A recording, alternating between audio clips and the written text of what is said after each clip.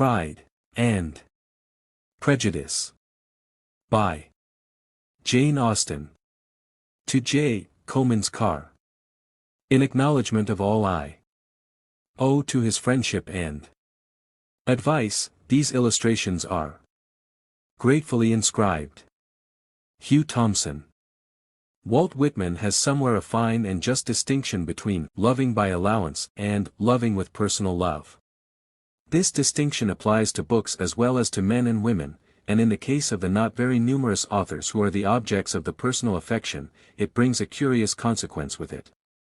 There is much more difference as to their best work than in the case of those others who are loved, by allowance, by convention, and because it is felt to be the right and proper thing to love them. And in the sect, fairly large and yet unusually choice, of Austenians or Janites, there would probably be found partisans of the claim to primacy of almost every one of the novels. To some the delightful freshness and humor of Northanger Abbey, its completeness, finish, and in train, obscure the undoubted critical facts that its scale is small, and its scheme, after all, that of burlesque or parody, a kind in which the first rank is reached with difficulty. Persuasion, relatively faint in tone, and not enthralling in interest, has devotees who exalt above all the others its exquisite delicacy and keeping. The catastrophe of Mansfield Park is admittedly theatrical, the hero and heroine are insipid, and the author has almost wickedly destroyed all romantic interest by expressly admitting that Edmund only took Fanny because Mary shocked him, and that Fanny might very likely have taken Crawford if he had been a little more assiduous, yet the matchless rehearsal scenes and the characters of Mrs. Norris and others have secured, I believe, a considerable party for it. Sense and Sensibility has perhaps the fewest out-and-out admirers, but it does not want them. I suppose, however, that the majority of at least competent votes would, all things considered, be divided between Emma and the present book, and perhaps the vulgar verdict, if indeed a fondness for Miss Austen be not of itself a patent of exemption from any possible charge of vulgarity, would go for Emma. It is the larger, the more varied, the more popular. The author had by the time of its composition seen rather more of the world, and had improved her general, though not her most peculiar and characteristic dialogue. Such figures as Miss Bates, as the Eltons, cannot but unite the suffrages of everybody. On the other hand, I, for my part, declare for Pride and Prejudice unhesitatingly.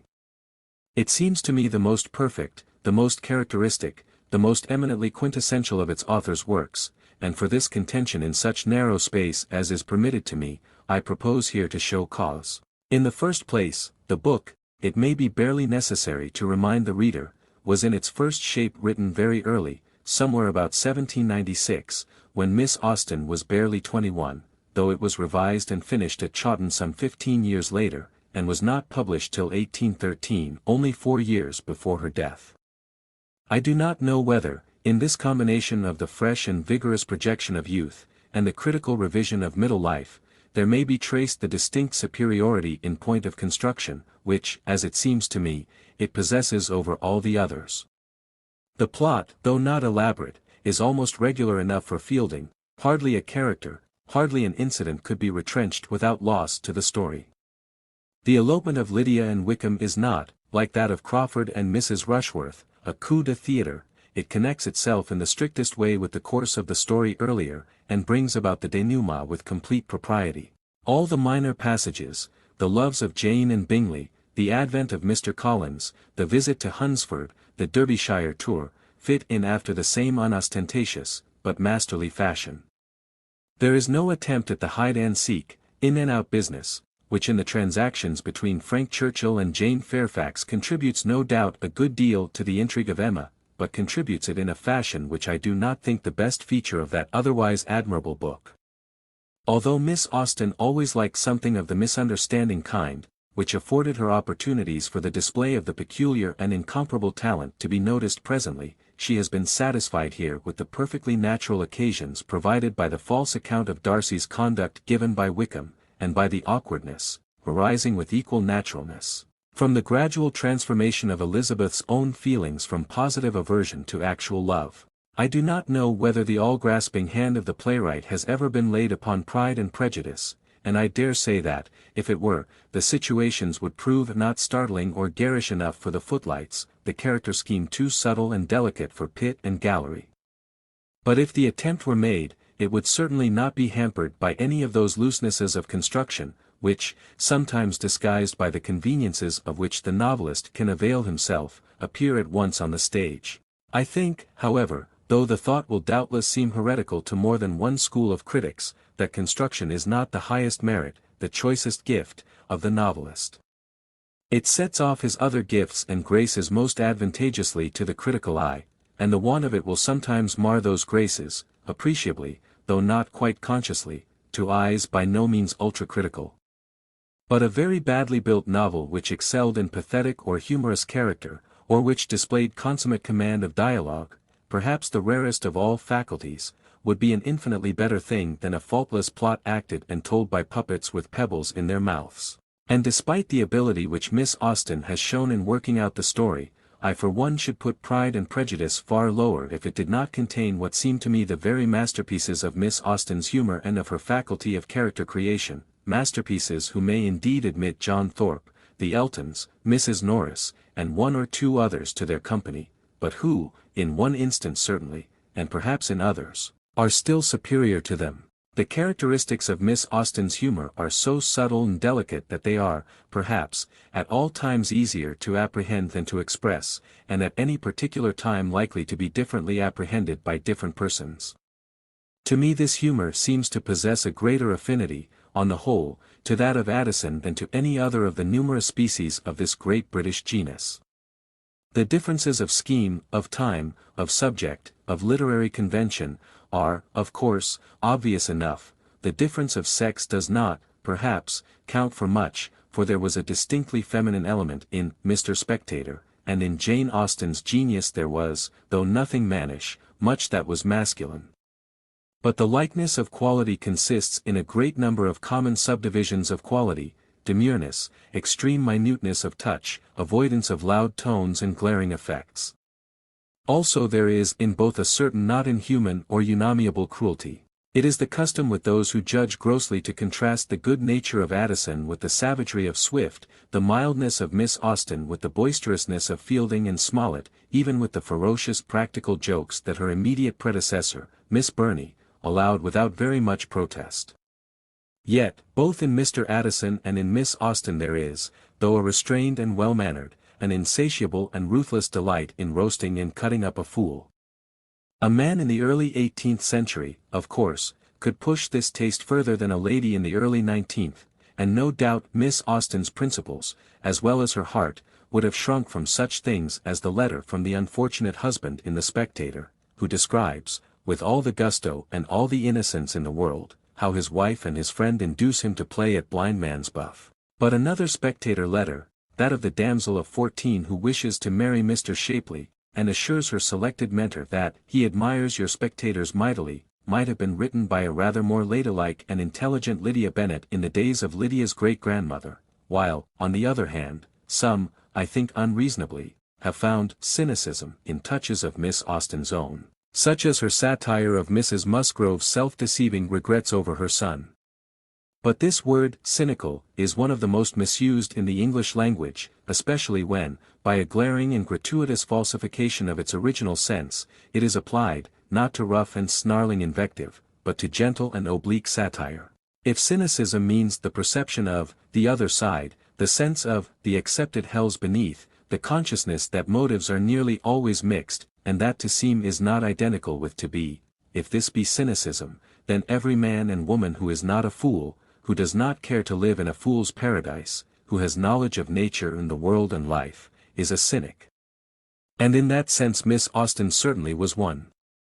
She may even have been one in the further sense that, like her own Mr. Bennet, she took an Epicurean delight in dissecting, in displaying, in setting at work her fools and her mean persons.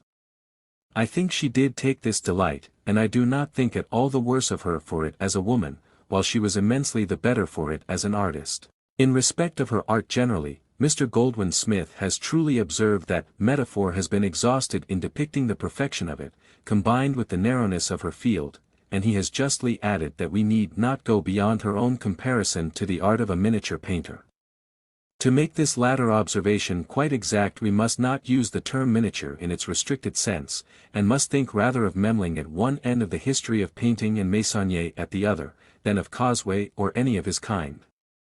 And I am not so certain that I should myself use the word narrow in connection with her. If her world is a microcosm, the cosmic quality of it is at least as eminent as the littleness. She does not touch what she did not feel herself called to paint.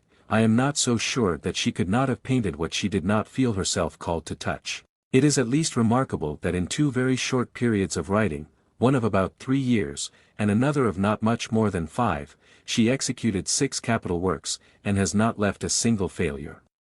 It is possible that the romantic paste in her composition was defective. We must always remember that hardly anybody born in her decade, that of the 18th century 70s, independently exhibited the full romantic quality. Even Scott required hill and mountain and ballad, even Coleridge metaphysics and German to enable them to chip the classical shell. Miss Austen was an English girl, brought up in a country retirement, at the time when ladies went back into the house if there was a white frost which might pierce their kid shoes, when a sudden cold was the subject of the gravest fears, when their studies, their ways, their conduct were subject to all those fantastic limits and restrictions against which Mary Wollstonecraft protested with better general sense than particular taste or judgment. Miss Austen, too, drew back when the white frost touched her shoes, but I think she would have made a pretty good journey even in a black one, for if her knowledge was not very extended, she knew 2 things which only genius knows. The one was humanity, and the other was art. On the first head she could not make a mistake. Her men, though limited, are true, and her women are, in the old sense, absolute. As to art, if she has never tried idealism, her realism is real to a degree which makes the false realism of our own day look merely dead alive. Take almost any Frenchman, except the late M. de Maupassant, and watch him laboriously piling up strokes in the hope of giving a complete impression. You get none. You are lucky if, discarding 2/3 of what he gives, you can shape a real impression out of the rest. But with Miss Austen the myriad, trivial, unforced strokes build up the picture like magic. Nothing is false, nothing is superfluous. When, to take the present book only, Mr. Collins changed his mind from Jane to Elizabeth, while Mrs. Bennet was stirring the fire, and we know how Mrs. Bennet would have stirred the fire, when Mr. Darcy brought his coffee cup back himself, the touch in each case is like that of Swift, taller by the breadth of my nail, which impressed the half-reluctant Thackeray with just an outspoken admiration. Indeed, fantastic as it may seem, I should put Miss Austen as near to Swift in some ways, as I have put her to Addison in others. This Swiftian quality appears in the present novel as it appears nowhere else in the character of the immortal, the ineffable Mr. Collins. Mr. Collins is really great, far greater than anything Addison ever did, almost great enough for Fielding or for Swift himself. It has been said that no one ever was like him. But in the first place, he was like him. He is there, alive, imperishable, more real than hundreds of prime ministers and archbishops, of medals, semi-medals, and distinguished philosophers. In the second place, it is rash, I think, to conclude that an actual Mr. Collins was impossible or non-existent at the end of the 18th century. It is very interesting that we possess, in this same gallery, what may be called a spoiled first draft, or an unsuccessful study of him, in John Dashwood. The formality, the underbreeding, the meanness, are there, but the portrait is only half alive, and is felt to be even a little unnatural. Mr. Collins is perfectly natural, and perfectly alive. In fact, for all the miniature, there is something gigantic in the way in which a certain side, and more than one, of humanity, and especially 18th century humanity, its Philistinism, its well-meaning but hidebound morality, its formal pettiness, its groveling respect for rank, its materialism, its selfishness, receives exhibition. I will not admit that one speech or one action of this inestimable man is incapable of being reconciled with reality, and I should not wonder if many of these words and actions are historically true. But the greatness of Mr. Collins could not have been so satisfactorily exhibited if his creatress had not adjusted so artfully to him the figures of Mr. Bennet and of Lady Catherine de Bourgh. The latter, like Mr. Collins himself, has been charged with exaggeration. There is, perhaps, a very faint shade of color for the charge, but it seems to me very faint indeed. Even now I do not think that it would be impossible to find persons, especially female persons, not necessarily of noble birth, as overbearing, as self-centered, as neglectful of good manners, as Lady Catherine. 100 years ago, an earl's daughter, the lady powerful, if not exactly bountiful, of an out-of-the-way country parish, rich, long out of marital authority, and so forth, had opportunities of developing these agreeable characteristics which seldom present themselves now. As for Mr. Bennet, Miss Austen, and Mr. Darcy, and even Miss Elizabeth herself, were, I am inclined to think, rather hard on him for the impropriety of his conduct. His wife was evidently, and must always have been, a quite irreclaimable fool, and unless he had shot her or himself there was no way out of it for a man of sense and spirit but the ironic. From no other point of view is he open to any reproach, except for an excusable and not unnatural helplessness at the crisis of the elopement, and his utterances are the most acutely delightful in the consciously humorous kind, in the kind that we laugh with, not at, that even Miss Austen has put into the mouth of any of her characters. It is difficult to know whether he is most agreeable when talking to his wife, or when putting Mr. Collins through his paces, but the general sense of the world has probably been right in preferring to the first rank his consolation to the former when she maunders over the entail. My dear, do not give way to such gloomy thoughts. Let us hope for better things.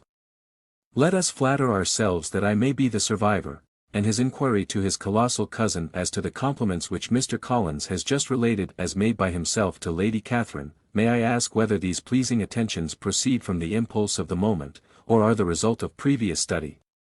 These are the things which give Miss Austen's readers the pleasant shocks, the delightful thrills, which are felt by the readers of Swift, of Fielding, and we may here add, of Thackeray, as they are felt by the readers of no other English author of fiction outside of these four. The goodness of the minor characters in Pride and Prejudice has been already alluded to, and it makes a detailed dwelling on their beauties difficult in any space, and impossible in this. Mrs. Bennet we have glanced at, and it is not easy to say whether she is more exquisitely amusing or more horribly true. Much the same may be said of Kitty and Lydia, but it is not every author, even of genius, who would have differentiated with such unerring skill the effects of folly and vulgarity of intellect and disposition working upon the common weaknesses of woman at such different ages. With Mary, Miss Austen has taken rather less pains, though she has been even more unkind to her, not merely in the text, but, as we learn from those interesting traditional appendices which Mr. Austen Leigh has given us, in dooming her privately to marry one of Mr. Phillips's clerks. The habits of first copying and then retailing moral sentiments, of playing and singing too long in public, are, no doubt, grievous and criminal, but perhaps poor Mary was rather the scapegoat of the sins of blue stockings in that Fordyce-belectured generation. It is at any rate difficult not to extend to her a share of the respect and affection and respect of a peculiar kind, doubtless, with which one regards Mr. Collins, when she draws the moral of Lydia's fall. I sometimes wish that the exigencies of the story had permitted Miss Austen to unite these personages, and thus at once achieve a notable mating and soothe poor Mrs. Bennet's anguish over the entail. The Bingleys and the Gardiners and the Lucases, Miss Darcy and Miss de Bourgh, Jane, Wickham, and the rest, must pass without special comment, further than the remark that Charlotte Lucas, her egregious papa, though delightful, is just a little on the thither side of the line between comedy and farce, is a wonderfully clever study in drab of one kind, and that Wickham, though something of Miss Austen's hesitation of touch in dealing with young men appears, is a not much less notable sketch in drab of another.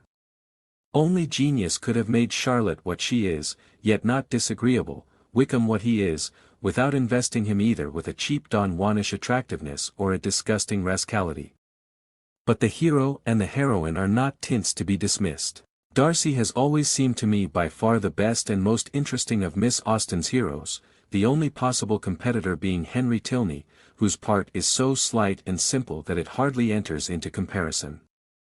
It has sometimes, I believe, been urged that his pride is unnatural at first in its expression and later in its yielding, while his falling in love at all is not extremely probable.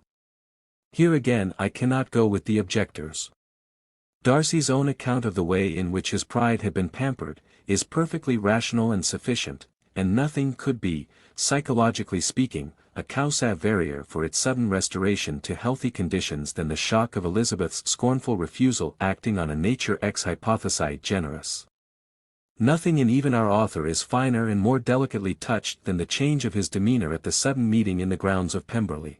Had he been a bad prig or a bad coxcomb, he might have been still smarting under his rejection, or suspicious that the girl had come husband hunting. His being neither is exactly consistent with the probable feelings of a man spoilt in the common sense, but not really injured in disposition, and thoroughly in love. As for his being in love, Elizabeth has given as just an exposition of the causes of that phenomenon as Darcy has of the conditions of his unregenerate state, only she has of course not counted in what was due to her own personal charm. The secret of that charm many men and not a few women, from Miss Austen herself downwards, have felt, and like most charms it is a thing rather to be felt than to be explained. Elizabeth of course belongs to the Allegro or Allegra division of the army of Venus. Miss Austen was always provokingly chary of description in regard to her beauties, and except the fine eyes, and a hint or two that she had at any rate sometimes a bright complexion, and was not very tall, we hear nothing about her looks.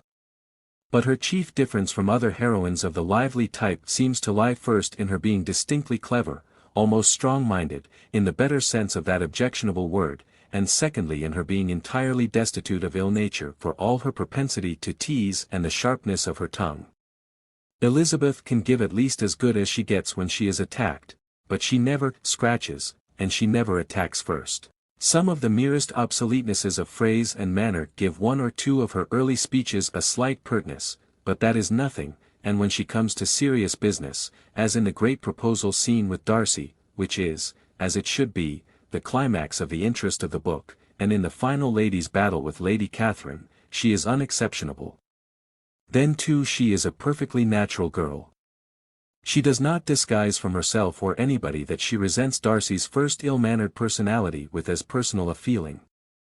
By the way, the reproach that the ill manners of this speech are overdone is certainly unjust, for things of the same kind, expressed no doubt less stiltedly but more coarsely, might have been heard in more than one ballroom during this very year from persons who ought to have been no worse bred than Darcy. And she lets the injury done to Jane and the contempt shown to the rest of her family aggravate this resentment in the healthiest way in the world. Still, all this does not explain her charm, which, taking beauty as a common form of all heroines, may perhaps consist in the addition to her playfulness, her wit, her affectionate and natural disposition, of a certain fearlessness very uncommon in heroines of her type and age. Nearly all of them would have been in speechless awe of the magnificent Darcy. Nearly all of them would have palpitated and fluttered at the idea of proposals, even naughty ones, from the fascinating Wickham. Elizabeth, with nothing offensive, nothing veraginous, nothing of the new woman about her, has by nature what the best modern, not new, women have by education and experience, a perfect freedom from the idea that all men may bully her if they choose, and that most will away with her if they can. Though not in the least impudent and mannish grown, she has no mere sensibility, no nasty niceness about her. The form of passion common and likely to seem natural in Miss Austen's day was so invariably connected with the display of one or the other, or both of these qualities, that she has not made Elizabeth outwardly passionate. But I, at least, have not the slightest doubt that she would have married Darcy just as willingly without Pemberley as with it, and anybody who can read between lines will not find the lovers' conversations in the final chapters so frigid as they might have looked to the Della Cruscans of their own day, and perhaps do look to the Della Cruscans of this. And, after all, what is the good of seeking for the reason of charm? It is there. There were better sense in the sad mechanic exercise of determining the reason of its absence where it is not. In the novels of the last 100 years there are vast numbers of young ladies with whom it might be a pleasure to fall in love. There are at least 5 with whom, as it seems to me, no man of taste and spirit can help doing so. Their names are, in chronological order, Elizabeth Bennet, Diana Vernon, Arjmone Lavington, Beatrix Esmond, and Barbara Grant. I should have been most in love with Beatrix and Arjmone, should, I think, for mere occasional companionship, have preferred Diana and Barbara. But to live with and to marry, I do not know that any one of the 4 can come into competition with Elizabeth. George Saintsbury. Chapter 1. It is a truth universally acknowledged, that a single man in possession of a good fortune must be in want of a wife. However little known the feelings or views of such a man may be on his first entering a neighborhood, this truth is so well fixed in the minds of the surrounding families, that he is considered as the rightful property of some one or other of their daughters. "My dear Mr. Bennet," said his lady to him one day, "have you heard that Netherfield Park is let at last?" Mr. Bennet replied that he had not. "But it is," returned she, "for Mrs. Long has just been here, and she told me all about it." Mr. Bennet made no answer. "Do not you want to know who has taken it?" cried his wife, impatiently. "You want to tell me, and I have no objection to hearing it." This was invitation enough. "Why, my dear, you must know, Mrs. Long says that Netherfield is taken by a young man of large fortune from the north of England, that he came down on Monday in a chaise and four to see the place, and was so much delighted with it that he agreed with Mr. Morris immediately, that he is to take possession before Michaelmas, and some of his servants are to be in the house by the end of next week." "What is his name?" "Bingley." "Is he married or single?" "Oh, single, my dear, to be sure. A single man of large fortune, 4,000 or 5,000 a year. What a fine thing for our girls!" "How so? How can it affect them?" "My dear Mr. Bennet," replied his wife, "how can you be so tiresome? You must know that I am thinking of his marrying one of them." "Is that his design in settling here?" "Design? Nonsense, how can you talk so? But it is very likely that he may fall in love with one of them, and therefore you must visit him as soon as he comes." "I see no occasion for that. You and the girls may go, or you may send them by themselves, which perhaps will be still better, for as you are as handsome as any of them, Mr. Bingley might like you the best of the party." "My dear, you flatter me. I certainly have had my share of beauty, but I do not pretend to be anything extraordinary now. When a woman has 5 grown-up daughters, she ought to give over thinking of her own beauty. In such cases, a woman has not often much beauty to think of. But, my dear, you must indeed go and see Mr. Bingley when he comes into the neighborhood. It is more than I engage for, I assure you. But consider your daughters. Only think what an establishment it would be for one of them. Sir William and Lady Lucas are determined to go, merely on that account, for in general, you know, they visit no newcomers. Indeed you must go, for it will be impossible for us to visit him, if you do not. You are over-scrupulous, surely. I dare say Mr. Bingley will be very glad to see you, and I will send a few lines by you to assure him of my hearty consent to his marrying whichever he chooses of the girls, though I must throw in a good word for my little Lizzie. I desire you will do no such thing. Lizzie is not a bit better than the others, and I am sure she is not half so handsome as Jane, nor half so good-humoured as Lydia. But you are always giving her the preference." "They have none of them much to recommend them," replied he, "they are all silly and ignorant like other girls, but Lizzie has something more of quickness than her sisters."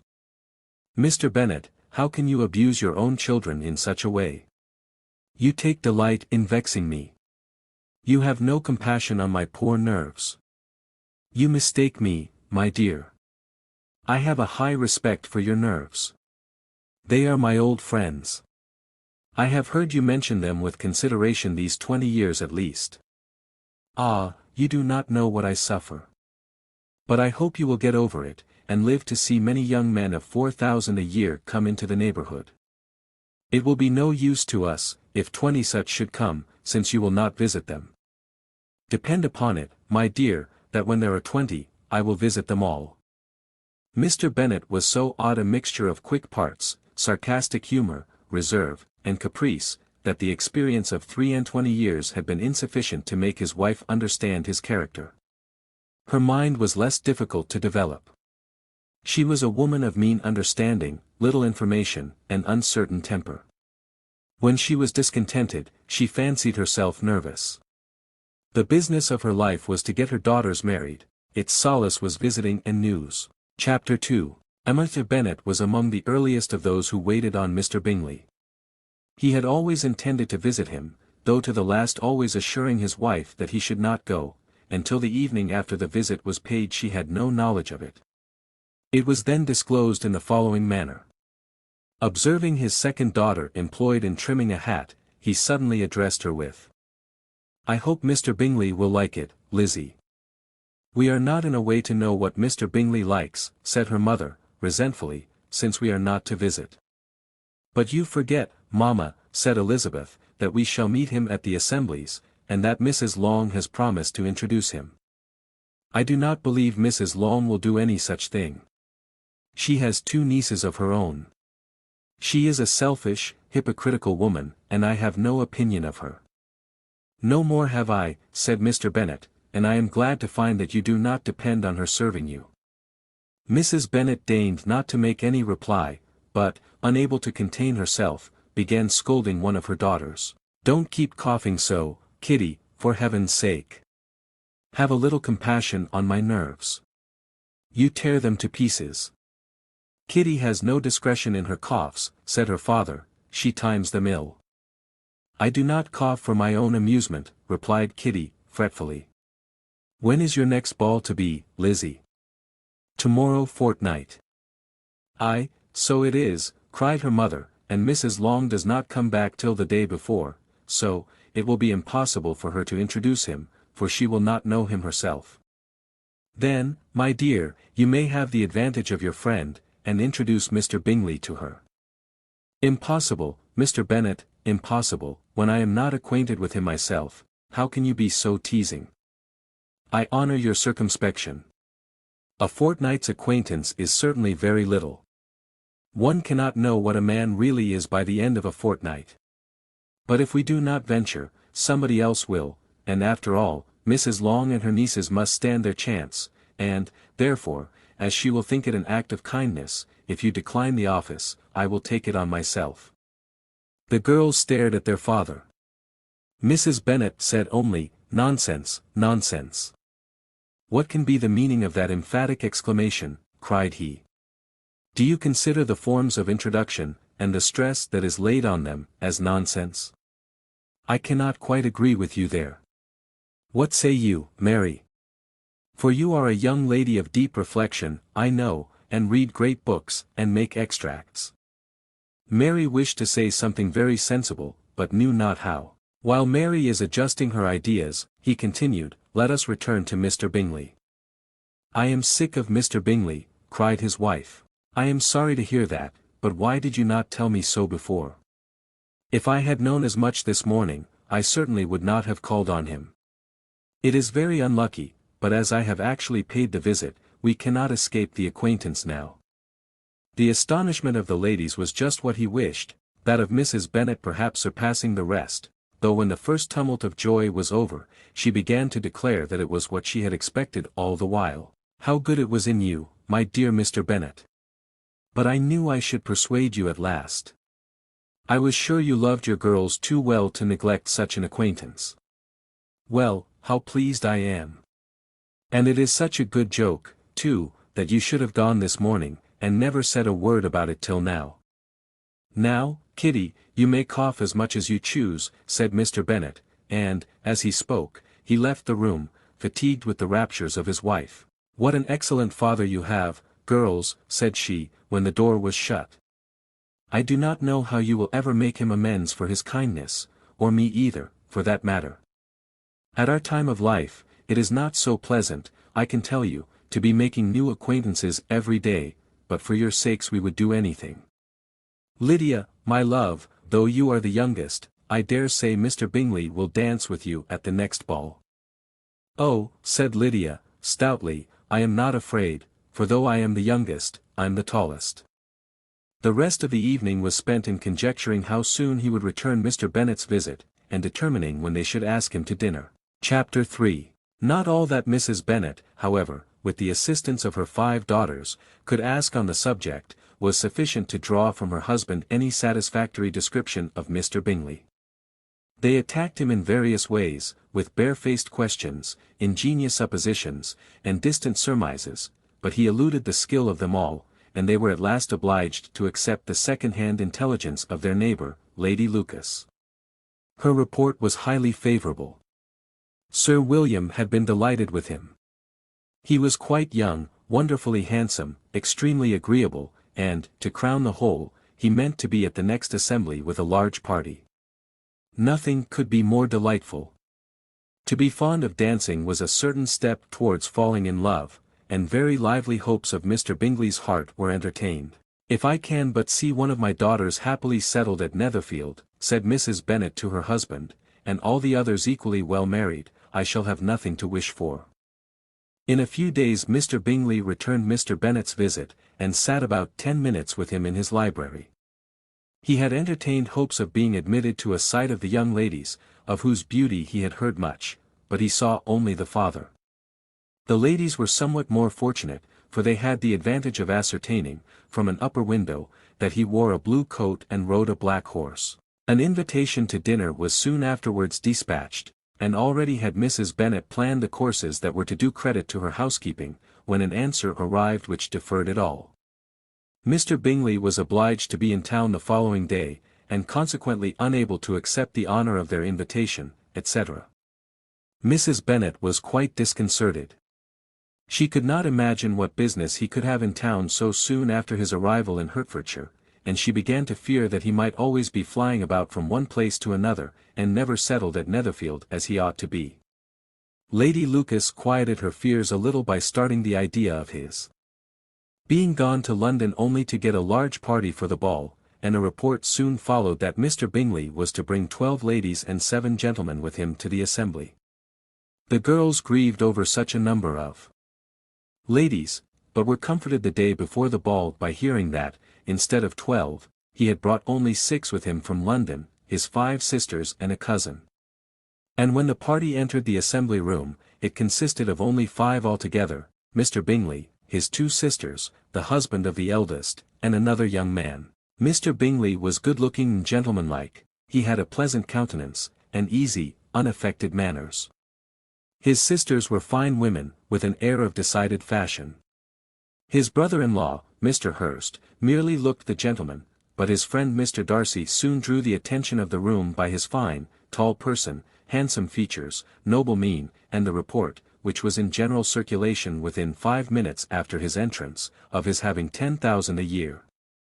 The gentleman pronounced him to be a fine figure of a man, the ladies declared he was much handsomer than Mr. Bingley, and he was looked at with great admiration for about half the evening, till his manners gave a disgust which turned the tide of his popularity, for he was discovered to be proud, to be above his company, and above being pleased, and not all his large estate in Derbyshire could save him from having a most forbidding, disagreeable countenance, and being unworthy to be compared with his friend. Mr. Bingley had soon made himself acquainted with all the principal people in the room. He was lively and unreserved, danced every dance, was angry that the ball closed so early, and talked of giving one himself at Netherfield. Such amiable qualities must speak for themselves. What a contrast between him and his friend! Mr. Darcy danced only once with Mrs. Hurst and once with Miss Bingley, declined being introduced to any other lady, and spent the rest of the evening in walking about the room, speaking occasionally to one of his own party. His character was decided. He was the proudest, most disagreeable man in the world, and everybody hoped that he would never come there again.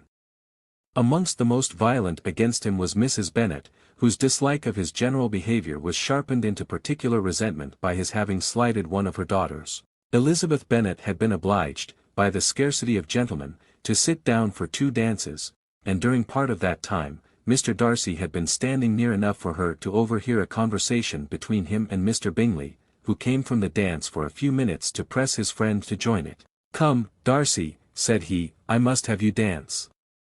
I hate to see you standing about by yourself in this stupid manner. You had much better dance." "I certainly shall not. You know how I detest it, unless I am particularly acquainted with my partner. At such an assembly as this, it would be insupportable. Your sisters are engaged, and there is not another woman in the room whom it would not be a punishment to me to stand up with." "I would not be so fastidious as you are," cried Bingley, "for a kingdom. Upon my honour, I never met with so many pleasant girls in my life as I have this evening, and there are several of them, you see, uncommonly pretty. "You are dancing with the only handsome girl in the room," said Mr. Darcy, looking at the eldest Miss Bennet. "Oh, she is the most beautiful creature I ever beheld. But there is one of her sisters sitting down just behind you, who is very pretty, and I dare say very agreeable. Do let me ask my partner to introduce you." "Which do you mean?" And turning round, he looked for a moment at Elizabeth, till, catching her eye, he withdrew his own, and coldly said, "She is tolerable, but not handsome enough to tempt me, and I am in no humour at present to give consequence to young ladies who are slighted by other men. You had better return to your partner and enjoy her smiles, for you are wasting your time with me." Mr. Bingley followed his advice. Mr. Darcy walked off, and Elizabeth remained with no very cordial feelings towards him. She told the story, however, with great spirit among her friends, for she had a lively, playful disposition, which delighted in anything ridiculous. The evening altogether passed off pleasantly to the whole family. Mrs. Bennet had seen her eldest daughter much admired by the Netherfield party. Mr. Bingley had danced with her twice, and she had been distinguished by his sisters. Jane was as much gratified by this as her mother could be, though in a quieter way. Elizabeth felt Jane's pleasure. Mary had heard herself mentioned to Miss Bingley as the most accomplished girl in the neighbourhood, and Catherine and Lydia had been fortunate enough to be never without partners, which was all that they had yet learnt to care for at a ball.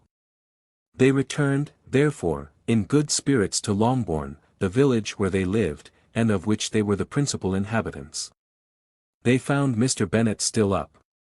With a book, he was regardless of time, and on the present occasion he had a good deal of curiosity as to the event of an evening which had raised such splendid expectations. He had rather hoped that all his wife's views on the stranger would be disappointed, but he soon found that he had a very different story to hear.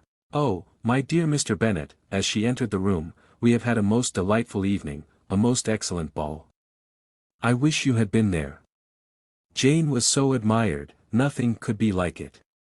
Everybody said how well she looked, and Mr. Bingley thought her quite beautiful, and danced with her twice. Only think of that, my dear, he actually danced with her twice, and she was the only creature in the room that he asked a second time. First of all, he asked Miss Lucas. I was so vexed to see him stand up with her, but, however, he did not admire her at all, indeed, nobody can, you know, and he seemed quite struck with Jane as she was going down the dance. So he inquired who she was, and got introduced, and asked her for the two next. Then, the 2/3 he danced with Miss King, and the 2/4 with Maria Lucas, and the 2/5 with Jane again, and the 2/6 with Lizzie, and the Boulanger. If he had had any compassion for me, cried her husband impatiently, he would not have danced half so much. For God's sake, say no more of his partners. Oh, that he had sprained his ankle in the first dance. Oh, my dear, continued Mrs. Bennet, I am quite delighted with him. He is so excessively handsome. And his sisters are charming women. I never in my life saw anything more elegant than their dresses. I dare say the lace upon Mrs. Hurst's gown." Here she was interrupted again.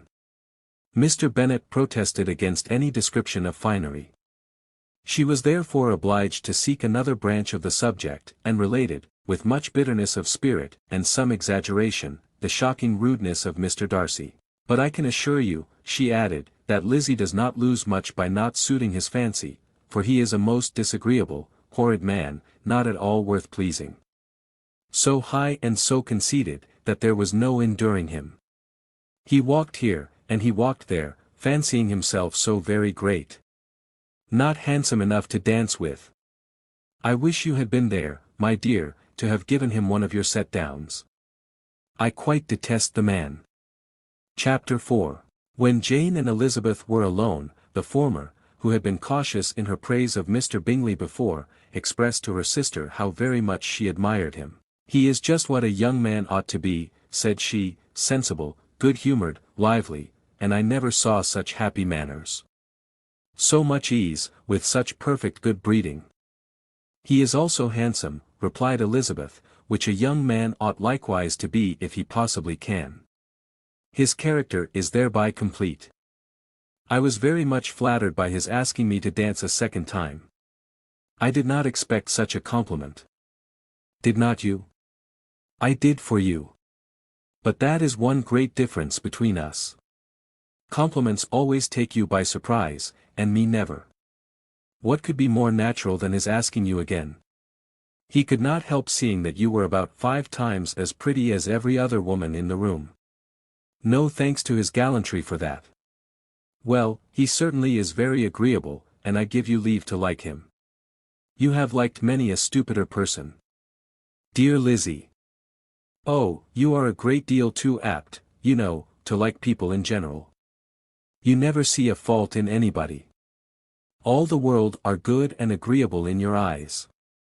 I never heard you speak ill of a human being in my life. I would wish not to be hasty in censuring anyone, but I always speak what I think. I know you do, and it is that which makes the wonder. With your good sense, to be so honestly blind to the follies and nonsense of others. Affectation of candor is common enough, one meets with it everywhere. But to be candid without ostentation or design, to take the good of everybody's character and make it still better, and say nothing of the bad, belongs to you alone. And so, you like this man's sisters, too, do you? Their manners are not equal to his. Certainly not, at first, but they are very pleasing women when you converse with them. Miss Bingley is to live with her brother, and keep his house, and I am much mistaken if we shall not find a very charming neighbour in her. Elizabeth listened in silence, but was not convinced. Their behaviour at the assembly had not been calculated to please in general, and with more quickness of observation and less pliancy of temper than her sister, and with a judgment, too, unassailed by any attention to herself, she was very little disposed to approve them. They were, in fact, very fine ladies, not deficient in good humour when they were pleased, nor in the power of being agreeable where they chose it, but proud and conceited. They were rather handsome, had been educated in one of the first private seminaries in town, had a fortune of £20,000, were in the habit of spending more than they ought, and of associating with people of rank, and were, therefore, in every respect entitled to think well of themselves and meanly of others. They were of a respectable family in the north of England, a circumstance more deeply impressed on their memories than that their brother's fortune and their own had been acquired by trade. Mr. Bingley inherited property to the amount of nearly £100,000 from his father, who had intended to purchase an estate, but did not live to do it. Mr. Bingley intended it likewise, and sometimes made choice of his county, but, as he was now provided with a good house and the liberty of a manor, it was doubtful to many of those who best knew the easiness of his temper, whether he might not spend the remainder of his days at Netherfield, and leave the next generation to purchase. His sisters were very anxious for his having an estate of his own, but though he was now established only as a tenant, Miss Bingley was by no means unwilling to preside at his table, nor was Mrs. Hurst, who had married a man of more fashion than fortune, less disposed to consider his house as her home when it suited her. Mr. Bingley had not been of age 2 years when he was tempted, by an accidental recommendation, to look at Netherfield House. He did look at it, and into it, for half an hour, was pleased with the situation and the principal rooms, satisfied with what the owner said in its praise, and took it immediately. Between him and Darcy there was a very steady friendship, in spite of a great opposition of character. Bingley was endeared to Darcy by the easiness, openness, and ductility of his temper, though no disposition could offer a greater contrast to his own, and though with his own he never appeared dissatisfied. On the strength of Darcy's regard, Bingley had the firmest reliance, and of his judgment the highest opinion. In understanding, Darcy was the superior. Bingley was by no means deficient, but Darcy was clever. He was at the same time haughty, reserved, and fastidious, and his manners, though well-bred, were not inviting. In that respect his friend had greatly the advantage. Bingley was sure of being liked wherever he appeared, Darcy was continually giving offence. The manner in which they spoke of the Meryton assembly was sufficiently characteristic. Bingley had never met with pleasanter people or prettier girls in his life, everybody had been most kind and attentive to him, there had been no formality, no stiffness, he had soon felt acquainted with all the room, and as to Miss Bennet, he could not conceive an angel more beautiful. Darcy, on the contrary, had seen a collection of people in whom there was little beauty and no fashion, for none of whom he had felt the smallest interest, and from none received either attention or pleasure. Miss Bennet he acknowledged to be pretty, but she smiled too much. Mrs. Hurst and her sister allowed it to be so, but still they admired her and liked her, and pronounced her to be a sweet girl, and one whom they should not object to know more of. Miss Bennet was therefore established as a sweet girl, and their brother felt authorized by such commendation to think of her as he chose. Chapter 5. Within a short walk of Longbourn lived a family with whom the Bennets were particularly intimate. Sir William Lucas had been formerly in trade in Meryton, where he had made a tolerable fortune, and risen to the honour of knighthood by an address to the king during his mayoralty. The distinction had, perhaps, been felt too strongly.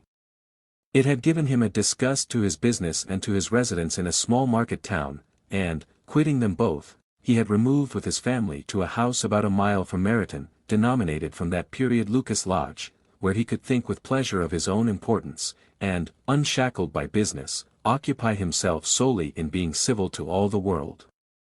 For, though elated by his rank, it did not render him supercilious; on the contrary, he was all attention to everybody. By nature inoffensive, friendly, and obliging, his presentation at St. James's had made him courteous.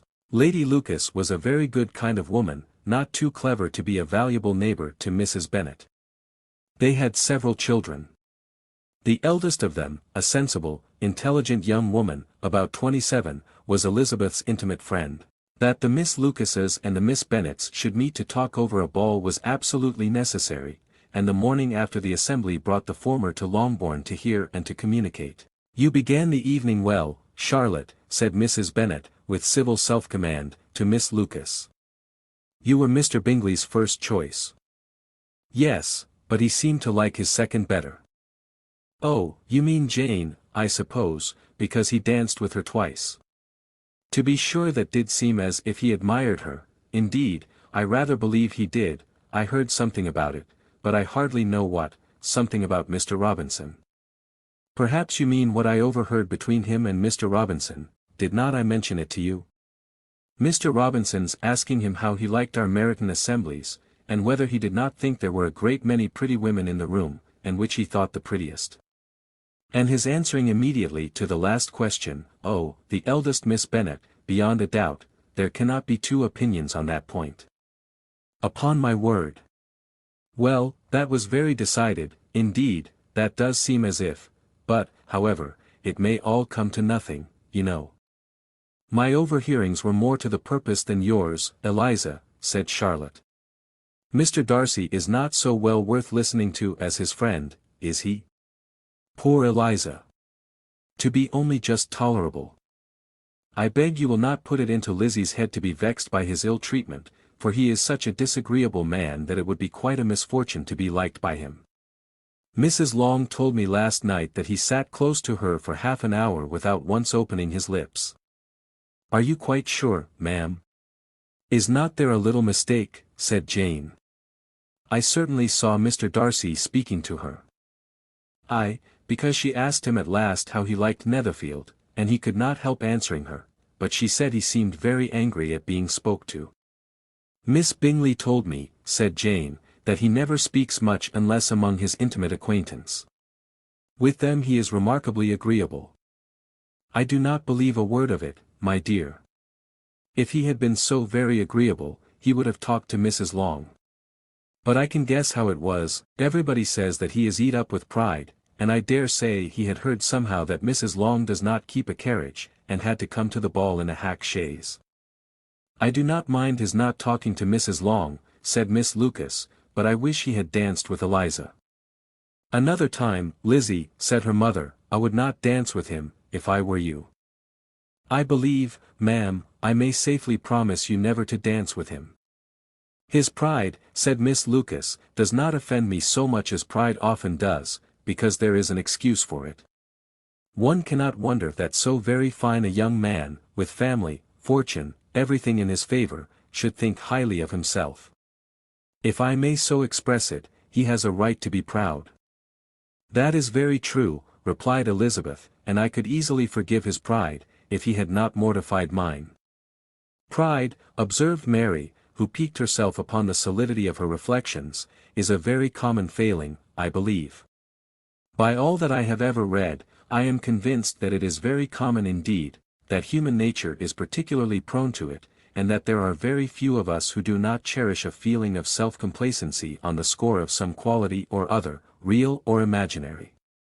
Vanity and pride are different things, though the words are often used synonymously.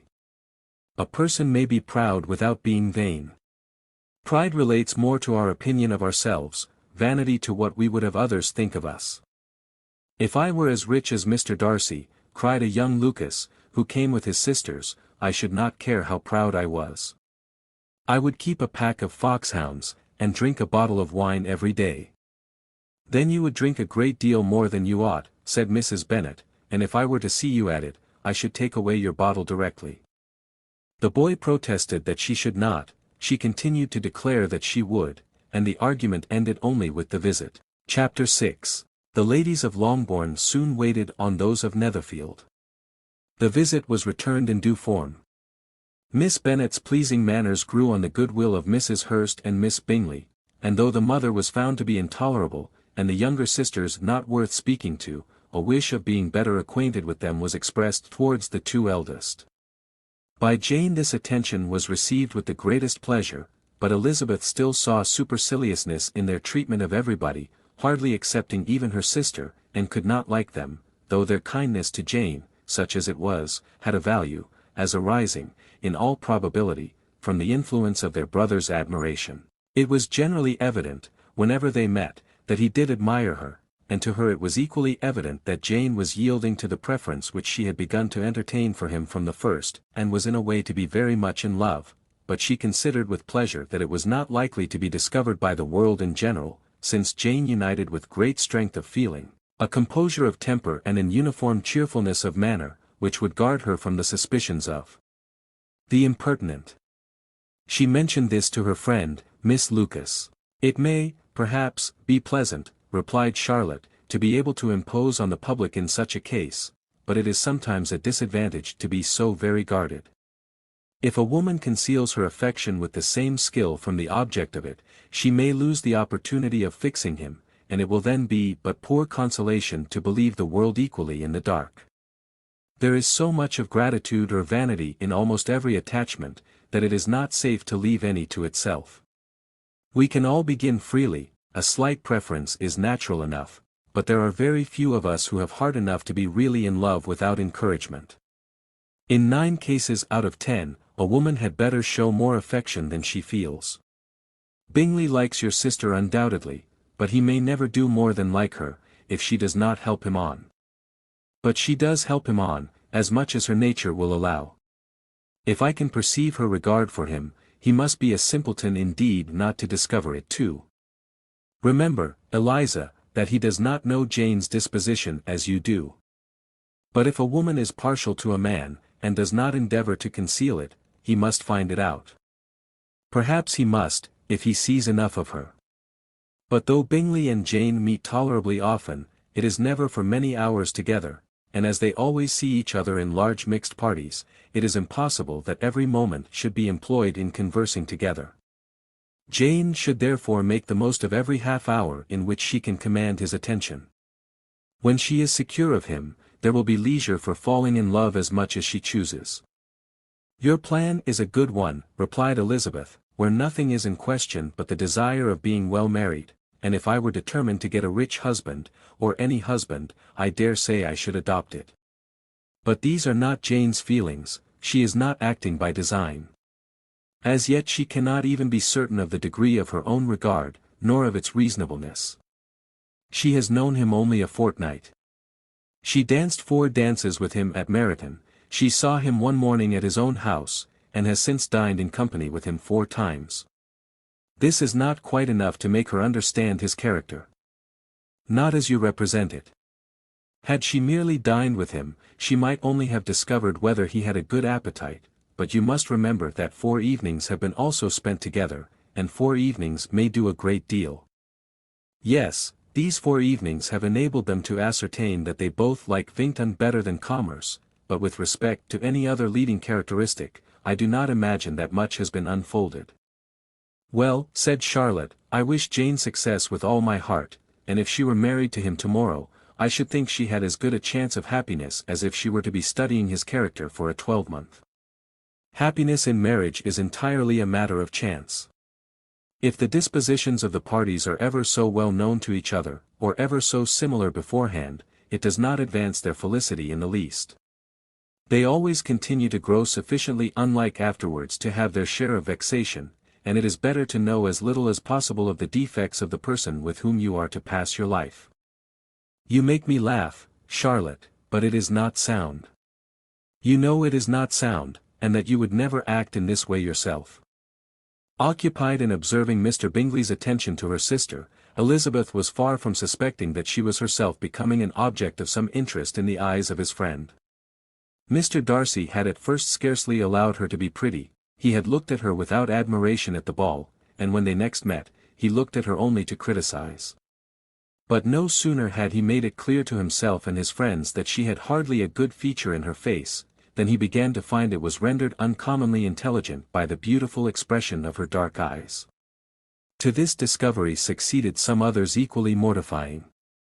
Though he had detected with a critical eye more than one failure of perfect symmetry in her form, he was forced to acknowledge her figure to be light and pleasing, and in spite of his asserting that her manners were not those of the fashionable world, he was caught by their easy playfulness. Of this she was perfectly unaware. To her he was only the man who made himself agreeable nowhere, and who had not thought her handsome enough to dance with. He began to wish to know more of her, and, as a step towards conversing with her himself, attended to her conversation with others. His doing so drew her notice. It was at Sir William Lucas's, where a large party were assembled. What does Mr. Darcy mean, said she to Charlotte, by listening to my conversation with Colonel Forster? That is a question which Mr. Darcy only can answer. But if he does it any more, I shall certainly let him know that I see what he is about. He has a very satirical eye, and if I do not begin by being impertinent myself, I shall soon grow afraid of him. On his approaching them soon afterwards, though without seeming to have any intention of speaking, Miss Lucas defied her friend to mention such a subject to him, which immediately provoking Elizabeth to do it, she turned to him and said, Did not you think, Mr. Darcy, that I expressed myself uncommonly well just now, when I was teasing Colonel Forster to give us a ball at Meryton? With great energy, but it is a subject which always makes a lady energetic. You are severe on us. It will be her turn soon to be teased, said Miss Lucas. I am going to open the instrument, Eliza, and you know what follows. You are a very strange creature by way of a friend, always wanting me to play and sing before anybody and everybody. If my vanity had taken a musical turn, you would have been invaluable, but as it is, I would really rather not sit down before those who must be in the habit of hearing the very best performers. On Miss Lucas's persevering, however, she added, Very well, if it must be so, it must. And gravely glancing at Mr. Darcy, there is a very fine old saying, which everybody here is of course familiar with, keep your breath to cool your porridge, and I shall keep mine to swell my song. Her performance was pleasing, though by no means capital. After a song or two, and before she could reply to the entreaties of several that she would sing again, she was eagerly succeeded at the instrument by her sister Mary, who having, in consequence of being the only plain one in the family, worked hard for knowledge and accomplishments, was always impatient for display. Mary had neither genius nor taste, and though vanity had given her application, it had given her likewise a pedantic air and conceited manner, which would have injured a higher degree of excellence than she had reached. Elizabeth, easy and unaffected, had been listened to with much more pleasure, though not playing half so well, and Mary, at the end of a long concerto, was glad to purchase praise and gratitude by Scotch and Irish airs, at the request of her younger sisters, who with some of the Lucases, and 2 or 3 officers, joined eagerly in dancing at one end of the room. Mr. Darcy stood near them in silent indignation at such a mode of passing the evening, to the exclusion of all conversation, and was too much engrossed by his own thoughts to perceive that Sir William Lucas was his neighbour, till Sir William thus began. What a charming amusement for young people this is, Mr. Darcy. There is nothing like dancing, after all. I consider it as one of the first refinements of polished societies. Certainly, sir, and it has the advantage also of being in vogue amongst the less polished societies of the world. Every savage can dance. Sir William only smiled.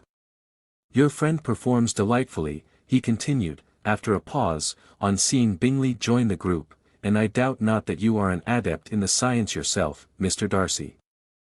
You saw me dance at Meryton, I believe, sir. Yes, indeed, and received no inconsiderable pleasure from the sight. Do you often dance at St. James's? Never, sir. Do you not think it would be a proper compliment to the place?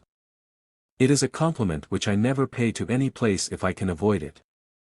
You have a house in town, I conclude. Mr. Darcy bowed. I had once some thoughts of fixing in town myself, for I am fond of superior society, but I did not feel quite certain that the air of London would agree with Lady Lucas. He paused in hopes of an answer, but his companion was not disposed to make any, and Elizabeth at that instant moving towards them, he was struck with the notion of doing a very gallant thing, and called out to her. My dear Miss Eliza, why are not you dancing? Mr. Darcy, you must allow me to present this young lady to you as a very desirable partner. You cannot refuse to dance, I am sure, when so much beauty is before you.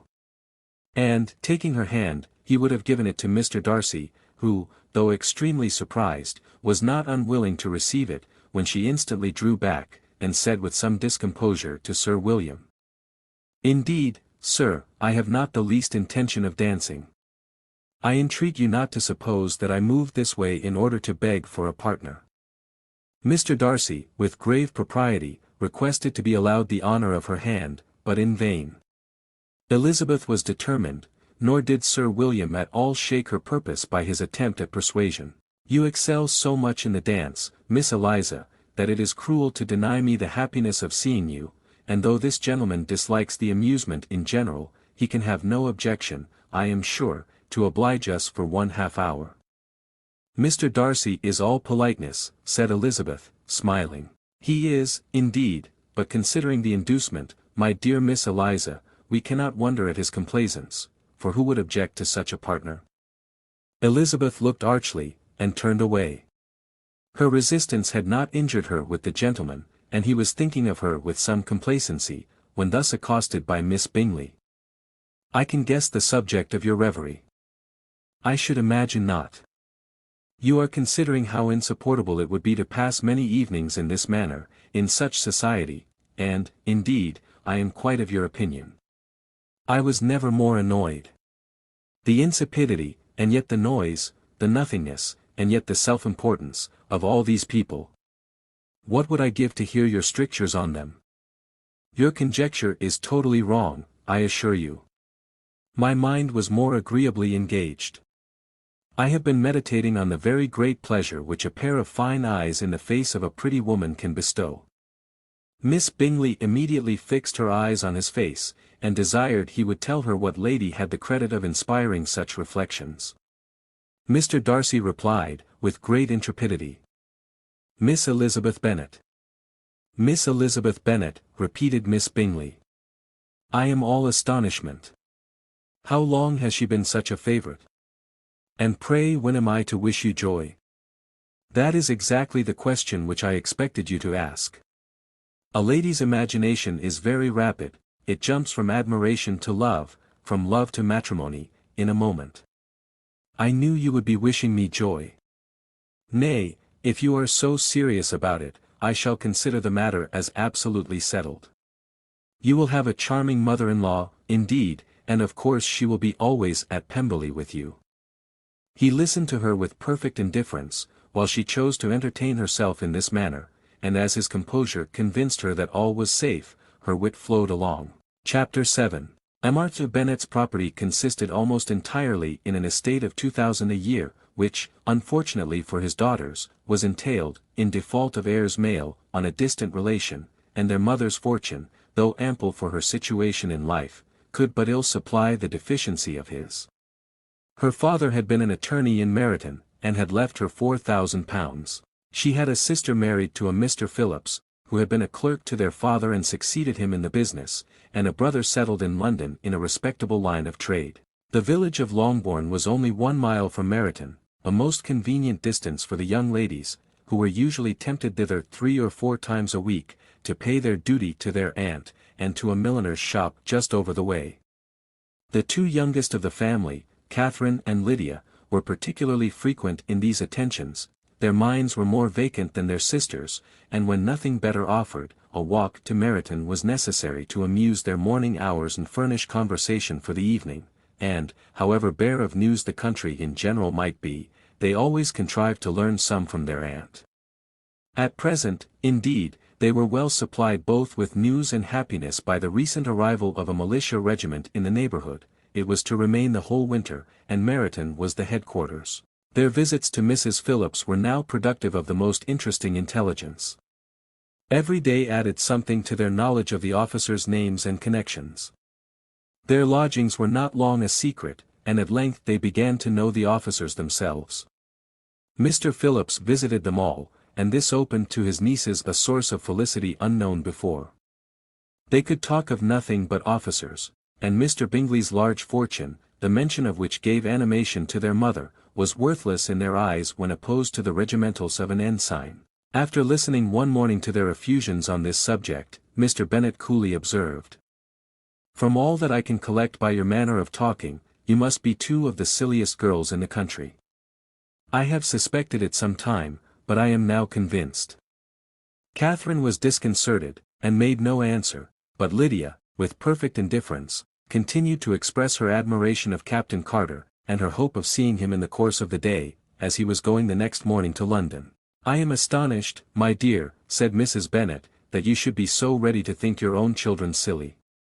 If I wish to think slightingly of anybody's children, it should not be of my own, however. If my children are silly, I must hope to be always sensible of it. Yes, but as it happens, they are all of them very clever. This is the only point, I flatter myself, on which we do not agree. I had hoped that our sentiments coincided in every particular, but I must so far differ from you as to think our 2 youngest daughters uncommonly foolish. My dear Mr. Bennet, you must not expect such girls to have the sense of their father and mother. When they get to our age, I dare say they will not think about officers any more than we do.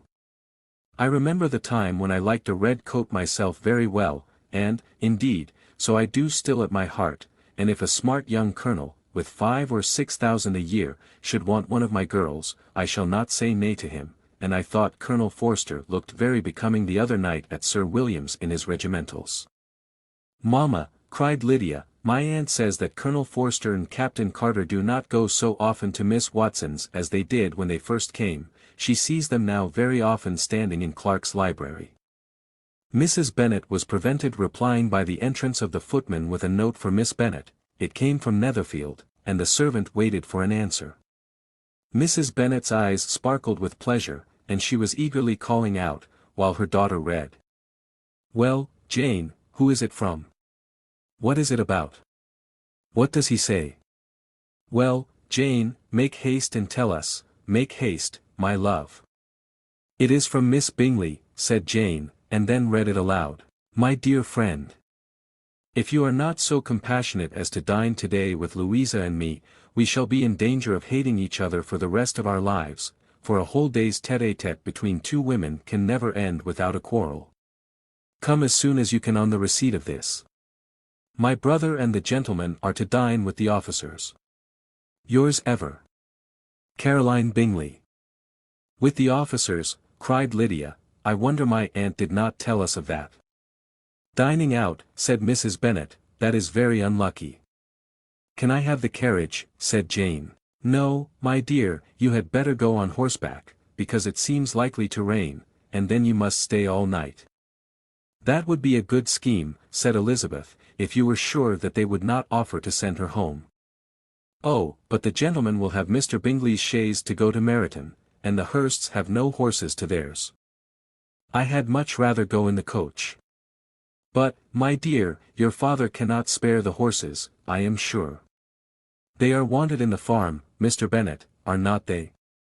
They are wanted in the farm much oftener than I can get them." "But if you have got them today," said Elizabeth, "my mother's purpose will be answered."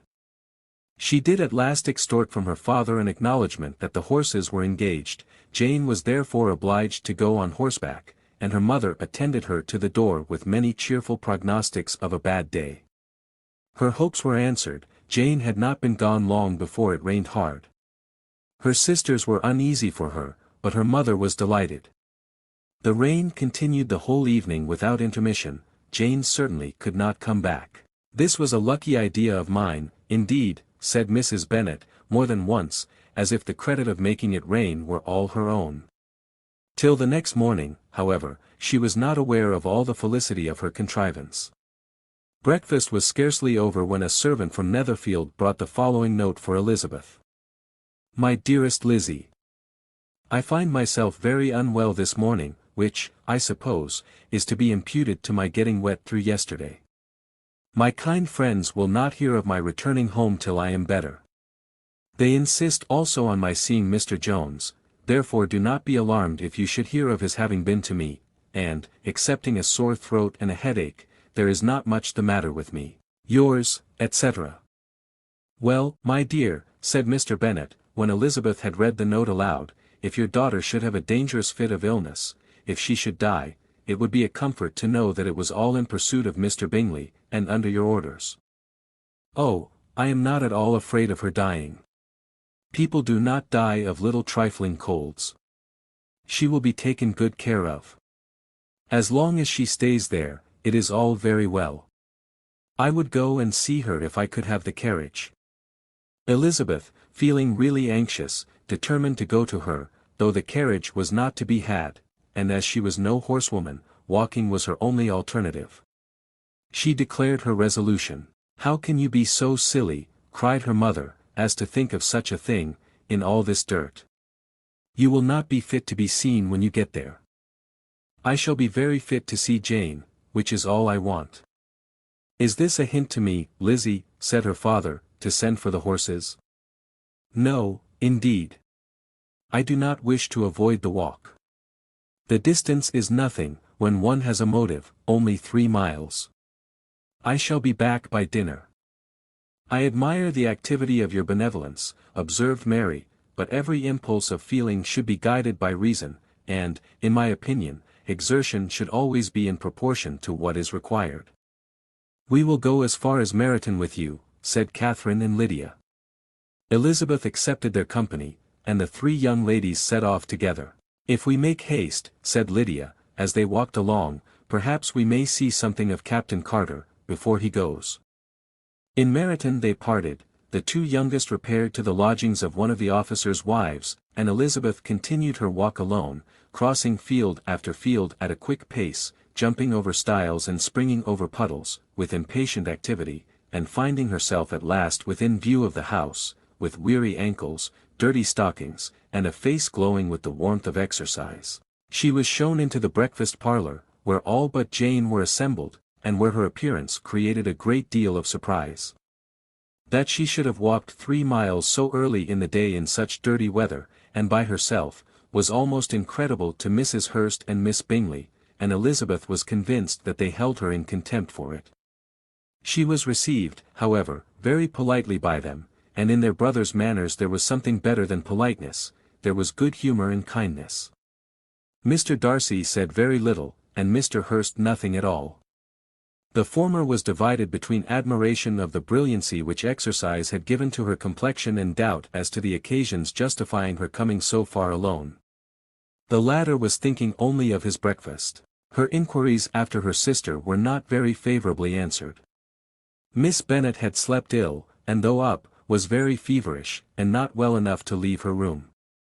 Elizabeth was glad to be taken to her immediately, and Jane, who had only been withheld by the fear of giving alarm or inconvenience, from expressing in her note how much she longed for such a visit, was delighted at her entrance.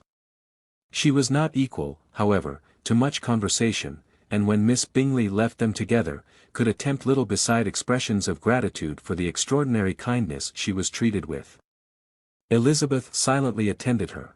When breakfast was over, they were joined by the sisters, and Elizabeth began to like them herself, when she saw how much affection and solicitude they showed for Jane. The apothecary came, and having examined his patient, said, as might be supposed, that she had caught a violent cold, and that they must endeavor to get the better of it, advised her to return to bed, and promised her some draughts. The advice was followed readily, for the feverish symptoms increased, and her head ached acutely. Elizabeth did not quit her room for a moment, nor were the other ladies often absent, the gentlemen being out, they had in fact nothing to do elsewhere. When the clock struck 3, Elizabeth felt that she must go, and very unwillingly said so. Miss Bingley offered her the carriage, and she only wanted a little pressing to accept it, when Jane testified such concern at parting with her that Miss Bingley was obliged to convert the offer of the chaise into an invitation to remain at Netherfield for the present. Elizabeth most thankfully consented, and a servant was dispatched to Longbourn, to acquaint the family with her stay, and bring back a supply of clothes. Chapter 8. At 5 o'clock the two ladies retired to dress, and at 6:30 Elizabeth was summoned to dinner. To the civil inquiries which then poured in, and amongst which she had the pleasure of distinguishing the much superior solicitude of Mr. Bingley, she could not make a very favourable answer. Jane was by no means better. The sisters, on hearing this, repeated 3 or 4 times how much they were grieved, how shocking it was to have a bad cold, and how excessively they disliked being ill themselves, and then thought no more of the matter, and their indifference towards Jane, when not immediately before them, restored Elizabeth to the enjoyment of all her original dislike. Their brother, indeed, was the only one of the party whom she could regard with any complacency. His anxiety for Jane was evident, and his attentions to herself most pleasing, and they prevented her feeling herself so much an intruder as she believed she was considered by the others. She had very little notice from any but him. Miss Bingley was engrossed by Mr. Darcy, her sister scarcely less so, and as for Mr. Hurst, by whom Elizabeth sat, he was an indolent man, who lived only to eat, drink, and play at cards, who, when he found her prefer a plain dish to a ragout, had nothing to say to her. When dinner was over, she returned directly to Jane, and Miss Bingley began abusing her as soon as she was out of the room. Her manners were pronounced to be very bad indeed, a mixture of pride and impertinence. She had no conversation, no style, no taste, no beauty. Mrs. Hurst thought the same, and added, "She has nothing, in short, to recommend her, but being an excellent walker. I shall never forget her appearance this morning. She really looked almost wild." "She did indeed, Louisa. I could hardly keep my countenance. Very nonsensical to come at all. Why must she be scampering about the country, because her sister had a cold? Her hair so untidy, so blousy. Yes, and her petticoat, I hope you saw her petticoat, 6 inches deep in mud, I am absolutely certain, and the gown which had been let down to hide it not doing its office." "Your picture may be very exact, Louisa," said Bingley, "but this was all lost upon me. I thought Miss Elizabeth Bennet looked remarkably well when she came into the room this morning. Her dirty petticoat quite escaped my notice." "You observed it, Mr. Darcy, I am sure," said Miss Bingley, "and I am inclined to think that you would not wish to see your sister make such an exhibition." "Certainly not. To walk 3 miles, or 4 miles, or 5 miles, or whatever it is, above her ankles in dirt, and alone, quite alone. What could she mean by it? It seems to me to show an abominable sort of conceited independence, a most country town indifference to decorum." "It shows an affection for her sister that is very pleasing," said Bingley. "I am afraid, Mr. Darcy," observed Miss Bingley, in a half whisper, "that this adventure has rather affected your admiration of her fine eyes." "Not at all," he replied, "they were brightened by the exercise." A short pause followed this speech, and Mrs. Hurst began again. "I have an excessive regard for Jane Bennet, she is really a very sweet girl, and I wish with all my heart she were well settled. But with such a father and mother, and such low connections, I am afraid there is no chance of it. I think I have heard you say that their uncle is an attorney in Meryton." "Yes, and they have another, who lives somewhere near Cheapside."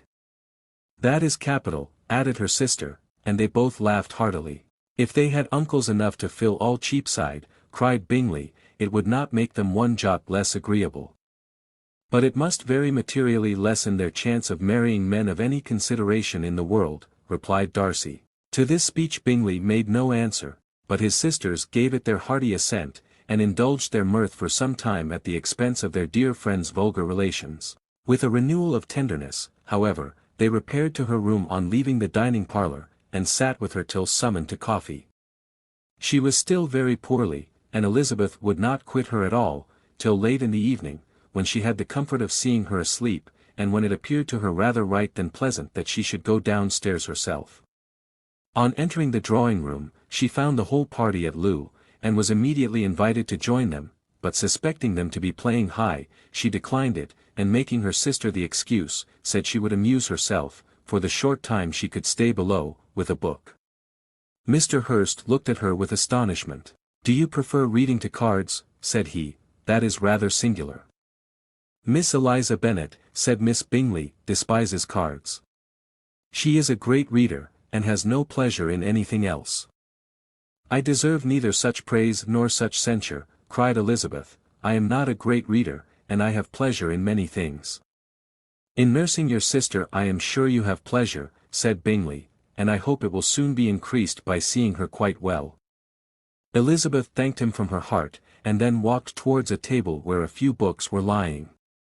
He immediately offered to fetch her others, all that his library afforded.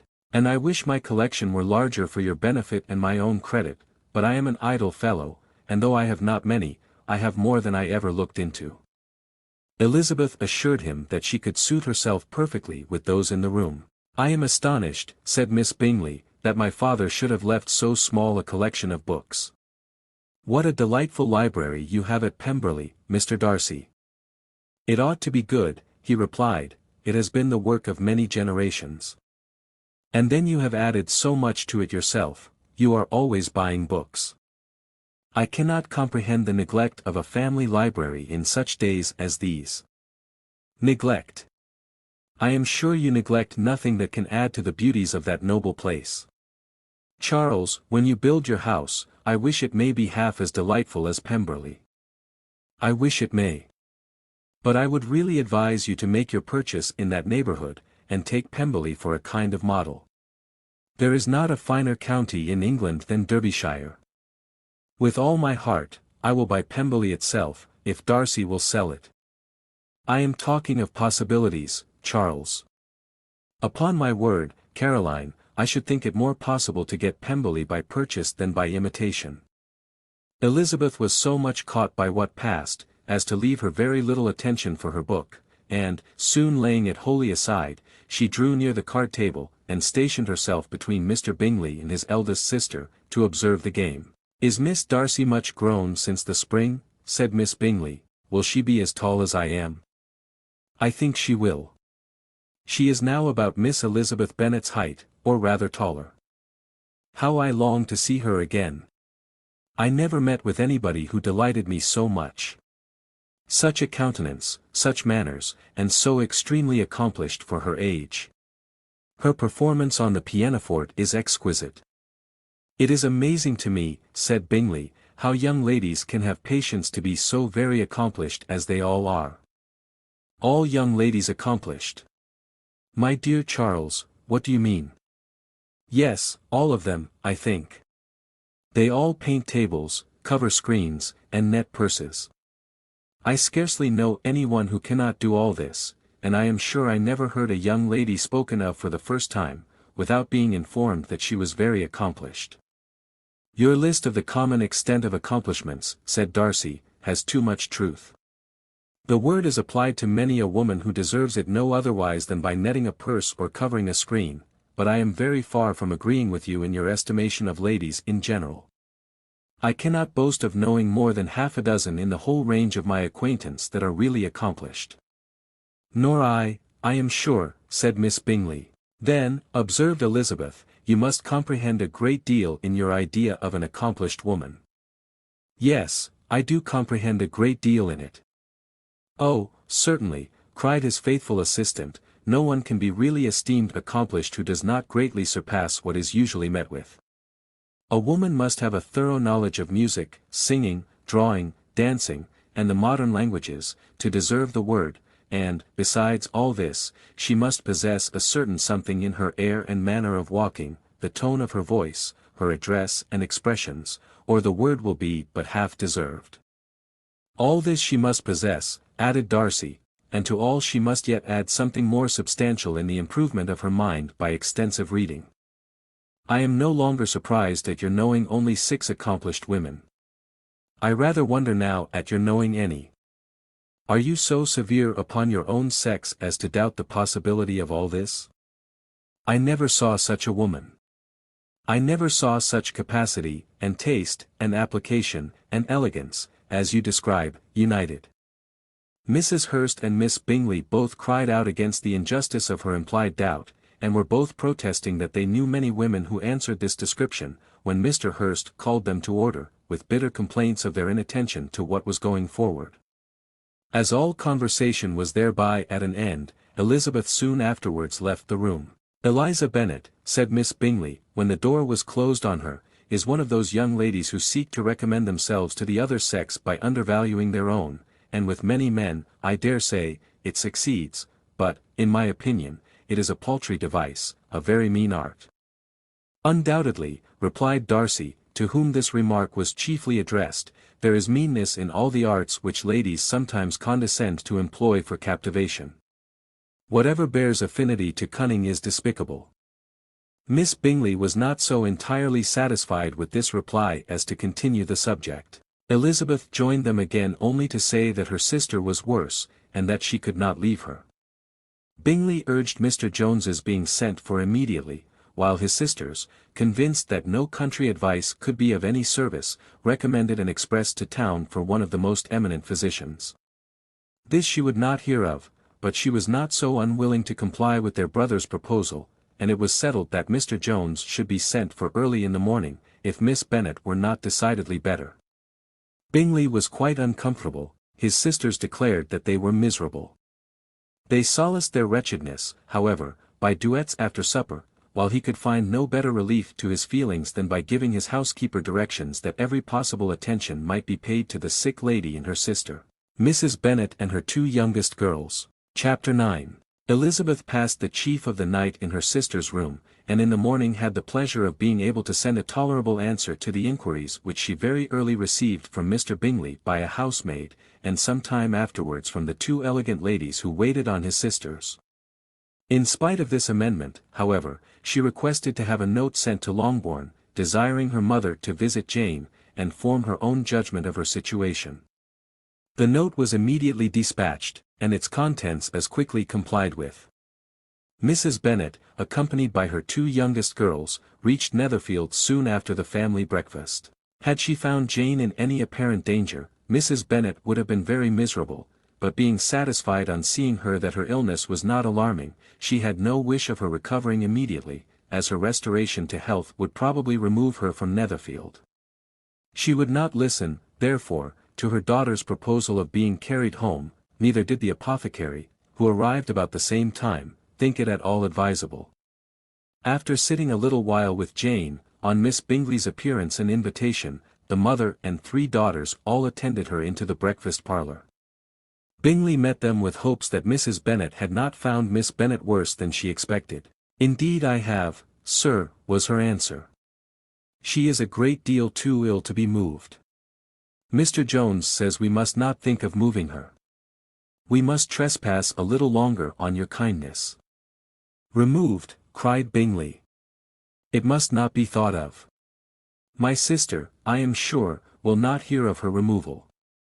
"You may depend upon it, madam," said Miss Bingley, with cold civility, "that Miss Bennet shall receive every possible attention while she remains with us."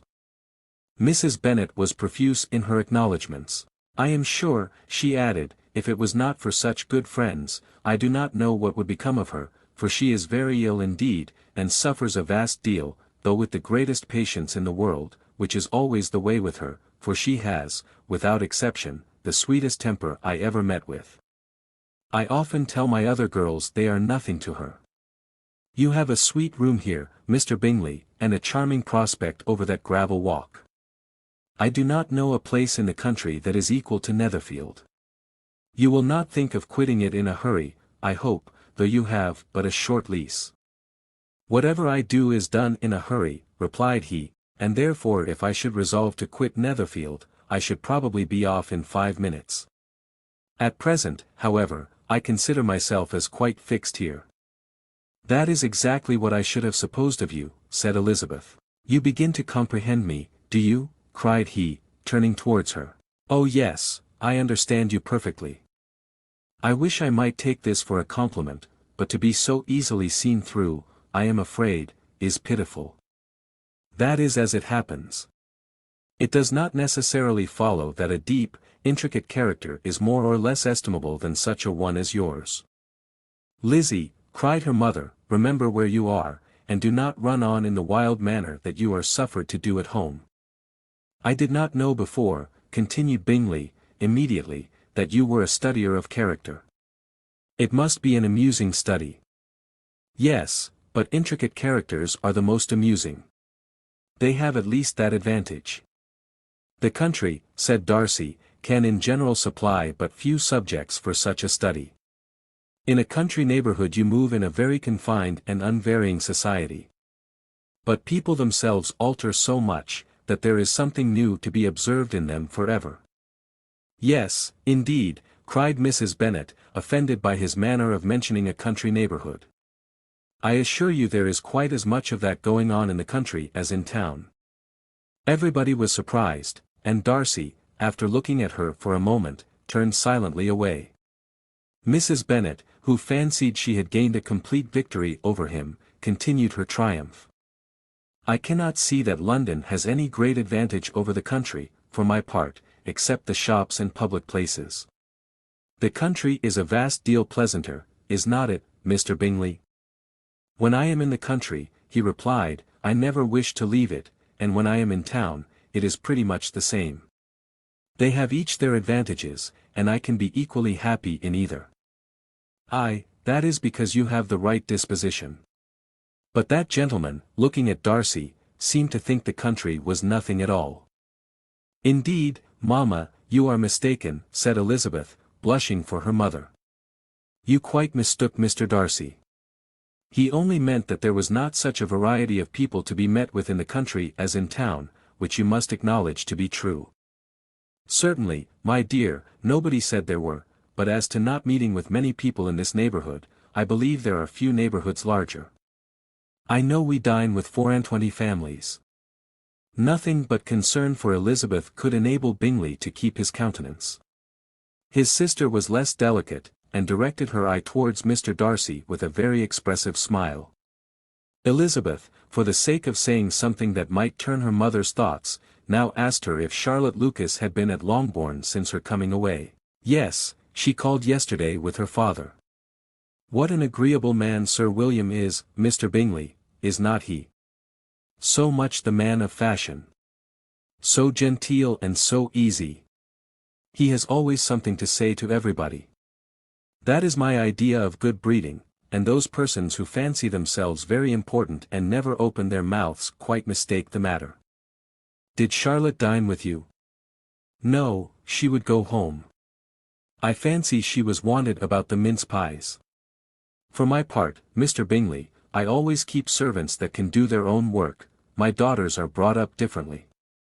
But everybody is to judge for themselves, and the Lucases are a very good sort of girls, I assure you. It is a pity they are not handsome. Not that I think Charlotte so very plain, but then she is our particular friend. She seems a very pleasant young woman, said Bingley. Oh dear, yes, but you must own she is very plain. Lady Lucas herself has often said so, and envied me Jane's beauty. I do not like to boast of my own child, but to be sure, Jane, one does not often see anybody better looking. It is what everybody says. I do not trust my own partiality. When she was only 15 there was a gentleman at my brother Gardiner's in town so much in love with her, that my sister-in-law was sure he would make her an offer before we came away. But, however, he did not. Perhaps he thought her too young. However, he wrote some verses on her, and very pretty they were. And so ended his affection, said Elizabeth, impatiently. There has been many a one, I fancy, overcome in the same way. I wonder who first discovered the efficacy of poetry in driving away love. I have been used to consider poetry as the food of love, said Darcy. Of a fine, stout, healthy love it may. Everything nourishes what is strong already. But if it be only a slight, thin sort of inclination, I am convinced that one good sonnet will starve it entirely away. Darcy only smiled, and the general pause which ensued made Elizabeth tremble lest her mother should be exposing herself again. She longed to speak, but could think of nothing to say, and after a short silence Mrs. Bennet began repeating her thanks to Mr. Bingley for his kindness to Jane, with an apology for troubling him also with Lizzie. Mr. Bingley was unaffectedly civil in his answer, and forced his younger sister to be civil also, and say what the occasion required. She performed her part, indeed, without much graciousness, but Mrs. Bennet was satisfied, and soon afterwards ordered her carriage. Upon this signal, the youngest of her daughters put herself forward. The two girls had been whispering to each other during the whole visit, and the result of it was, that the youngest should tax Mr. Bingley with having promised on his first coming into the country to give a ball at Netherfield. Lydia was a stout, well-grown girl of 15, with a fine complexion and good-humoured countenance, a favourite with her mother, whose affection had brought her into public at an early age. She had high animal spirits, and a sort of natural self-consequence, which the attentions of the officers, to whom her uncle's good dinners and her own easy manners recommended her, had increased into assurance. She was very equal, therefore, to address Mr. Bingley on the subject of the ball, and abruptly reminded him of his promise, adding, that it would be the most shameful thing in the world if he did not keep it. His answer to this sudden attack was delightful to her mother's ear. I am perfectly ready, I assure you, to keep my engagement, and, when your sister is recovered, you shall, if you please, name the very day of the ball. But you would not wish to be dancing while she is ill? Lydia declared herself satisfied. Oh yes, it would be much better to wait till Jane was well, and by that time, most likely, Captain Carter would be at Meryton again. And when you have given your ball, she added, I shall insist on their giving one also. I shall tell Colonel Forster it will be quite a shame if he does not. Mrs. Bennet and her daughters then departed, and Elizabeth returned instantly to Jane, leaving her own and her relations' behaviour to the remarks of the two ladies and Mr. Darcy, the latter of whom, however, could not be prevailed on to join in their censure of her, in spite of all Miss Bingley's witticisms on fine eyes. Chapter 10. The day passed much as the day before had done. Mrs. Hurst and Miss Bingley had spent some hours of the morning with the invalid, who continued, though slowly, to mend, and, in the evening, Elizabeth joined their party in the drawing-room. The loo table, however, did not appear. Mr. Darcy was writing, and Miss Bingley, seated near him, was watching the progress of his letter, and repeatedly calling off his attention by messages to his sister. Mr. Hurst and Mr. Bingley were at piquet, and Mrs. Hurst was observing their game. Elizabeth took up some needlework, and was sufficiently amused in attending to what passed between Darcy and his companion. The perpetual commendations of the lady either on his handwriting, or on the evenness of his lines, or on the length of his letter, with the perfect unconcern with which her praises were received, formed a curious dialogue, and was exactly in unison with her opinion of each. How delighted Miss Darcy will be to receive such a letter. He made no answer. You write uncommonly fast. You are mistaken. I write rather slowly. How many letters you must have occasion to write in the course of a year. Letters of business, too. How odious I should think them. It is fortunate, then, that they fall to my lot instead of to yours. Pray tell your sister that I long to see her.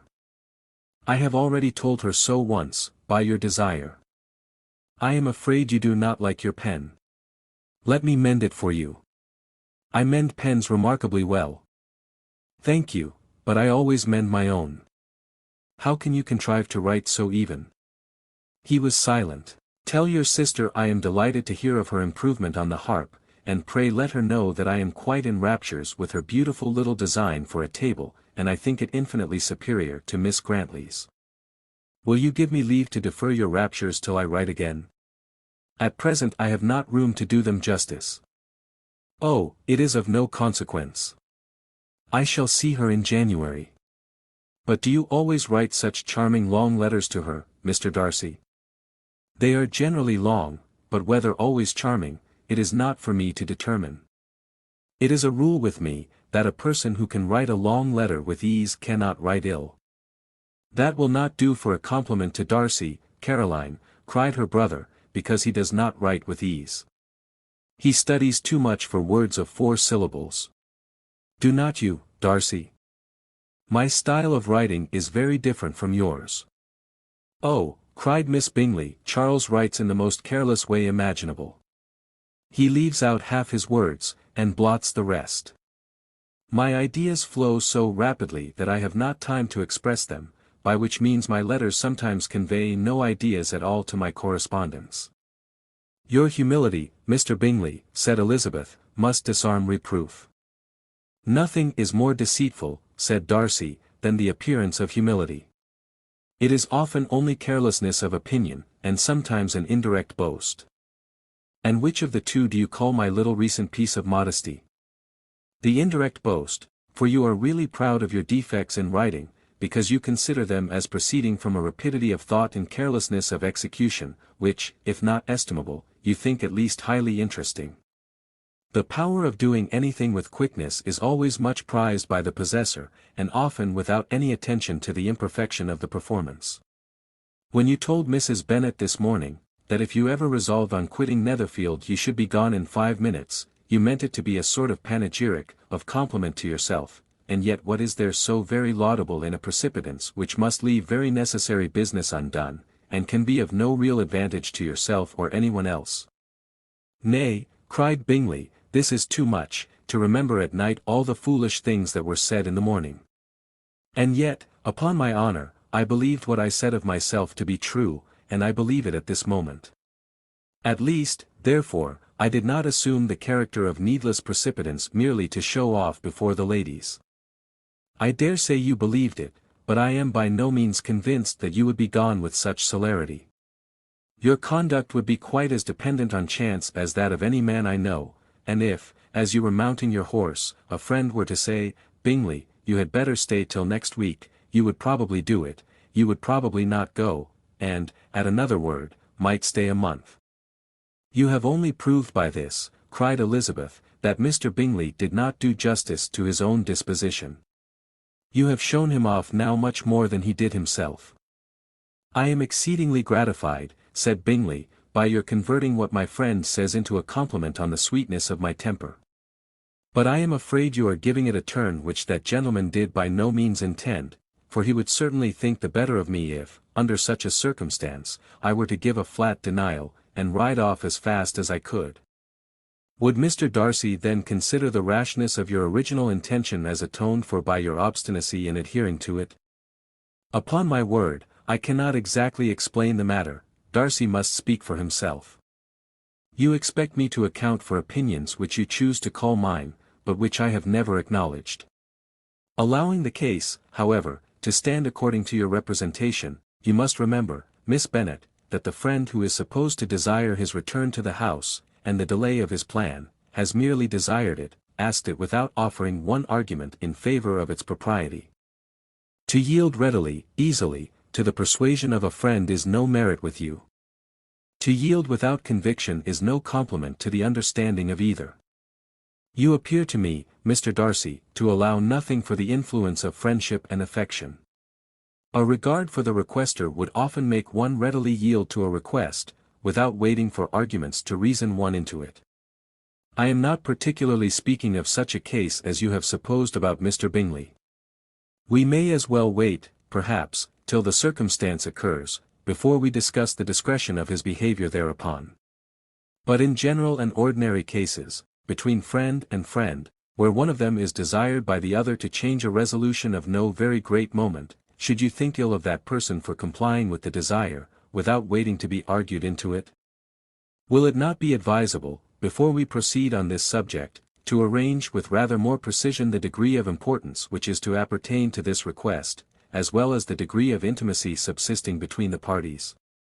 By all means, cried Bingley, let us hear all the particulars, not forgetting their comparative height and size, for that will have more weight in the argument, Miss Bennet, than you may be aware of. I assure you that if Darcy were not such a great tall fellow, in comparison with myself, I should not pay him half so much deference. I declare I do not know a more awful object than Darcy on particular occasions, and in particular places, at his own house especially, and of a Sunday evening, when he has nothing to do. Mr. Darcy smiled, but Elizabeth thought she could perceive that he was rather offended, and therefore checked her laugh. Miss Bingley warmly resented the indignity he had received, in an expostulation with her brother for talking such nonsense. "I see your design, Bingley," said his friend. "You dislike an argument, and want to silence this." "Perhaps I do. Arguments are too much like disputes. If you and Miss Bennet will defer yours till I am out of the room, I shall be very thankful, and then you may say whatever you like of me." "What you ask," said Elizabeth, "is no sacrifice on my side," and Mr. Darcy had much better finish his letter. Mr. Darcy took her advice, and did finish his letter. When that business was over, he applied to Miss Bingley and Elizabeth for the indulgence of some music. Miss Bingley moved with alacrity to the pianoforte, and after a polite request that Elizabeth would lead the way, which the other as politely and more earnestly negatived, she seated herself. Mrs. Hurst sang with her sister, and while they were thus employed, Elizabeth could not help observing, as she turned over some music books that lay on the instrument, how frequently Mr. Darcy's eyes were fixed on her. She hardly knew how to suppose that she could be an object of admiration to so great a man, and yet that he should look at her because he disliked her was still more strange. She could only imagine, however, at last, that she drew his notice because there was something about her more wrong and reprehensible, according to his ideas of right, than in any other person present. The supposition did not pain her. She liked him too little to care for his approbation. After playing some Italian songs, Miss Bingley varied the charm by a lively Scotch air, and soon afterwards Mr. Darcy, drawing near Elizabeth, said to her, "Do you not feel a great inclination, Miss Bennet, to seize such an opportunity of dancing a reel?" She smiled, but made no answer. He repeated the question, with some surprise at her silence. "Oh," said she, "I heard you before, but I could not immediately determine what to say in reply. You wanted me, I know, to say, yes, that you might have the pleasure of despising my taste, but I always delight in overthrowing those kind of schemes, and cheating a person of their premeditated contempt. I have, therefore, made up my mind to tell you that I do not want to dance a reel at all, and now despise me if you dare." "Indeed I do not dare." Elizabeth, having rather expected to affront him, was amazed at his gallantry, but there was a mixture of sweetness and archness in her manner which made it difficult for her to affront anybody, and Darcy had never been so bewitched by any woman as he was by her. He really believed that, were it not for the inferiority of her connections, he should be in some danger. Miss Bingley saw, or suspected, enough to be jealous, and her great anxiety for the recovery of her dear friend Jane received some assistance from her desire of getting rid of Elizabeth. She often tried to provoke Darcy into disliking her guest, by talking of their supposed marriage, and planning his happiness in such an alliance. "I hope," said she, as they were walking together in the shrubbery the next day, "you will give your mother-in-law a few hints, when this desirable event takes place, as to the advantage of holding her tongue, and if you can compass it, to cure the younger girls of running after the officers. And, if I may mention so delicate a subject, endeavour to check that little something, bordering on conceit and impertinence, which your lady possesses. Have you anything else to propose for my domestic felicity?" "Oh yes. Do let the portraits of your uncle and Aunt Phillips be placed in the gallery at Pemberley. Put them next to your great-uncle the judge. They are in the same profession, you know, only in different lines. As for your Elizabeth's picture, you must not attempt to have it taken, for what painter could do justice to those beautiful eyes? It would not be easy, indeed, to catch their expression, but their color and shape, and the eyelashes, so remarkably fine, might be copied." At that moment they were met from another walk by Mrs. Hurst and Elizabeth herself. "I did not know that you intended to walk," said Miss Bingley, in some confusion, lest they had been overheard. "You used us abominably ill, answered Mrs. Hurst, running away without telling us that you were coming out. Then taking the disengaged arm of Mr. Darcy, she left Elizabeth to walk by herself. The path just admitted 3. Mr. Darcy felt their rudeness, and immediately said, "This walk is not wide enough for our party. We had better go into the avenue." But Elizabeth, who had not the least inclination to remain with them, laughingly answered, "No, no, stay where you are. You are charmingly grouped, and appear to uncommon advantage. The picturesque would be spoilt by admitting a 4th. Goodbye." She then ran gaily off, rejoicing, as she rambled about, in the hope of being at home again in a day or 2. Jane was already so much recovered as to intend leaving her room for a couple of hours that evening, piling up the fire. Chapter 11. When the ladies removed after dinner, Elizabeth ran up to her sister, and seeing her well guarded from cold, attended her into the drawing-room, where she was welcomed by her 2 friends with many professions of pleasure, and Elizabeth had never seen them so agreeable as they were during the hour which passed before the gentlemen appeared. Their powers of conversation were considerable.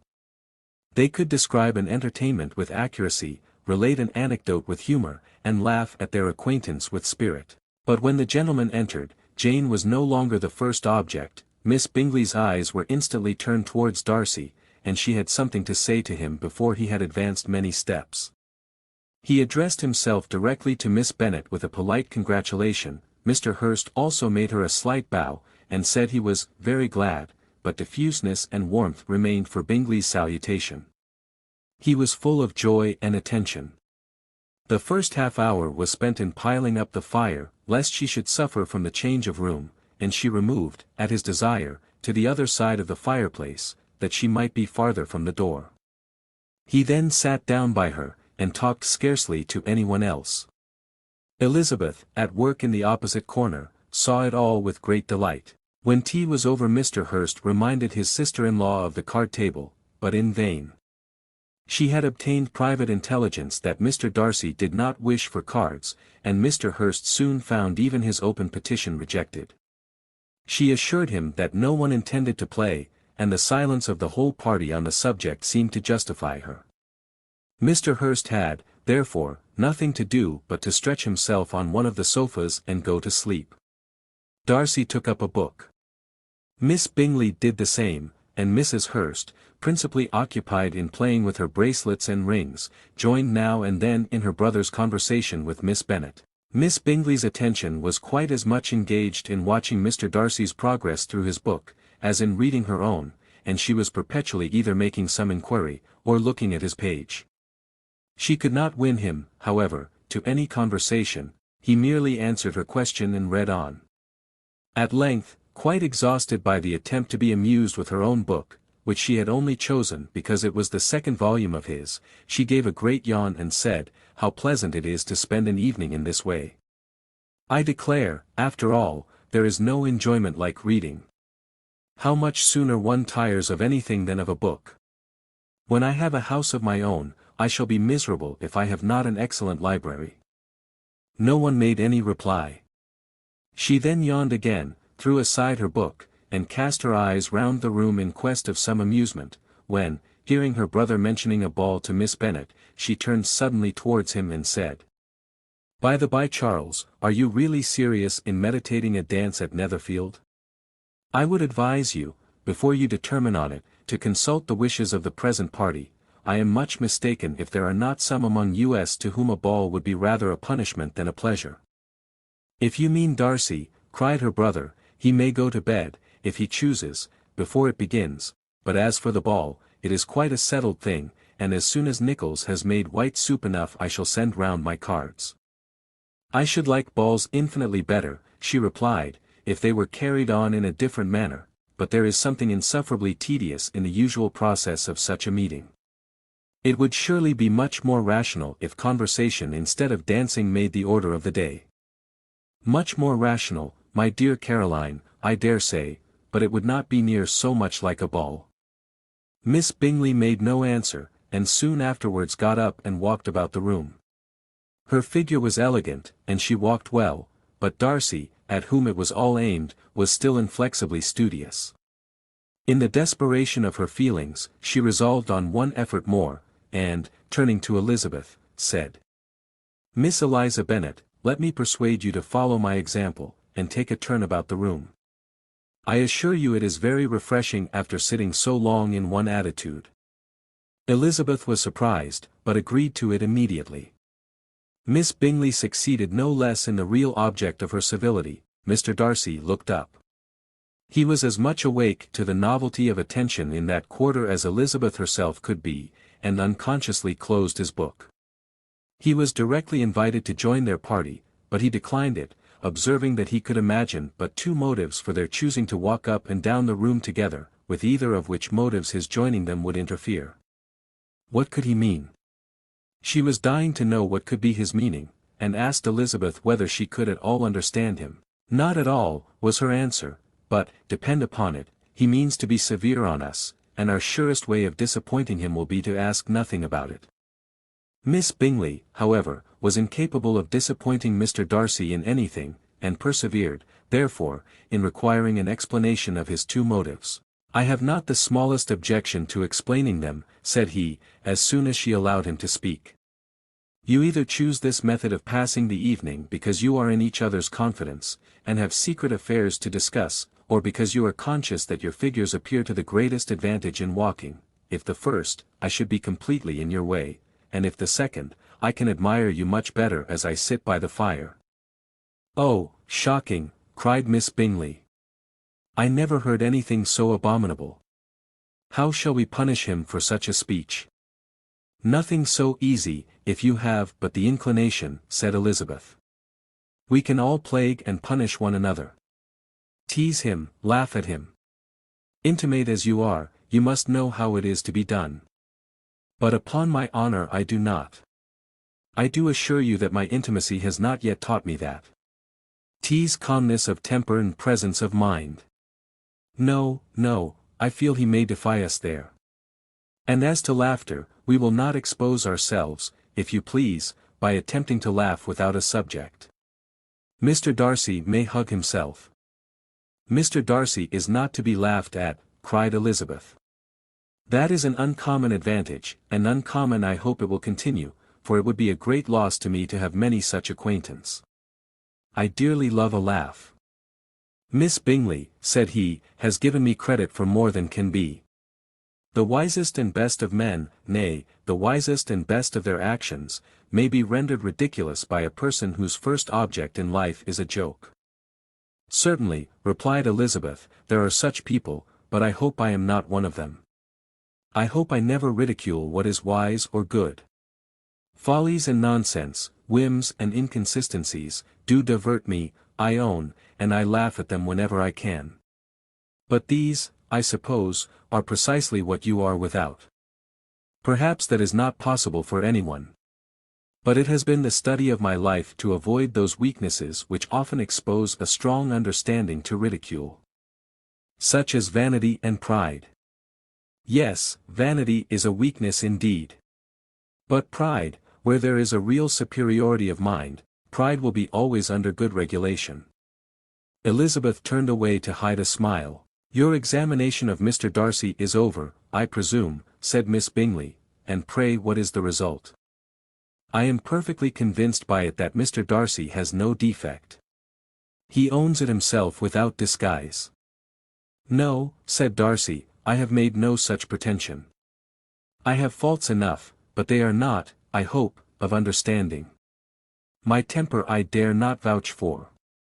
It is, I believe, too little yielding, certainly too little for the convenience of the world. I cannot forget the follies and vices of others so soon as I ought, nor their offences against myself. My feelings are not puffed about with every attempt to move them. My temper would perhaps be called resentful. My good opinion once lost is lost forever." "That is a failing, indeed," cried Elizabeth. "Implacable resentment is a shade in a character. But you have chosen your fault well. I really cannot laugh at it. You are safe from me. There is, I believe, in every disposition a tendency to some particular evil, a natural defect, which not even the best education can overcome. And your defect is a propensity to hate everybody. And yours, he replied, with a smile, is willfully to misunderstand them. Do let us have a little music, cried Miss Bingley, tired of a conversation in which she had no share. Louisa, you will not mind my waking Mr. Hurst.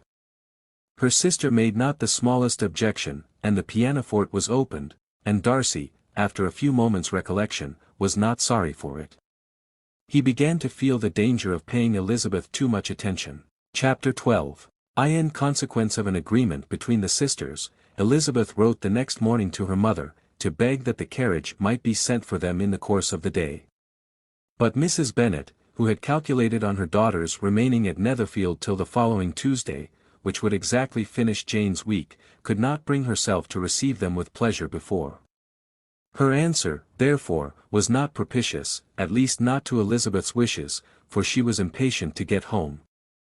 Mrs. Bennet sent them word that they could not possibly have the carriage before Tuesday, and in her postscript it was added, that if Mr. Bingley and his sister pressed them to stay longer, she could spare them very well. Against staying longer, however, Elizabeth was positively resolved, nor did she much expect it would be asked, and fearful, on the contrary, of being considered as intruding themselves needlessly long, she urged Jane to borrow Mr. Bingley's carriage immediately, and at length it was settled that their original design of leaving Netherfield that morning should be mentioned, and the request made. The communication excited many professions of concern, and enough was said of wishing them to stay at least till the following day to work on Jane, and till the morrow their going was deferred. Miss Bingley was then sorry that she had proposed the delay, for her jealousy and dislike of one sister much exceeded her affection for the other. The master of the house heard with real sorrow that they were to go so soon, and repeatedly tried to persuade Miss Bennet that it would not be safe for her, that she was not enough recovered, but Jane was firm where she felt herself to be right. To Mr. Darcy it was welcome intelligence. Elizabeth had been at Netherfield long enough. She attracted him more than he liked, and Miss Bingley was uncivil to her and more teasing than usual to himself. He wisely resolved to be particularly careful that no sign of admiration should now escape him, nothing that could elevate her with the hope of influencing his felicity, sensible that, if such an idea had been suggested, his behavior during the last day must have material weight in confirming or crushing it. Steady to his purpose, he scarcely spoke 10 words to her through the whole of Saturday, and though they were at one time left by themselves for half an hour, he adhered most conscientiously to his book, and would not even look at her. On Sunday, after morning service, the separation, so agreeable to almost all, took place. Miss Bingley's civility to Elizabeth increased at last very rapidly, as well as her affection for Jane, and when they parted, after assuring the latter of the pleasure it would always give her to see her either at Longbourn or Netherfield, and embracing her most tenderly, she even shook hands with the former. Elizabeth took leave of the whole party in the liveliest spirits. They were not welcomed home very cordially by their mother. Mrs. Bennet wondered at their coming, and thought them very wrong to give so much trouble, and was sure Jane would have caught cold again. But their father, though very laconic in his expressions of pleasure, was really glad to see them. He had felt their importance in the family circle. The evening conversation, when they were all assembled, had lost much of its animation, and almost all its sense, by the absence of Jane and Elizabeth. They found Mary, as usual, deep in the study of thorough base and human nature, and had some new extracts to admire and some new observations of threadbare morality to listen to. Catherine and Lydia had information for them of a different sort. Much had been done, and much had been said in the regiment since the preceding Wednesday. Several of the officers had dined lately with their uncle, a private had been flogged, and it had actually been hinted that Colonel Forster was going to be married. Chapter 13. "I hope, my dear," said Mr. Bennet to his wife, as they were at breakfast the next morning, "that you have ordered a good dinner today, because I have reason to expect an addition to our family party." "Who do you mean, my dear?" "I know of nobody that is coming, I am sure, unless Charlotte Lucas should happen to call in, and I hope my dinners are good enough for her. I do not believe she often sees such at home. The person of whom I speak is a gentleman and a stranger." Mrs. Bennet's eyes sparkled. "A gentleman and a stranger. It is Mr. Bingley, I am sure." Why, Jane, you never dropped a word of this, you sly thing. Well, I am sure I shall be extremely glad to see Mr. Bingley. But, good Lord! How unlucky! There is not a bit of fish to be got today. Lydia, my love, ring the bell. I must speak to Hill this moment. It is not Mr. Bingley, said her husband, it is a person whom I never saw in the whole course of my life. This roused a general astonishment, and he had the pleasure of being eagerly questioned by his wife and 5 daughters at once. After amusing himself some time with their curiosity, he thus explained, about a month ago I received this letter, and about a fortnight ago I answered it, for I thought it a case of some delicacy, and requiring early attention. It is from my cousin, Mr. Collins, who, when I am dead, may turn you all out of this house as soon as he pleases. Oh, my dear, cried his wife, I cannot bear to hear that mentioned. Pray do not talk of that odious man.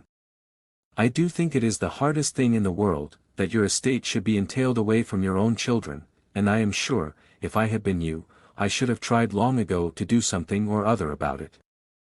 Jane and Elizabeth attempted to explain to her the nature of an entail. They had often attempted it before, but it was a subject on which Mrs. Bennet was beyond the reach of reason, and she continued to rail bitterly against the cruelty of settling an estate away from a family of 5 daughters, in favour of a man whom nobody cared anything about. It certainly is a most iniquitous affair, said Mr. Bennet, and nothing can clear Mr. Collins from the guilt of inheriting Longbourn. But if you will listen to his letter, you may, perhaps, be a little softened by his manner of expressing himself. No, that I am sure I shall not, and I think it was very impertinent of him to write to you at all, and very hypocritical. I hate such false friends. Why could not he keep on quarrelling with you, as his father did before him? Why, indeed, he does seem to have had some filial scruples on that head, as you will hear. Hunsford, near Westerham, Kent, October 15th. Dear Sir, the disagreements subsisting between yourself and my late honoured father always gave me much uneasiness, and, since I have had the misfortune to lose him, I have frequently wished to heal the breach, but, for some time, I was kept back by my own doubts, fearing lest it might seem disrespectful to his memory for me to be on good terms with anyone with whom it had always pleased him to be at variance. There, Mrs. Bennet. My mind, however, is now made up on the subject, for, having received ordination at Easter, I have been so fortunate as to be distinguished by the patronage of the Right Honourable Lady Catherine de Bourgh, widow of Sir Louis de Bourgh, whose bounty and beneficence has preferred me to the valuable rectory of this parish, where it shall be my earnest endeavour to demean myself with grateful respect towards her ladyship, and be ever ready to perform those rites and ceremonies which are instituted by the Church of England. As a clergyman, moreover, I feel it my duty to promote and establish the blessing of peace in all families within the reach of my influence, and on these grounds I flatter myself that my present overtures of goodwill are highly commendable, and that the circumstance of my being next in the entail of Longbourn estate will be kindly overlooked on your side, and not lead you to reject the offered olive branch. I cannot be otherwise than concerned at being the means of injuring your amiable daughters, and beg leave to apologize for it, as well as to assure you of my readiness to make them every possible amends, but of this hereafter. If you should have no objection to receive me into your house, I propose myself the satisfaction of waiting on you and your family, Monday, November 18th, by 4 o'clock, and shall probably trespass on your hospitality till the Saturday se'night following, which I can do without any inconvenience, as Lady Catherine is far from objecting to my occasional absence on a Sunday, provided that some other clergyman is engaged to do the duty of the day. I remain, dear sir, with respectful compliments to your lady and daughters, your well-wisher and friend, William Collins. At 4 o'clock, therefore, we may expect this peacemaking gentleman, said Mr. Bennet, as he folded up the letter. He seems to be a most conscientious and polite young man, upon my word, and, I doubt not, will prove a valuable acquaintance, especially if Lady Catherine should be so indulgent as to let him come to us again. There is some sense in what he says about the girls, however, and, if he is disposed to make them any amends, I shall not be the person to discourage him. Though it is difficult, said Jane, to guess in what way he can mean to make us the atonement he thinks our due, the wish is certainly to his credit. Elizabeth was chiefly struck with his extraordinary deference for Lady Catherine, and his kind intention of christening, marrying, and burying his parishioners whenever it were required. "He must be an oddity, I think," said she. "I cannot make him out. There is something very pompous in his style. And what can he mean by apologizing for being next in the entail? We cannot suppose he would help it, if he could. Can he be a sensible man, sir?" "No, my dear, I think not. I have great hopes of finding him quite the reverse. There is a mixture of servility and self-importance in his letter which promises well. I am impatient to see him." "In point of composition," said Mary, "his letter does not seem defective. The idea of the olive branch perhaps is not wholly new, yet I think it is well expressed." To Catherine and Lydia neither the letter nor its writer were in any degree interesting. It was next to impossible that their cousin should come in a scarlet coat, and it was now some weeks since they had received pleasure from the society of a man in any other color. As for their mother, Mr. Collins's letter had done away much of her ill will, and she was preparing to see him with a degree of composure which astonished her husband and daughters. Mr. Collins was punctual to his time, and was received with great politeness by the whole family. Mr. Bennet indeed said little, but the ladies were ready enough to talk, and Mr. Collins seemed neither in need of encouragement, nor inclined to be silent himself. He was a tall, heavy-looking young man of 25. His air was grave and stately, and his manners were very formal. He had not been long seated before he complimented Mrs. Bennet on having so fine a family of daughters, said he had heard much of their beauty, but that, in this instance, fame had fallen short of the truth, and added, that he did not doubt her seeing them all in due time well disposed of in marriage.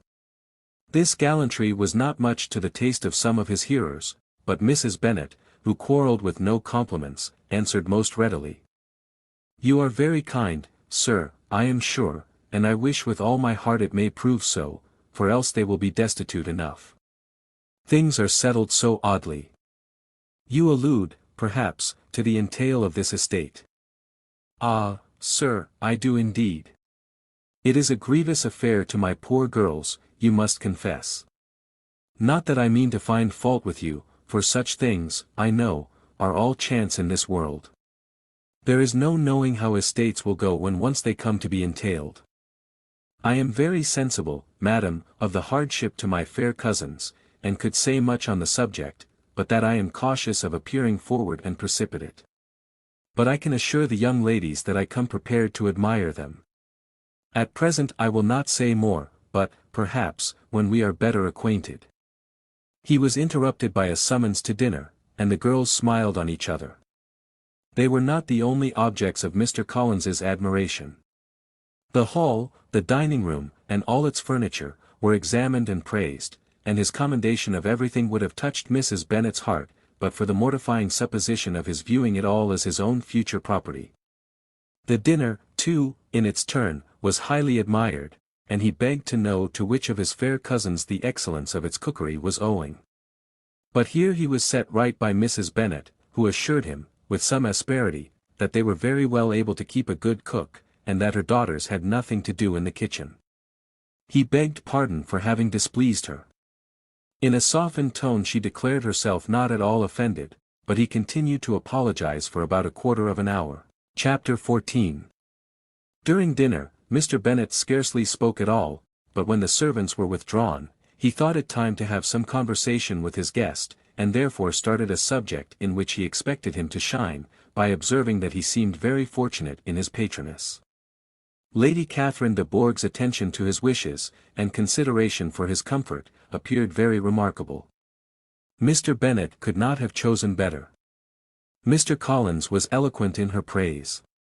The subject elevated him to more than usual solemnity of manner, and with a most important aspect he protested that he had never in his life witnessed such behavior in a person of rank, such affability and condescension, as he had himself experienced from Lady Catherine. She had been graciously pleased to approve of both the discourses which he had already had the honor of preaching before her. She had also asked him twice to dine at Rosings, and had sent for him only the Saturday before, to make up her pool of quadrille in the evening. Lady Catherine was reckoned proud by many people, he knew, but he had never seen anything but affability in her. She had always spoken to him as she would to any other gentleman. She made not the smallest objection to his joining in the society of the neighborhood, nor to his leaving his parish occasionally for a week or two to visit his relations. She had even condescended to advise him to marry as soon as he could, provided he chose with discretion, and had once paid him a visit in his humble parsonage, where she had perfectly approved all the alterations he had been making, and had even vouchsafed to suggest some herself, some shelves in the closets upstairs. "That is all very proper and civil, I am sure," said Mrs. Bennet, "and I dare say she is a very agreeable woman. It is a pity that great ladies in general are not more like her. Does she live near you, sir?" "The garden in which stands my humble abode is separated only by a lane from Rosings Park, her ladyship's residence." "I think you said she was a widow, sir. Has she any family?" "She has one only daughter, the heiress of Rosings, and of very extensive property." "Ah," cried Mrs. Bennet, shaking her head, "then she is better off than many girls. And what sort of young lady is she? Is she handsome?" "She is a most charming young lady, indeed. Lady Catherine herself says that, in point of true beauty, Miss de Bourgh is far superior to the handsomest of her sex, because there is that in her features which marks the young woman of distinguished birth. She is unfortunately of a sickly constitution, which has prevented her making that progress in many accomplishments which she could not otherwise have failed of, as I am informed by the lady who superintended her education, and who still resides with them. But she is perfectly amiable, and often condescends to drive by my humble abode in her little phaeton and ponies." "Has she been presented?" "I do not remember her name among the ladies at court. Her indifferent state of health unhappily prevents her being in town, and by that means, as I told Lady Catherine myself one day, has deprived the British court of its brightest ornament. Her ladyship seemed pleased with the idea, and you may imagine that I am happy on every occasion to offer those little delicate compliments which are always acceptable to ladies.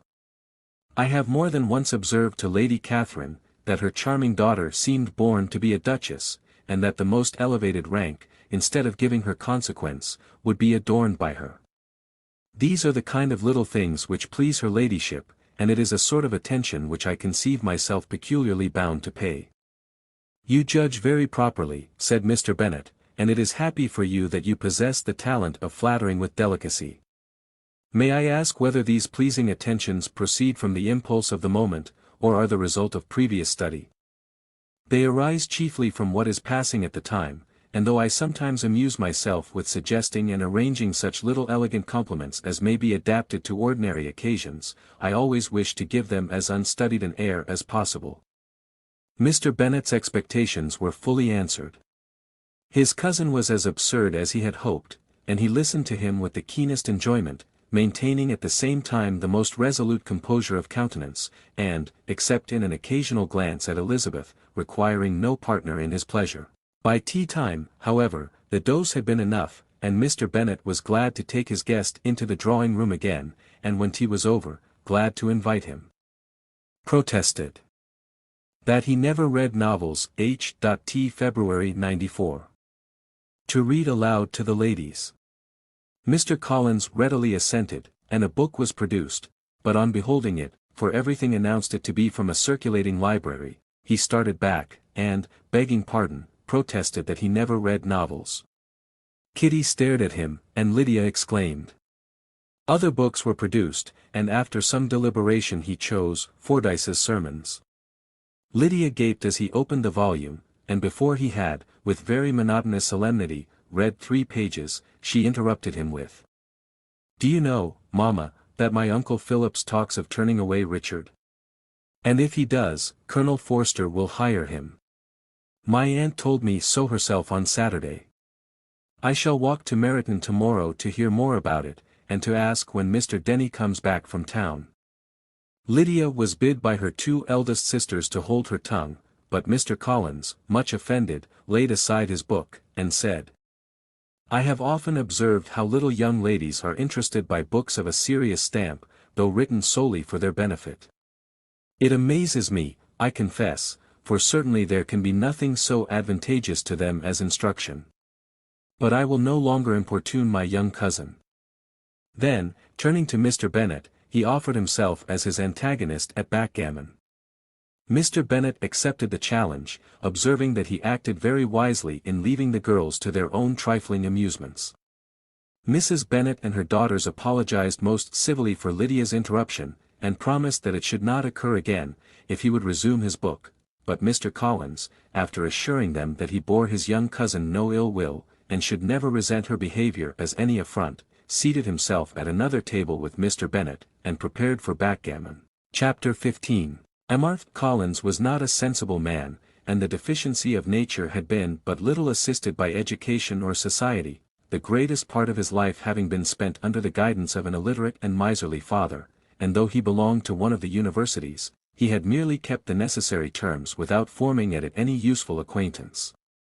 The subjection in which his father had brought him up had given him originally great humility of manner, but it was now a good deal counteracted by the self-conceit of a weak head, living in retirement, and the consequential feelings of early and unexpected prosperity.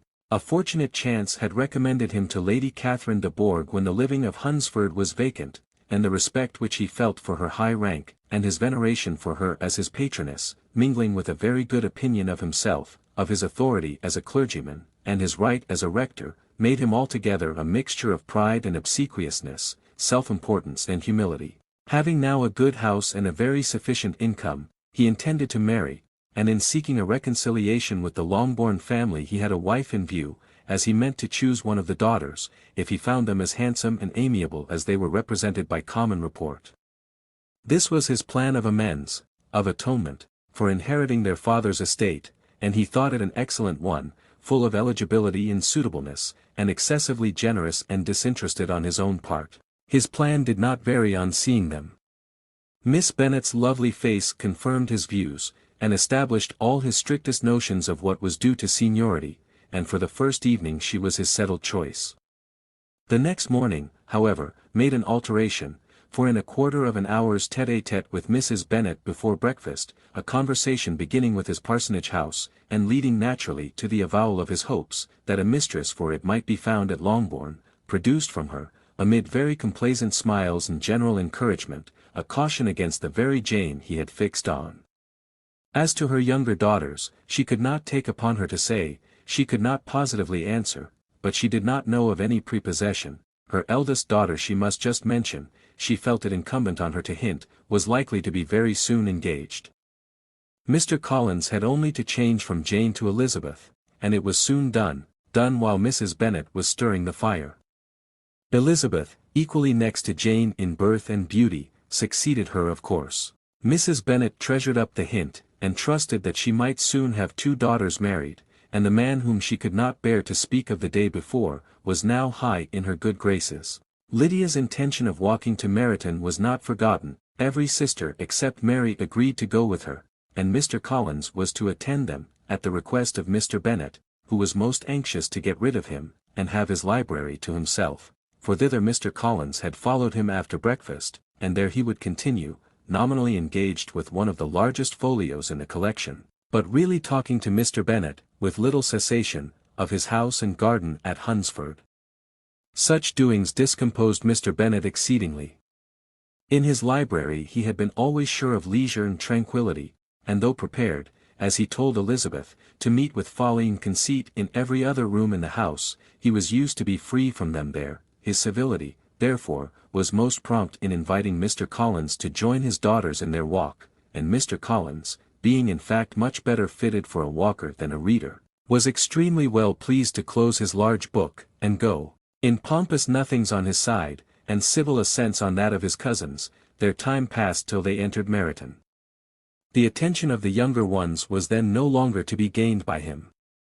Their eyes were immediately wandering up the street in quest of the officers, and nothing less than a very smart bonnet, indeed, or a really new muslin in a shop window, could recall them. But the attention of every lady was soon caught by a young man, whom they had never seen before, of most gentlemanlike appearance, walking with an officer on the other side of the way. The officer was the very Mr. Denny concerning whose return from London Lydia came to inquire, and he bowed as they passed. All were struck with the stranger's air, all wondered who he could be, and Kitty and Lydia, determined if possible to find out, led the way across the street, under pretense of wanting something in an opposite shop, and fortunately had just gained the pavement, when the two gentlemen, turning back, had reached the same spot. Mr. Denny addressed them directly, and entreated permission to introduce his friend, Mr. Wickham, who had returned with him the day before from town, and, he was happy to say, had accepted a commission in their corps. This was exactly as it should be, for the young man wanted only regimentals to make him completely charming. His appearance was greatly in his favor, he had all the best parts of beauty, a fine countenance, a good figure, and very pleasing address. The introduction was followed up on his side by a happy readiness of conversation, a readiness at the same time perfectly correct and unassuming, and the whole party were still standing and talking together very agreeably, when the sound of horses drew their notice, and Darcy and Bingley were seen riding down the street. On distinguishing the ladies of the group, the two gentlemen came directly towards them, and began the usual civilities. Bingley was the principal spokesman, and Miss Bennet the principal object. He was then, he said, on his way to Longbourn on purpose to inquire after her. Mr. Darcy corroborated it with a bow, and was beginning to determine not to fix his eyes on Elizabeth, when they were suddenly arrested by the sight of the stranger, and Elizabeth, happening to see the countenance of both as they looked at each other, was all astonishment at the effect of the meeting. Both changed colour, one looked white, the other red. Mr. Wickham, after a few moments, touched his hat, a salutation which Mr. Darcy just deigned to return. What could be the meaning of it? It was impossible to imagine, it was impossible not to long to know. In another minute Mr. Bingley, but without seeming to have noticed what passed, took leave and rode on with his friend. Mr. Denny and Mr. Wickham walked with the young ladies to the door of Mr. Phillips's house, and then made their bows, in spite of Miss Lydia's pressing entreaties that they would come in, and even in spite of Mrs. Phillips's throwing up the parlour window, and loudly seconding the invitation.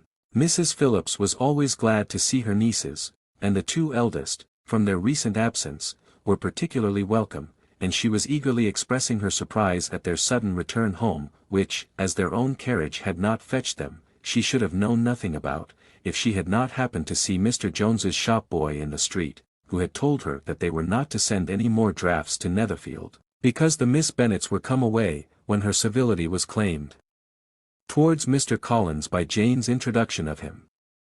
She received him with her very best politeness, which he returned with as much more, apologizing for his intrusion, without any previous acquaintance with her, which he could not help flattering himself, however, might be justified by his relationship to the young ladies who introduced him to her notice. Mrs. Phillips was quite awed by such an excess of good breeding, but her contemplation of one stranger was soon put an end to by exclamations and inquiries about the other, of whom, however, she could only tell her nieces what they already knew, that Mr. Denny had brought him from London, and that he was to have a lieutenant's commission in the shire. She had been watching him the last hour, she said, as he walked up and down the street, and had Mr. Wickham appeared, Kitty and Lydia would certainly have continued the occupation, but unluckily no one passed the windows now except a few of the officers, who, in comparison with the stranger, were become stupid, disagreeable fellows. Some of them were to dine with the Phillipses the next day, and their aunt promised to make her husband call on Mr. Wickham, and give him an invitation also, if the family from Longbourn would come in the evening. This was agreed to, and Mrs. Phillips protested that they would have a nice comfortable noisy game of lottery tickets, and a little bit of hot supper afterwards.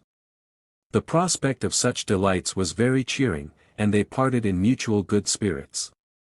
Mr. Collins repeated his apologies in quitting the room, and was assured, with unwearying civility, that they were perfectly needless. As they walked home, Elizabeth related to Jane what she had seen pass between the two gentlemen, but though Jane would have defended either or both, had they appeared to be wrong, she could no more explain such behaviour than her sister.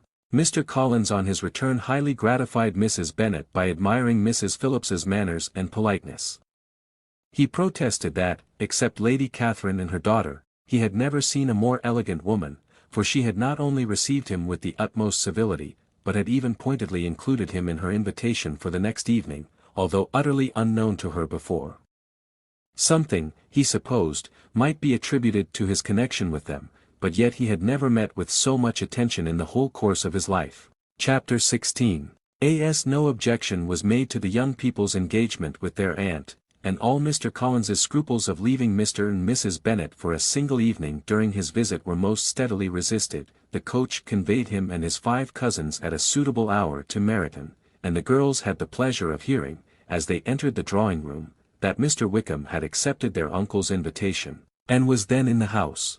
When this information was given, and they had all taken their seats, Mr. Collins was at leisure to look around him and admire, and he was so much struck with the size and furniture of the apartment, that he declared he might almost have supposed himself in the small summer breakfast parlour at Rosings, a comparison that did not at first convey much gratification, but when Mrs. Phillips understood from him what Rosings was, and who was its proprietor, when she had listened to the description of only one of Lady Catherine's drawing-rooms, and found that the chimney-piece alone had cost £800, she felt all the force of the compliment, and would hardly have resented a comparison with the housekeeper's room. In describing to her all the grandeur of Lady Catherine and her mansion, with occasional digressions in praise of his own humble abode, and the improvements it was receiving, he was happily employed until the gentlemen joined them, and he found in Mrs. Phillips a very attentive listener, whose opinion of his consequence increased with what she heard, and who was resolving to retail it all among her neighbours as soon as she could. To the girls, who could not listen to their cousin, and who had nothing to do but to wish for an instrument, and examine their own indifferent imitations of china on the mantelpiece, the interval of waiting appeared very long. It was over at last, however. The gentleman did approach, and when Mr. Wickham walked into the room, Elizabeth felt that she had neither been seeing him before, nor thinking of him since, with the smallest degree of unreasonable admiration. The officers of the shire were in general a very creditable, gentlemanlike set, and the best of them were of the present party, but Mr. Wickham was as far beyond them all in person, countenance, air, and walk, as they were superior to the broad-faced stuffy Uncle Phillips, breathing port wine, who followed them into the room. Mr. Wickham was the happy man towards whom almost every female eye was turned, and Elizabeth was the happy woman by whom he finally seated himself, and the agreeable manner in which he immediately fell into conversation, though it was only on its being a wet night, and on the probability of a rainy season, made her feel that the commonest, dullest, most threadbare topic might be rendered interesting by the skill of the speaker. With such rivals for the notice of the fair as Mr. Wickham and the officers, Mr. Collins seemed to sink into insignificance. To the young ladies he certainly was nothing, but he had still at intervals a kind listener in Mrs. Phillips, and was, by her watchfulness, most abundantly supplied with coffee and muffin. When the card tables were placed, he had an opportunity of obliging her, in return, by sitting down to whist. "I know little of the game at present," said he, "but I shall be glad to improve myself, for in my situation of life." Mrs. Phillips was very thankful for his compliance, but could not wait for his reason. Mr. Wickham did not play at whist, and with ready delight was he received at the other table between Elizabeth and Lydia. At first there seemed danger of Lydia's engrossing him entirely, for she was a most determined talker, but being likewise extremely fond of lottery tickets, she soon grew too much interested in the game, too eager in making bets and exclaiming after prizes, to have attention for anyone in particular. Allowing for the common demands of the game, Mr. Wickham was therefore at leisure to talk to Elizabeth, and she was very willing to hear him, though what she chiefly wished to hear she could not hope to be told, the history of his acquaintance with Mr. Darcy. She dared not even mention that gentleman. Her curiosity, however, was unexpectedly relieved. Mr. Wickham began the subject himself. He inquired how far Netherfield was from Meryton, and, after receiving her answer, asked in a hesitating manner how long Mr. Darcy had been staying there. "About a month," said Elizabeth, and then, unwilling to let the subject drop, added, "He is a man of very large property in Derbyshire, I understand." "Yes," replied Wickham, "his estate there is a noble one. A clear 10,000 per annum. You could not have met with a person more capable of giving you certain information on that head than myself, for I have been connected with his family, in a particular manner, from my infancy." Elizabeth could not but look surprised. "You may well be surprised, Miss Bennet, at such an assertion, after seeing, as you probably might, the very cold manner of our meeting yesterday. Are you much acquainted with Mr. Darcy?" "As much as I ever wished to be," cried Elizabeth, warmly. I have spent 4 days in the same house with him, and I think him very disagreeable. I have no right to give my opinion, said Wickham, as to his being agreeable or otherwise. I am not qualified to form one. I have known him too long and too well to be a fair judge. It is impossible for me to be impartial. But I believe your opinion of him would in general astonish, and, perhaps, you would not express it quite so strongly anywhere else. Here you are in your own family. Upon my word I say no more here than I might say in any house in the neighbourhood, except Netherfield. He is not at all liked in Hertfordshire. Everybody is disgusted with his pride. You will not find him more favourably spoken of by anyone. I cannot pretend to be sorry, said Wickham, after a short interruption, that he or that any man should not be estimated beyond their deserts, but with him I believe it does not often happen. The world is blinded by his fortune and consequence, or frightened by his high and imposing manners, and sees him only as he chooses to be seen. I should take him, even on my slight acquaintance, to be an ill-tempered man. Wickham only shook his head.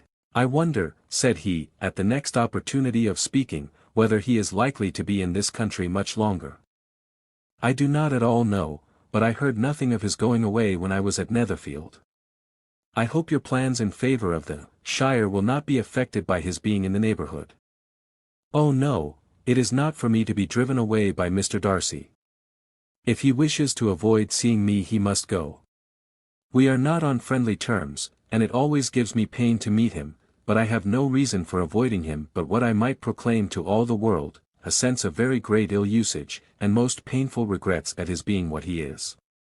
His father, Miss Bennet, the late Mr. Darcy, was one of the best men that ever breathed, and the truest friend I ever had, and I can never be in company with this Mr. Darcy without being grieved to the soul by 1,000 tender recollections. His behaviour to myself has been scandalous, but I verily believe I could forgive him anything and everything, rather than his disappointing the hopes and disgracing the memory of his father. Elizabeth found the interest of the subject increase, and listened with all her heart, but the delicacy of it prevented further inquiry. Mr. Wickham began to speak on more general topics, Meryton, the neighbourhood, the society, appearing highly pleased with all that he had yet seen, and speaking of the latter, especially, with gentle but very intelligible gallantry. It was the prospect of constant society, and good society, he added, which was my chief inducement to enter the shire. I know it to be a most respectable, agreeable corps, and my friend Denny tempted me further by his account of their present quarters, and the very great attentions and excellent acquaintance Meryton had procured them. Society, I own, is necessary to me. I have been a disappointed man, and my spirits will not bear solitude. I must have employment and society. A military life is not what I was intended for, but circumstances have now made it eligible. The church ought to have been my profession. I was brought up for the church, and I should at this time have been in possession of a most valuable living, had it pleased the gentleman we were speaking of just now. Indeed. Yes, the late Mr. Darcy bequeathed me the next presentation of the best living in his gift. He was my godfather, and excessively attached to me. I cannot do justice to his kindness. He meant to provide for me amply, and thought he had done it, but when the living fell, it was given elsewhere. Good heavens, cried Elizabeth, but how could that be? How could his will be disregarded? Why did not you seek legal redress? There was just such an informality in the terms of the bequest as to give me no hope from law. A man of honour could not have doubted the intention, but Mr. Darcy chose to doubt it, or to treat it as a merely conditional recommendation, and to assert that I had forfeited all claim to it by extravagance, imprudence, in short, anything or nothing. Certain it is that the living became vacant 2 years ago, exactly as I was of an age to hold it, and that it was given to another man, and no less certain is it, that I cannot accuse myself of having really done anything to deserve to lose it. I have a warm unguarded temper, and I may perhaps have sometimes spoken my opinion of him, and to him, too freely. I can recall nothing worse. But the fact is, that we are very different sort of men, and that he hates me. This is quite shocking. He deserves to be publicly disgraced. Some time or other he will be, but it shall not be by me. Till I can forget his father, I can never defy or expose him. Elizabeth honored him for such feelings, and thought him handsomer than ever as he expressed them. But what, said she, after a pause, can have been his motive? What can have induced him to behave so cruelly? A thorough, determined dislike of me, a dislike which I cannot but attribute in some measure to jealousy. Had the late Mr. Darcy liked me less, his son might have borne with me better, but his father's uncommon attachment to me irritated him, I believe, very early in life. He had not a temper to bear the sort of competition in which we stood, the sort of preference which was often given me. I had not thought Mr. Darcy so bad as this, though I have never liked him. I had not thought so very ill of him. I had supposed him to be despising his fellow creatures in general, but did not suspect him of descending to such malicious revenge, such injustice, such inhumanity as this. After a few minutes' reflection, however, she continued, I do remember his boasting one day, at Netherfield, of the implacability of his resentments, of his having an unforgiving temper. His disposition must be dreadful. I will not trust myself on the subject, replied Wickham, I can hardly be just to him. Elizabeth was again deep in thought, and after a time exclaimed, to treat in such a manner the godson, the friend, the favourite of his father. She could have added, a young man, too, like you, whose very countenance may vouch for your being amiable. But she contented herself with, and one, too, who had probably been his own companion from childhood, connected together, as I think you said, in the closest manner. We were born in the same parish, within the same park, the greatest part of our youth was passed together, inmates of the same house, sharing the same amusements, objects of the same parental care. My father began life in the profession which your uncle, Mr. Phillips, appears to do so much credit to, but he gave up everything to be of use to the late Mr. Darcy, and devoted all his time to the care of the Pemberley property. He was most highly esteemed by Mr. Darcy, a most intimate, confidential friend. Mr. Darcy often acknowledged himself to be under the greatest obligations to my father's active superintendence, and when, immediately before my father's death, Mr. Darcy gave him a voluntary promise of providing for me, I am convinced that he felt it to be as much a debt of gratitude to him as of affection to myself. How strange, cried Elizabeth. How abominable. I wonder that the very pride of this Mr. Darcy has not made him just to you. If from no better motive, that he should not have been too proud to be dishonest, for dishonesty I must call it. It is wonderful, replied Wickham, for almost all his actions may be traced to pride, and pride has often been his best friend. It has connected him nearer with virtue than any other feeling. But we are none of us consistent, and in his behavior to me there were stronger impulses even than pride. Can such abominable pride as his have ever done him good? Yes, it has often led him to be liberal and generous, to give his money freely, to display hospitality, to assist his tenants, and relieve the poor. Family pride, and filial pride, for he is very proud of what his father was, have done this. Not to appear to disgrace his family, to degenerate from the popular qualities, or lose the influence of the Pemberley house, is a powerful motive.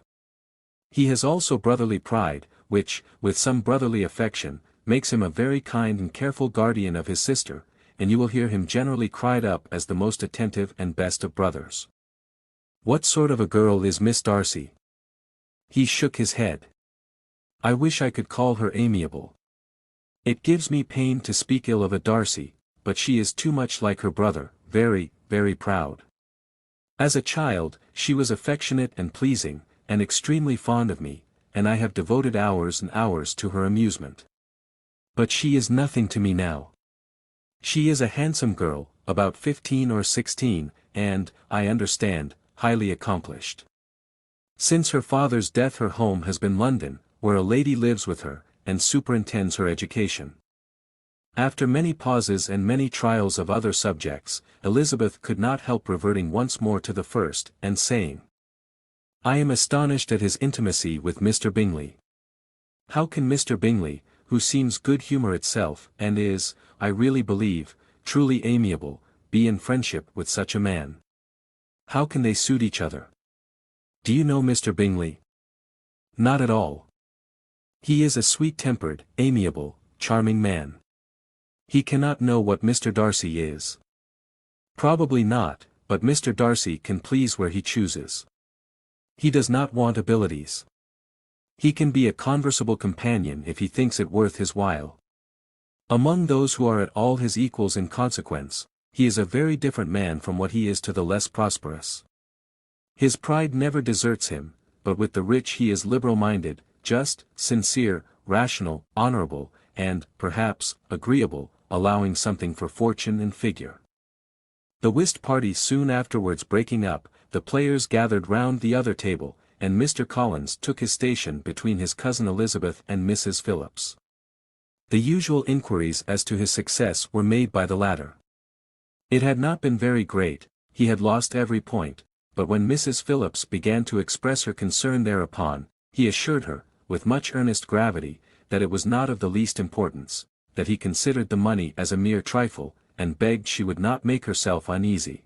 "I know very well, madam," said he, "that when persons sit down to a card table they must take their chance of these things, and happily I am not in such circumstances as to make 5 shillings any object.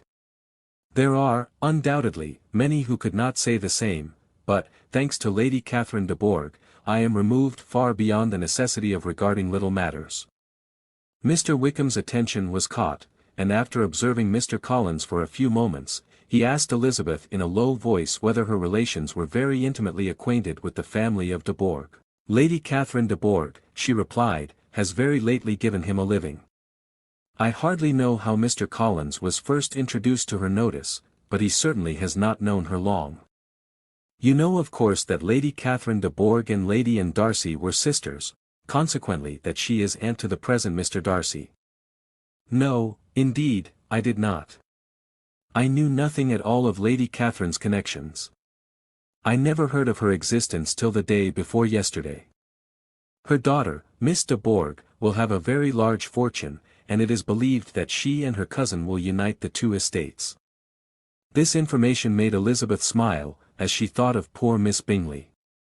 Vain indeed must be all her attentions, vain and useless her affection for his sister and her praise of himself, if he were already self-destined to another.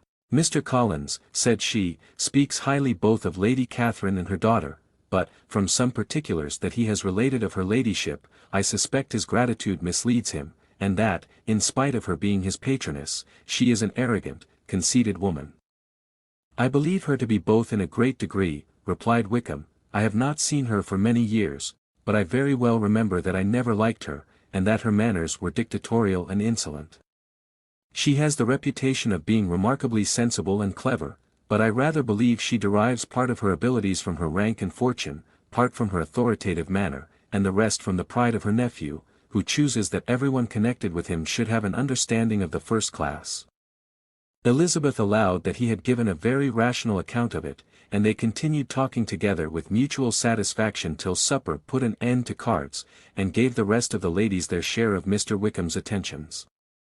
There could be no conversation in the noise of Mrs. Phillips's supper party, but his manners recommended him to everybody. Whatever he said, was said well, and whatever he did, done gracefully. Elizabeth went away with her head full of him. She could think of nothing but of Mr. Wickham, and of what he had told her, all the way home, but there was not time for her even to mention his name as they went, for neither Lydia nor Mr. Collins were once silent.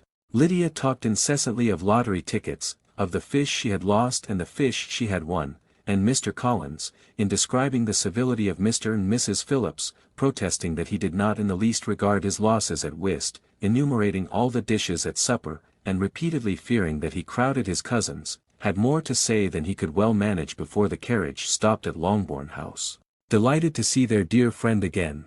Chapter 17. Elizabeth related to Jane, the next day, what had passed between Mr. Wickham and herself. Jane listened with astonishment and concern. She knew not how to believe that Mr. Darcy could be so unworthy of Mr. Bingley's regard, and yet it was not in her nature to question the veracity of a young man of such amiable appearance as Wickham. The possibility of his having really endured such unkindness was enough to interest all her tender feelings, and nothing therefore remained to be done but to think well of them both, to defend the conduct of each, and throw into the account of accident or mistake whatever could not be otherwise explained. "They have both," said she, "been deceived, I dare say, in some way or other, of which we can form no idea. Interested people have perhaps misrepresented each to the other. It is, in short, impossible for us to conjecture the causes or circumstances which may have alienated them, without actual blame on either side." "Very true, indeed, and now, my dear Jane, what have you got to say in behalf of the interested people who have probably been concerned in the business? Do clear them, too, or we shall be obliged to think ill of somebody. Laugh as much as you choose, but you will not laugh me out of my opinion. My dearest Lizzie, do but consider in what a disgraceful light it places Mr. Darcy, to be treating his father's favourite in such a manner, one whom his father had promised to provide for. It is impossible. No man of common humanity, no man who had any value for his character, could be capable of it. Can his most intimate friends be so excessively deceived in him? Oh no. I can much more easily believe Mr. Bingley's being imposed on than that Mr. Wickham should invent such a history of himself as he gave me last night, names, facts, everything mentioned without ceremony. If it be not so, let Mr. Darcy contradict it. Besides, there was truth in his looks. It is difficult, indeed, it is distressing. One does not know what to think. I beg your pardon, one knows exactly what to think. But Jane could think with certainty on only one point, that Mr. Bingley, if he had been imposed on, would have much to suffer when the affair became public. The two young ladies were summoned from the shrubbery, where this conversation passed, by the arrival of some of the very persons of whom they had been speaking. Mr. Bingley and his sisters came to give their personal invitation for the long-expected ball at Netherfield, which was fixed for the following Tuesday. The two ladies were delighted to see their dear friend again, called it an age since they had met, and repeatedly asked what she had been doing with herself since their separation.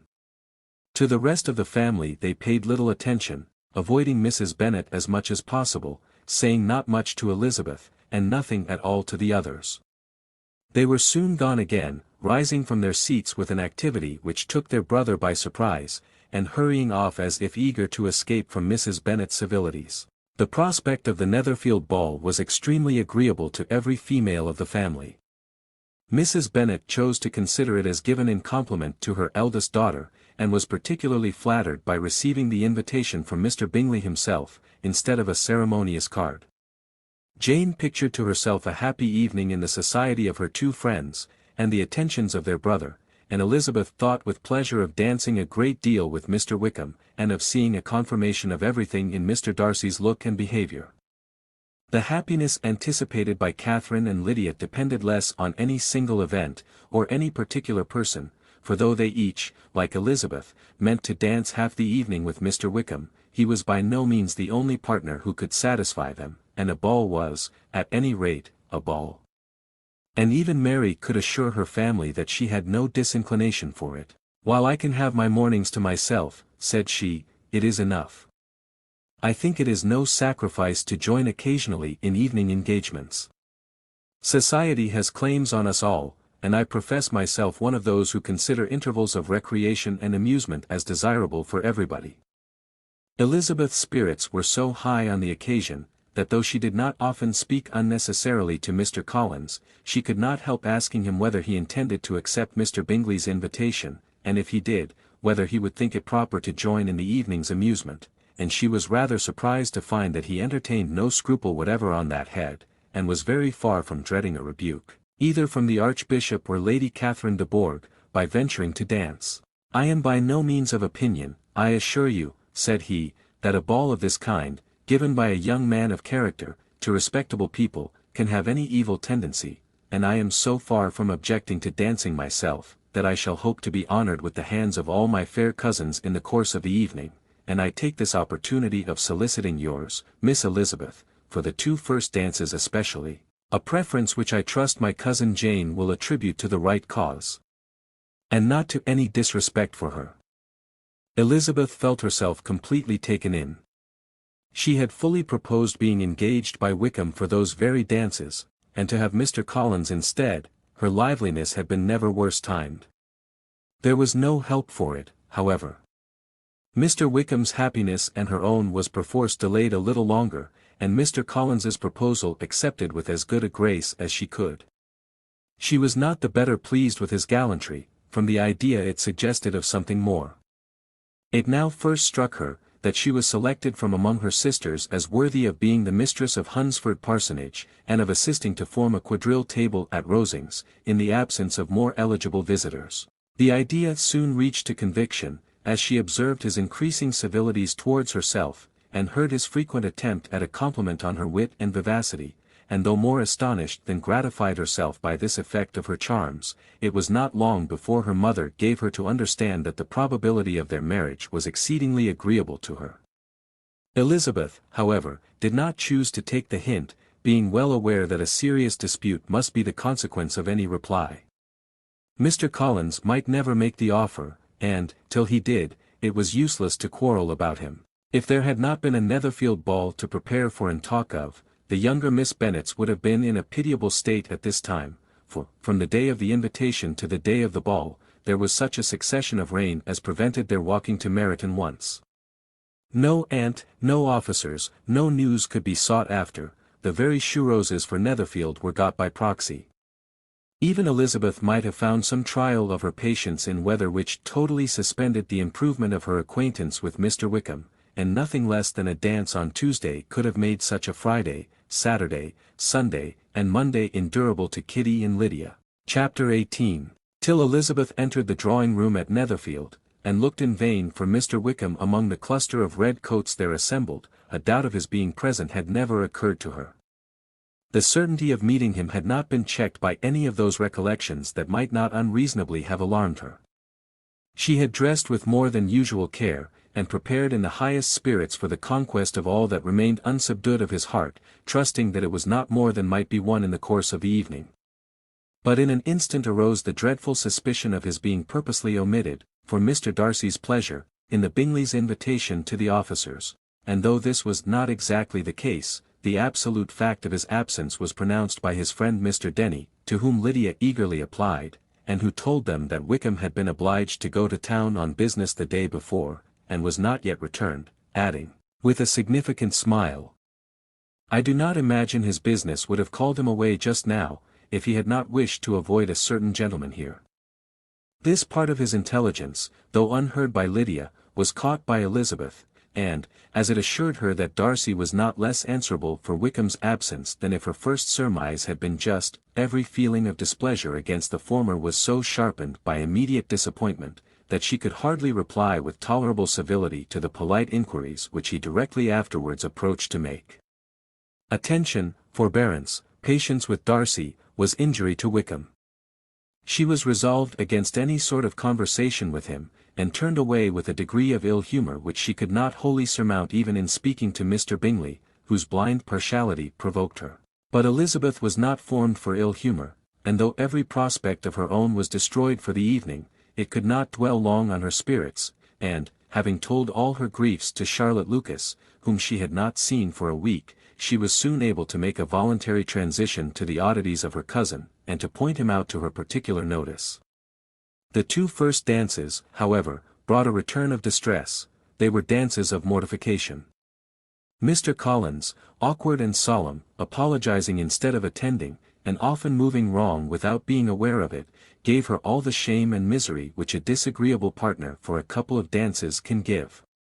The moment of her release from him was ecstasy. She danced next with an officer, and had the refreshment of talking of Wickham, and of hearing that he was universally liked.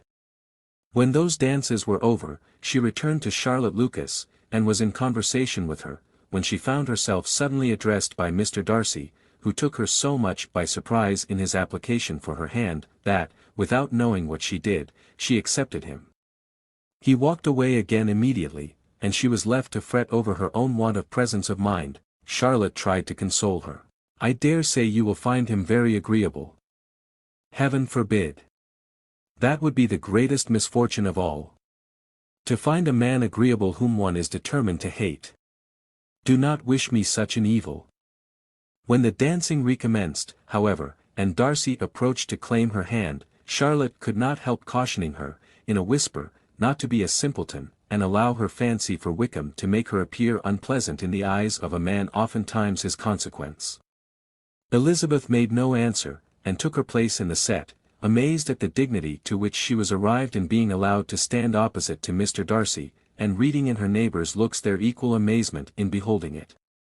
They stood for some time without speaking a word, and she began to imagine that their silence was to last through the 2 dances, and, at first, was resolved not to break it, till suddenly fancying that it would be the greater punishment to her partner to oblige him to talk, she made some slight observation on the dance.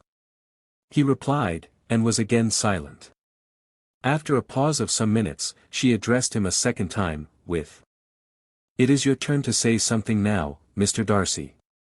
I talked about the dance, and you ought to make some kind of remark on the size of the room, or the number of couples." He smiled, and assured her that whatever she wished him to say should be said. "Very well, that reply will do for the present. Perhaps, by and by, I may observe that private balls are much pleasanter than public ones, but now we may be silent. Do you talk by rule, then, while you are dancing?" "Sometimes. One must speak a little, you know. It would look odd to be entirely silent for half an hour together, and yet, for the advantage of some, conversation ought to be so arranged as that they may have the trouble of saying as little as possible. Are you consulting your own feelings in the present case, or do you imagine that you are gratifying mine?" "Both," replied Elizabeth archly, "for I have always seen a great similarity in the turn of our minds. We are each of an unsocial, taciturn disposition, unwilling to speak, unless we expect to say something that will amaze the whole room, and be handed down to posterity with all the éclat of a proverb. This is no very striking resemblance of your own character, I am sure," said he. "How near it may be to mine, I cannot pretend to say. You think it a faithful portrait, undoubtedly. I must not decide on my own performance." He made no answer, and they were again silent till they had gone down the dance, when he asked her if she and her sisters did not very often walk to Meryton. She answered in the affirmative, and, unable to resist the temptation, added, "When you met us there the other day, we had just been forming a new acquaintance." The effect was immediate. A deeper shade of hauteur overspread his features, but he said not a word, and Elizabeth, though blaming herself for her own weakness, could not go on. At length Darcy spoke, and in a constrained manner said, "Mr. Wickham is blessed with such happy manners as may ensure his making friends, whether he may be equally capable of retaining them, is less certain." "He has been so unlucky as to lose your friendship," replied Elizabeth, with emphasis, "and in a manner which he is likely to suffer from all his life." Darcy made no answer, and seemed desirous of changing the subject.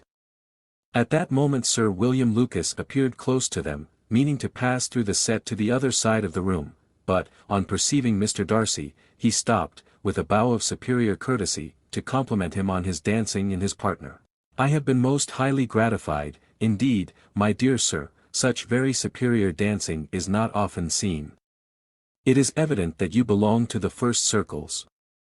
Allow me to say, however, that your fair partner does not disgrace you, and that I must hope to have this pleasure often repeated, especially when a certain desirable event, my dear Miss Eliza," glancing at her sister and Bingley, "shall take place. What congratulations will then flow in! I appeal to Mr. Darcy, but let me not interrupt you, sir. You will not thank me for detaining you from the bewitching converse of that young lady, whose bright eyes are also upbraiding me." The latter part of this address was scarcely heard by Darcy, but Sir William's allusion to his friend seemed to strike him forcibly, and his eyes were directed, with a very serious expression, towards Bingley and Jane, who were dancing together. Recovering himself, however, shortly, he turned to his partner, and said, "Sir William's interruption has made me forget what we were talking of. I do not think we were speaking at all." Sir William could not have interrupted any 2 people in the room who had less to say for themselves.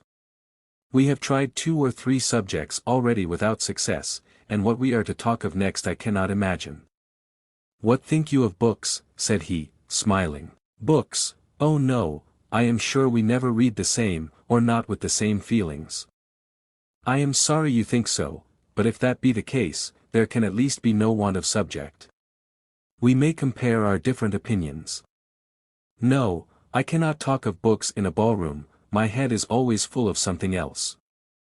The present always occupies you in such scenes, does it? Said he, with a look of doubt. Yes, always, she replied, without knowing what she said, for her thoughts had wandered far from the subject, as soon afterwards appeared by her suddenly exclaiming, I remember hearing you once say, Mr. Darcy, that you hardly ever forgave, that your resentment, once created, was unappeasable.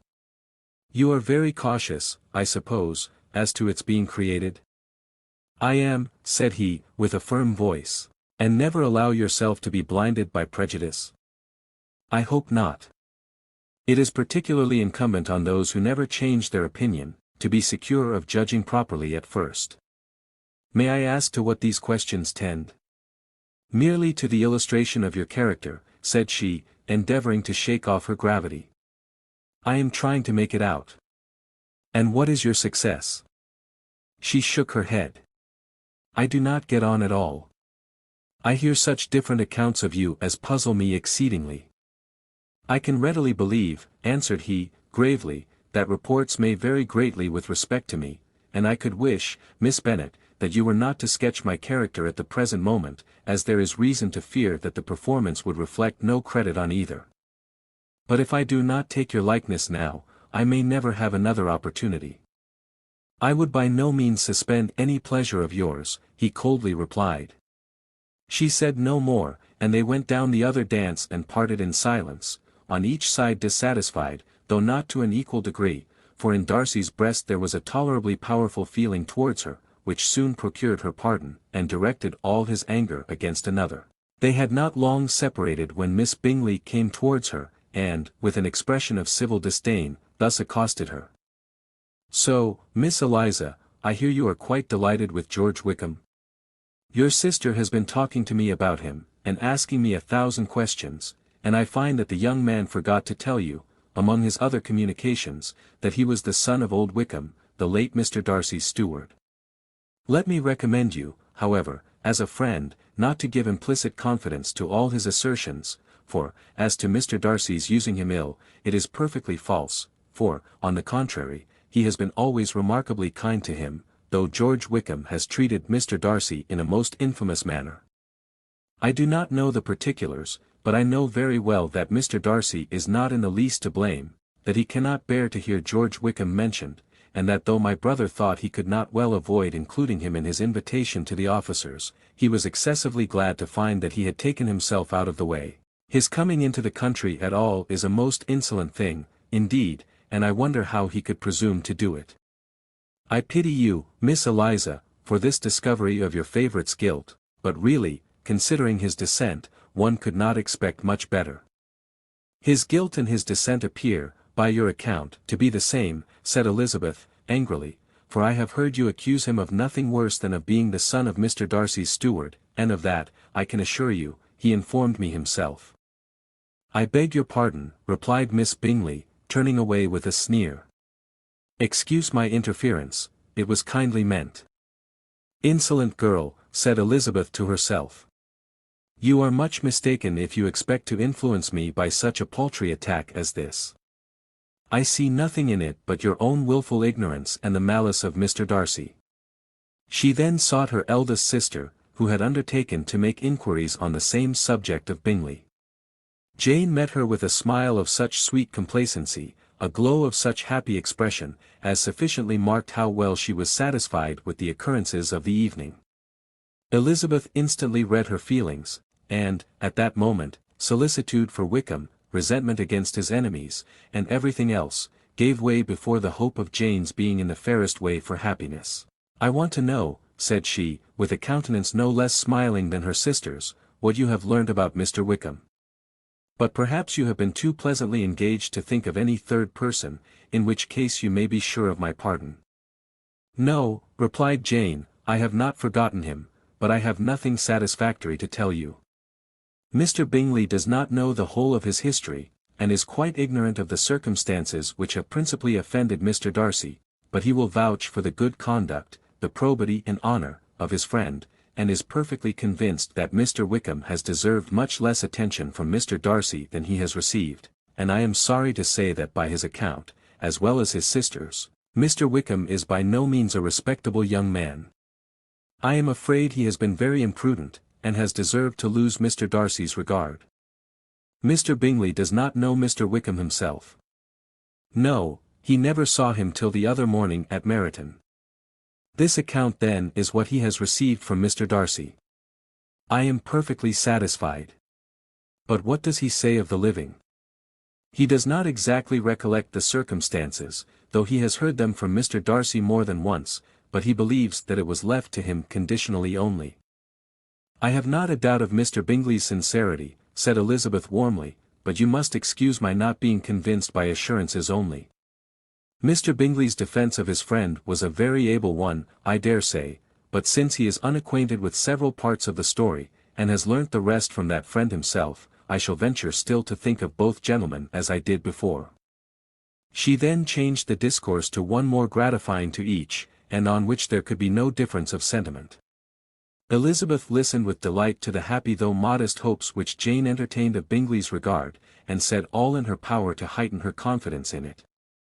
On their being joined by Mr. Bingley himself, Elizabeth withdrew to Miss Lucas, to whose inquiry after the pleasantness of her last partner she had scarcely replied, before Mr. Collins came up to them, and told her with great exultation, that he had just been so fortunate as to make a most important discovery. I have found out, said he, by a singular accident, that there is now in the room a near relation to my patroness. I happened to overhear the gentleman himself mentioning to the young lady who does the honours of this house the names of his cousin Miss de Bourgh, and of her mother, Lady Catherine. How wonderfully these sort of things occur! Who would have thought of my meeting with, perhaps, a nephew of Lady Catherine de Bourgh in this assembly? I am most thankful that the discovery is made in time for me to pay my respects to him, which I am now going to do, and trust he will excuse my not having done it before. My total ignorance of the connection must plead my apology. You are not going to introduce yourself to Mr. Darcy? Indeed I am. I shall entreat his pardon for not having done it earlier. I believe him to be Lady Catherine's nephew. It will be in my power to assure him that her ladyship was quite well yesterday se'night. Elizabeth tried hard to dissuade him from such a scheme, assuring him that Mr. Darcy would consider his addressing him without introduction as an impertinent freedom, rather than a compliment to his aunt, that it was not in the least necessary there should be any notice on either side, and that if it were, it must belong to Mr. Darcy, the superior in consequence, to begin the acquaintance. Mr. Collins listened to her with the determined air of following his own inclination, and when she ceased speaking, replied thus. My dear Miss Elizabeth, I have the highest opinion in the world of your excellent judgment in all matters within the scope of your understanding, but permit me to say that there must be a wide difference between the established forms of ceremony amongst the laity and those which regulate the clergy, for, give me leave to observe that I consider the clerical office as equal in point of dignity with the highest rank in the kingdom, provided that a proper humility of behavior is at the same time maintained. You must, therefore, allow me to follow the dictates of my conscience on this occasion, which lead me to perform what I look on as a point of duty. Pardon me for neglecting to profit by your advice, which on every other subject shall be my constant guide, though in the case before us I consider myself more fitted by education and habitual study to decide on what is right than a young lady like yourself, and with a low bow he left her to attack Mr. Darcy, whose reception of his advances she eagerly watched, and whose astonishment at being so addressed was very evident. Her cousin prefaced his speech with a solemn bow, and though she could not hear a word of it, she felt as if hearing it all, and saw in the motion of his lips the words, apology, Hunsford, and Lady Catherine de Bourgh. It vexed her to see him expose himself to such a man. Mr. Darcy was eyeing him with unrestrained wonder, and when at last Mr. Collins allowed him to speak, replied with an air of distant civility. Mr. Collins, however, was not discouraged from speaking again, and Mr. Darcy's contempt seemed abundantly increasing with the length of his second speech, and at the end of it he only made him a slight bow, and moved another way. Mr. Collins then returned to Elizabeth. I have no reason, I assure you, said he, to be dissatisfied with my reception. Mr. Darcy seemed much pleased with the attention. He answered me with the utmost civility, and even paid me the compliment of saying, that he was so well convinced of Lady Catherine's discernment as to be certain she could never bestow a favour unworthily. It was really a very handsome thought. Upon the whole, I am much pleased with him. As Elizabeth had no longer any interest of her own to pursue, she turned her attention almost entirely on her sister and Mr. Bingley, and the train of agreeable reflections which her observations gave birth to made her perhaps almost as happy as Jane. She saw her an idea settled in that very house, in all the felicity which a marriage of true affection could bestow, and she felt capable, under such circumstances, of endeavouring even to like Bingley's two sisters. Her mother's thoughts she plainly saw were bent the same way, and she determined not to venture near her, lest she might hear too much. When they sat down to supper, therefore, she considered it a most unlucky perverseness which placed them within one of each other, and deeply was she vexed to find that her mother was talking to that one person, Lady Lucas, freely, openly, and of nothing else but of her expectation that Jane would be soon married to Mr. Bingley. It was an animating subject, and Mrs. Bennet seemed incapable of fatigue while enumerating the advantages of the match. His being such a charming young man, and so rich, and living but 3 miles from them, were the first points of self-gratulation, and then it was such a comfort to think how fond the two sisters were of Jane, and to be certain that they must desire the connection as much as she could do. It was, moreover, such a promising thing for her younger daughters, as Jane's marrying so greatly must throw them in the way of other rich men, and, lastly, it was so pleasant at her time of life to be able to consign her single daughters to the care of their sister, that she might not be obliged to go into company more than she liked. It was necessary to make this circumstance a matter of pleasure, because on such occasions it is the etiquette, but no one was less likely than Mrs. Bennet to find comfort in staying at home at any period of her life. She concluded with many good wishes that Lady Lucas might soon be equally fortunate, though evidently and triumphantly believing there was no chance of it. In vain did Elizabeth endeavour to check the rapidity of her mother's words, or persuade her to describe her felicity in a less audible whisper, for to her inexpressible vexation she could perceive that the chief of it was overheard by Mr. Darcy, who sat opposite to them. Her mother only scolded her for being nonsensical. "What is Mr. Darcy to me, pray, that I should be afraid of him? I am sure we owe him no such particular civility as to be obliged to say nothing he may not like to hear. For heaven's sake, madam, speak lower. What advantage can it be to you to offend Mr. Darcy? You will never recommend yourself to his friend by so doing." Nothing that she could say, however, had any influence. Her mother would talk of her views in the same intelligible tone. Elizabeth blushed and blushed again with shame and vexation. She could not help frequently glancing her eye at Mr. Darcy, though every glance convinced her of what she dreaded, for though he was not always looking at her mother, she was convinced that his attention was invariably fixed by her. The expression of his face changed gradually from indignant contempt to a composed and steady gravity. At length, however, Mrs. Bennet had no more to say, and Lady Lucas, who had been long yawning at the repetition of delights which she saw no likelihood of sharing, was left to the comforts of cold ham and chicken. Elizabeth now began to revive. But not long was the interval of tranquillity, for when supper was over, singing was talked of, and she had the mortification of seeing Mary, after very little entreaty, preparing to oblige the company. By many significant looks and silent entreaties did she endeavour to prevent such a proof of complaisance, but in vain. Mary would not understand them. Such an opportunity of exhibiting was delightful to her, and she began her song. Elizabeth's eyes were fixed on her, with most painful sensations, and she watched her progress through the several stanzas with an impatience which was very ill rewarded at their close, for Mary, on receiving amongst the thanks of the table the hint of a hope that she might be prevailed on to favour them again, after the pause of half a minute began another. Mary's powers were by no means fitted for such a display, her voice was weak, and her manner affected. Elizabeth was in agonies. She looked at Jane to see how she bore it, but Jane was very composedly talking to Bingley. She looked at his two sisters, and saw them making signs of derision at each other, and at Darcy, who continued, however, impenetrably grave. She looked at her father to entreat his interference, lest Mary should be singing all night. He took the hint, and, when Mary had finished her second song, said aloud, "That will do extremely well, child. You have delighted us long enough. Let the other young ladies have time to exhibit." Mary, though pretending not to hear, was somewhat disconcerted, and Elizabeth, sorry for her, and sorry for her father's speech, was afraid her anxiety had done no good. Others of the party were now applied to. "If I," said Mr. Collins, "were so fortunate as to be able to sing, I should have great pleasure, I am sure, in obliging the company with an air, for I consider music as a very innocent diversion, and perfectly compatible with the profession of a clergyman. I do not mean, however, to assert that we can be justified in devoting too much of our time to music, for there are certainly other things to be attended to. The rector of a parish has much to do. In the first place, he must make such an agreement for tithes as may be beneficial to himself and not offensive to his patron.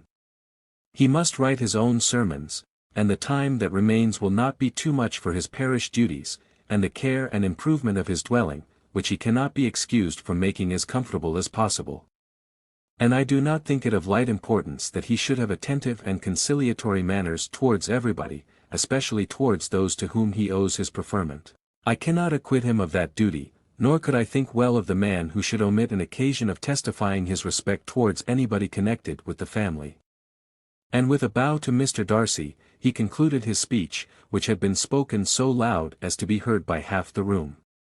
Many stared, many smiled, but no one looked more amused than Mr. Bennet himself, while his wife seriously commended Mr. Collins for having spoken so sensibly, and observed, in a half-whisper to Lady Lucas, that he was a remarkably clever, good kind of young man. To Elizabeth it appeared, that had her family made an agreement to expose themselves as much as they could during the evening, it would have been impossible for them to play their parts with more spirit, or finer success, and happy did she think it for Bingley and her sister that some of the exhibition had escaped his notice, and that his feelings were not of a sort to be much distressed by the folly which he must have witnessed. That his two sisters and Mr. Darcy, however, should have such an opportunity of ridiculing her relations was bad enough, and she could not determine whether the silent contempt of the gentlemen, or the insolent smiles of the ladies, were more intolerable. The rest of the evening brought her little amusement. She was teased by Mr. Collins, who continued most perseveringly by her side, and though he could not prevail with her to dance with him again, put it out of her power to dance with others. In vain did she entreat him to stand up with somebody else, and offered to introduce him to any young lady in the room. He assured her that, as to dancing, he was perfectly indifferent to it, that his chief object was, by delicate attentions, to recommend himself to her, and that he should therefore make a point of remaining close to her the whole evening. There was no arguing upon such a project.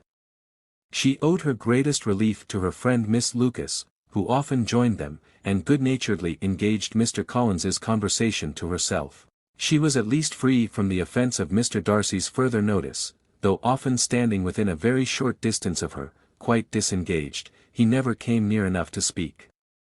She felt it to be the probable consequence of her allusions to Mr. Wickham, and rejoiced in it. The Longbourn party were the last of all the company to depart, and by a manoeuvre of Mrs. Bennet had to wait for their carriage a quarter of an hour after everybody else was gone, which gave them time to see how heartily they were wished away by some of the family. Mrs. Hurst and her sister scarcely opened their mouths except to complain of fatigue, and were evidently impatient to have the house to themselves. They repulsed every attempt of Mrs. Bennet at conversation, and, by so doing, threw a languor over the whole party, which was very little relieved by the long speeches of Mr. Collins, who was complimenting Mr. Bingley and his sisters on the elegance of their entertainment, and the hospitality and politeness which had marked their behaviour to their guests. Darcy said nothing at all. Mr. Bennet, in equal silence, was enjoying the scene. Mr. Bingley and Jane were standing together a little detached from the rest, and talked only to each other. Elizabeth preserved as steady a silence as either Mrs. Hurst or Miss Bingley, and even Lydia was too much fatigued to utter more than the occasional exclamation of "Lord, how tired I am," accompanied by a violent yawn. When at length they arose to take leave, Mrs. Bennet was most pressingly civil in her hope of seeing the whole family soon at Longbourn, and addressed herself particularly to Mr. Bingley, to assure him how happy he would make them, by eating a family dinner with them at any time, without the ceremony of a formal invitation. Bingley was all grateful pleasure, and he readily engaged for taking the earliest opportunity of waiting on her after his return from London, whither he was obliged to go the next day for a short time. Mrs. Bennet was perfectly satisfied, and quitted the house under the delightful persuasion that, allowing for the necessary preparations of settlements, new carriages, and wedding clothes, she should undoubtedly see her daughter settled at Netherfield in the course of 3 or 4 months. Of having another daughter married to Mr. Collins she thought with equal certainty, and with considerable, though not equal, pleasure. Elizabeth was the least dear to her of all her children, and though the man and the match were quite good enough for her, the worth of each was eclipsed by Mr. Bingley and Netherfield. Chapter 19. The next day opened a new scene at Longbourn. Mr. Collins made his declaration in form. Having resolved to do it without loss of time, as his leave of absence extended only to the following Saturday, and having no feelings of diffidence to make it distressing to himself even at the moment, he set about it in a very orderly manner, with all the observances which he supposed a regular part of the business. On finding Mrs. Bennet, Elizabeth, and one of the younger girls together, soon after breakfast, he addressed the mother in these words. "May I hope, madam, for your interest with your fair daughter Elizabeth, when I solicit for the honour of a private audience with her in the course of this morning?" Before Elizabeth had time for anything but a blush of surprise, Mrs. Bennet instantly answered. "Oh dear! Yes, certainly. I am sure Lizzie will be very happy, I am sure she can have no objection. Come, Kitty, I want you upstairs." And gathering her work together, she was hastening away, when Elizabeth called out. "Dear ma'am, do not go. I beg you will not go. Mr. Collins must excuse me. He can have nothing to say to me that anybody need not hear. I am going away myself." "No, no, nonsense, Lizzie. I desire you will stay where you are." And upon Elizabeth seeming really, with vexed and embarrassed looks, about to escape, she added, "Lizzie, I insist upon your staying and hearing Mr. Collins." Elizabeth would not oppose such an injunction, and a moment's consideration making her also sensible that it would be wisest to get it over as soon and as quietly as possible, she sat down again, and tried to conceal, by incessant employment, the feelings which were divided between distress and diversion. Mrs. Bennet and Kitty walked off, and as soon as they were gone, Mr. Collins began. "Believe me, my dear Miss Elizabeth, that your modesty, so far from doing you any disservice, rather adds to your other perfections. You would have been less amiable in my eyes had there not been this little unwillingness, but allow me to assure you that I have your respected mother's permission for this address. You can hardly doubt the purport of my discourse, however your natural delicacy may lead you to dissemble, my attentions have been too marked to be mistaken. Almost as soon as I entered the house I singled you out as the companion of my future life. But before I am run away with by my feelings on this subject, perhaps it will be advisable for me to state my reasons for marrying, and, moreover, for coming into Hertfordshire with the design of selecting a wife, as I certainly did." The idea of Mr. Collins, with all his solemn composure, being run away with by his feelings, made Elizabeth so near laughing that she could not use the short pause he allowed in any attempt to stop him farther, and he continued.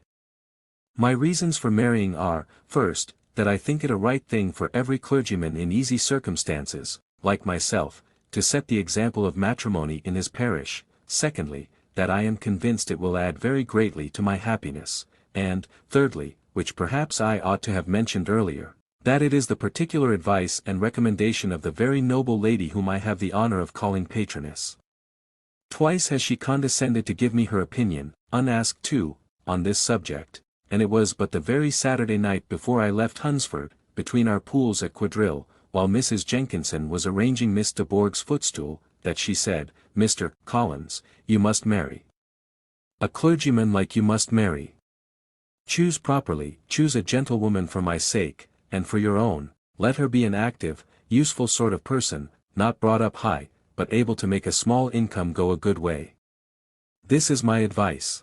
Find such a woman as soon as you can, bring her to Hunsford, and I will visit her. Allow me, by the way, to observe, my fair cousin, that I do not reckon the notice and kindness of Lady Catherine de Bourgh as among the least of the advantages in my power to offer.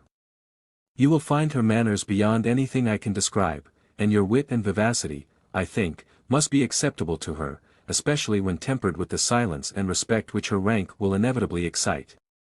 Thus much for my general intention in favor of matrimony.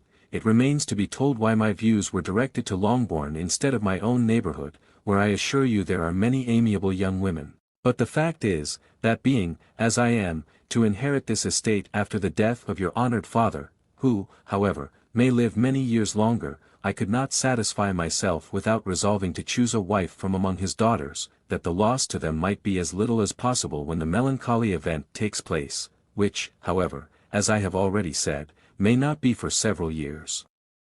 This has been my motive, my fair cousin, and I flatter myself it will not sink me in your esteem. And now nothing remains for me but to assure you in the most animated language of the violence of my affection. To fortune I am perfectly indifferent, and shall make no demand of that nature on your father, since I am well aware that it could not be complied with, and that £1,000 and the 4 per cents, which will not be yours till after your mother's decease, is all that you may ever be entitled to. On that head, therefore, I shall be uniformly silent, and you may assure yourself that no ungenerous reproach shall ever pass my lips when we are married. It was absolutely necessary to interrupt him now. You are too hasty, sir, she cried. You forget that I have made no answer. Let me do it without further loss of time. Accept my thanks for the compliment you are paying me. I am very sensible of the honor of your proposals, but it is impossible for me to do otherwise than decline them. I am not now to learn, replied Mr. Collins, with a formal wave of the hand, that it is usual with young ladies to reject the addresses of the man whom they secretly mean to accept, when he first applies for their favor, and that sometimes the refusal is repeated a second or even a third time. I am, therefore, by no means discouraged by what you have just said, and shall hope to lead you to the altar ere long. Upon my word, sir, cried Elizabeth, your hope is rather an extraordinary one after my declaration. I do assure you that I am not one of those young ladies, if such young ladies there are, who are so daring as to risk their happiness on the chance of being asked a second time. I am perfectly serious in my refusal. You could not make me happy, and I am convinced that I am the last woman in the world who would make you so. Nay, were your friend Lady Catherine to know me, I am persuaded she would find me in every respect ill-qualified for the situation. Were it certain that Lady Catherine would think so, said Mr. Collins, very gravely, but I cannot imagine that her ladyship would at all disapprove of you. And you may be certain that when I have the honor of seeing her again I shall speak in the highest terms of your modesty, economy, and other amiable qualifications. Indeed, Mr. Collins, all praise of me will be unnecessary. You must give me leave to judge for myself, and pay me the compliment of believing what I say. I wish you very happy and very rich, and by refusing your hand, do all in my power to prevent your being otherwise. In making me the offer, you must have satisfied the delicacy of your feelings with regard to my family, and may take possession of Longbourn estate whenever it falls, without any self-reproach. This matter may be considered, therefore, as finally settled. And rising as she thus spoke, she would have quitted the room, had not Mr. Collins thus addressed her. When I do myself the honor of speaking to you next on the subject, I shall hope to receive a more favorable answer than you have now given me, though I am far from accusing you of cruelty at present, because I know it to be the established custom of your sex to reject a man on the first application, and, perhaps, you have even now said as much to encourage my suit as would be consistent with the true delicacy of the female character. Really, Mr. Collins, cried Elizabeth, with some warmth, you puzzle me exceedingly. If what I have hitherto said can appear to you in the form of encouragement, I know not how to express my refusal in such a way as may convince you of its being one.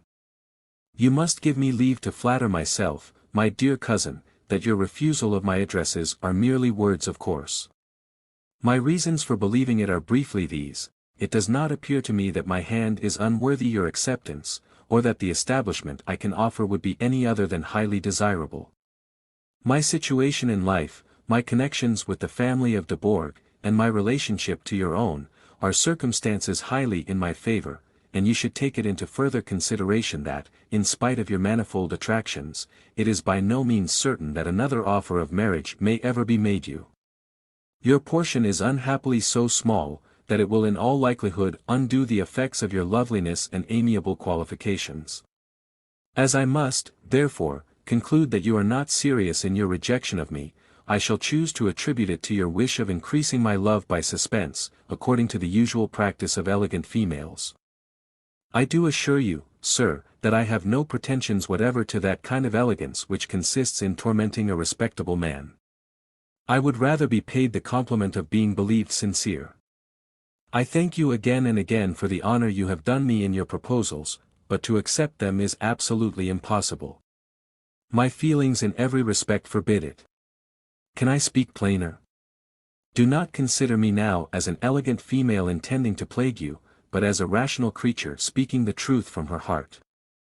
You are uniformly charming, cried he, with an air of awkward gallantry, and I am persuaded that, when sanctioned by the express authority of both your excellent parents, my proposals will not fail of being acceptable.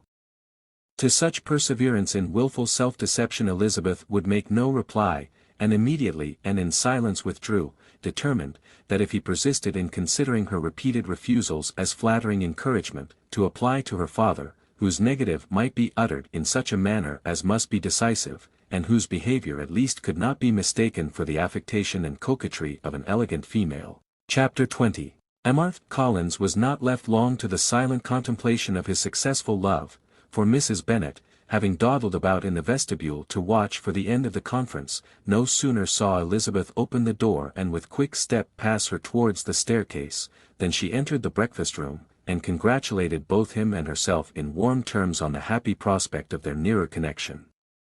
Mr. Collins received and returned these felicitations with equal pleasure, and then proceeded to relate the particulars of their interview, with the result of which he trusted he had every reason to be satisfied, since the refusal which his cousin had steadfastly given him would naturally flow from her bashful modesty and the genuine delicacy of her character. This information, however, startled Mrs. Bennet. She would have been glad to be equally satisfied that her daughter had meant to encourage him by protesting against his proposals, but she dared not believe it, and could not help saying so. But depend upon it, Mr. Collins, she added, that Lizzie shall be brought to reason. I will speak to her about it myself directly. She is a very headstrong, foolish girl, and does not know her own interest, but I will make her know it. Pardon me for interrupting you, madam, cried Mr. Collins, but if she is really headstrong and foolish, I know not whether she would altogether be a very desirable wife to a man in my situation, who naturally looks for happiness in the marriage state. If, therefore, she actually persists in rejecting my suit, perhaps it were better not to force her into accepting me, because, if liable to such defects of temper, she could not contribute much to my felicity. Sir, you quite misunderstand me, said Mrs. Bennet, alarmed. Lizzie is only headstrong in such matters as these. In everything else she is as good-natured a girl as ever lived. I will go directly to Mr. Bennet, and we shall very soon settle it with her, I am sure. She would not give him time to reply, but hurrying instantly to her husband, called out, as she entered the library. Oh, Mr. Bennet, you are wanted immediately, we are all in an uproar. You must come and make Lizzie marry Mr. Collins, for she vows she will not have him, and if you do not make haste he will change his mind and not have her. Mr. Bennet raised his eyes from his book as she entered, and fixed them on her face with a calm unconcern, which was not in the least altered by her communication. I have not the pleasure of understanding you, said he, when she had finished her speech. Of what are you talking? Of Mr. Collins and Lizzie. Lizzie declares she will not have Mr. Collins, and Mr. Collins begins to say that he will not have Lizzie. And what am I to do on the occasion? It seems a hopeless business. Speak to Lizzie about it yourself. Tell her that you insist upon her marrying him. Let her be called down. She shall hear my opinion. Mrs. Bennet rang the bell, and Miss Elizabeth was summoned to the library. Come here, child, cried her father as she appeared. I have sent for you on an affair of importance. I understand that Mr. Collins has made you an offer of marriage. Is it true?" Elizabeth replied that it was. "Very well, and this offer of marriage you have refused?" "I have, sir." "Very well. We now come to the point. Your mother insists upon your accepting it. Is it not so, Mrs. Bennet?" "Yes, or I will never see her again. An unhappy alternative is before you, Elizabeth. From this day you must be a stranger to one of your parents. Your mother will never see you again if you do not marry Mr. Collins, and I will never see you again if you do." Elizabeth could not but smile at such a conclusion of such a beginning, but Mrs. Bennet, who had persuaded herself that her husband regarded the affair as she wished, was excessively disappointed. "What do you mean, Mr. Bennet, by talking in this way? You promised me to insist upon her marrying him." "My dear," replied her husband, "I have two small favors to request. First, that you will allow me the free use of my understanding on the present occasion, and, secondly, of my room. I shall be glad to have the library to myself as soon as may be."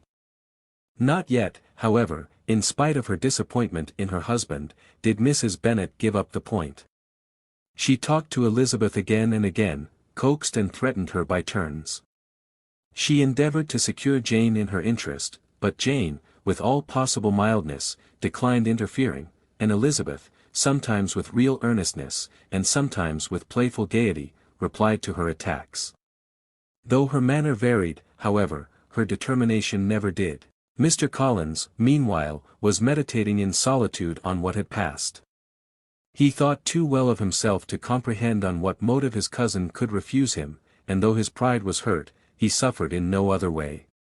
His regard for her was quite imaginary, and the possibility of her deserving her mother's reproach prevented his feeling any regret. While the family were in this confusion, Charlotte Lucas came to spend the day with them. She was met in the vestibule by Lydia, who, flying to her, cried in a half-whisper, "I am glad you are come, for there is such fun here. What do you think has happened this morning? Mr. Collins has made an offer to Lizzie, and she will not have him." Charlotte had hardly time to answer before they were joined by Kitty, who came to tell the same news, and no sooner had they entered the breakfast-room, where Mrs. Bennet was alone, than she likewise began on the subject, calling on Miss Lucas for her compassion, and entreating her to persuade her friend Lizzie to comply with the wishes of her family. "Pray do, my dear Miss Lucas," she added, in a melancholy tone, "for nobody is on my side, nobody takes part with me, I am cruelly used, nobody feels for my poor nerves." Charlotte's reply was spared by the entrance of Jane and Elizabeth. "Aye, there she comes," continued Mrs. Bennet, looking as unconcerned as may be, and caring no more for us than if we were at York, provided she can have her own way. "But I tell you what, Miss Lizzie, if you take it into your head to go on refusing every offer of marriage in this way, you will never get a husband at all, and I am sure I do not know who is to maintain you when your father is dead. I shall not be able to keep you, and so I warn you. I have done with you from this very day.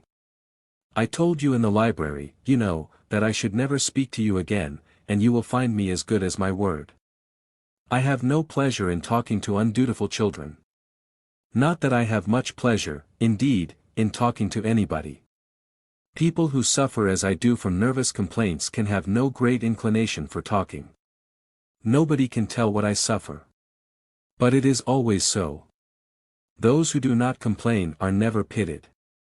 Her daughters listened in silence to this effusion, sensible that any attempt to reason with or soothe her would only increase the irritation. She talked on, therefore, without interruption from any of them till they were joined by Mr. Collins, who entered with an air more stately than usual, and on perceiving whom, she said to the girls, "Now, I do insist upon it, that you, all of you, hold your tongues, and let Mr. Collins and me have a little conversation together." Elizabeth passed quietly out of the room, Jane and Kitty followed, but Lydia stood her ground, determined to hear all she could, and Charlotte, detained first by the civility of Mr. Collins, whose inquiries after herself and all her family were very minute, and then by a little curiosity, satisfied herself with walking to the window and pretending not to hear. In a doleful voice Mrs. Bennet thus began the projected conversation. "Oh, Mr. Collins." "My dear madam," replied he, "let us be for ever silent on this point. Far be it from me," he presently continued, in a voice that marked his displeasure, "to resent the behavior of your daughter. Resignation to inevitable evils is the duty of us all, the peculiar duty of a young man who has been so fortunate as I have been, in early preferment, and, I trust, I am resigned. Perhaps not the less so from feeling a doubt of my positive happiness had my fair cousin honored me with her hand, for I have often observed, that resignation is never so perfect as when the blessing denied begins to lose somewhat of its value in our estimation. You will not, I hope, consider me as showing any disrespect to your family, my dear madam, by thus withdrawing my pretensions to your daughter's favor, without having paid yourself and Mr. Bennet the compliment of requesting you to interpose your authority in my behalf. My conduct may, I fear, be objectionable in having accepted my dismission from your daughter's lips instead of your own, but we are all liable to error. I have certainly meant well through the whole affair. My object has been to secure an amiable companion for myself, with due consideration for the advantage of all your family, and if my manner has been at all reprehensible, I here beg leave to apologize." Chapter 21. The discussion of Mr. Collins's offer was now nearly at an end, and Elizabeth had only to suffer from the uncomfortable feelings necessarily attending it, and occasionally from some peevish allusion of her mother. As for the gentleman himself, his feelings were chiefly expressed, not by embarrassment or dejection, or by trying to avoid her, but by stiffness of manner and resentful silence. He scarcely ever spoke to her, and the assiduous attentions which he had been so sensible of himself were transferred for the rest of the day to Miss Lucas, whose civility in listening to him was a seasonable relief to them all, and especially to her friend. The morrow produced no abatement of Mrs. Bennet's ill humour or ill health. Mr. Collins was also in the same state of angry pride. Elizabeth had hoped that his resentment might shorten his visit, but his plan did not appear in the least affected by it. He was always to have gone on Saturday, and to Saturday he still meant to stay. After breakfast, the girls walked to Meryton, to inquire if Mr. Wickham were returned, and to lament over his absence from the Netherfield ball. He joined them on their entering the town, and attended them to their aunt's, where his regret and vexation and the concern of everybody were well talked over. To Elizabeth, however, he voluntarily acknowledged that the necessity of his absence had been self-imposed. "I found," said he, as the time drew near, "that I had better not meet Mr. Darcy, that to be in the same room, the same party with him for so many hours together, might be more than I could bear, and that scenes might arise unpleasant to more than myself."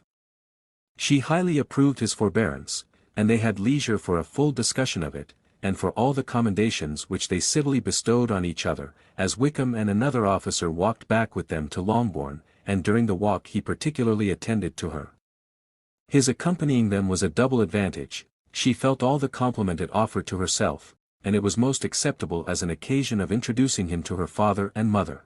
Soon after their return, a letter was delivered to Miss Bennet. It came from Netherfield, and was opened immediately.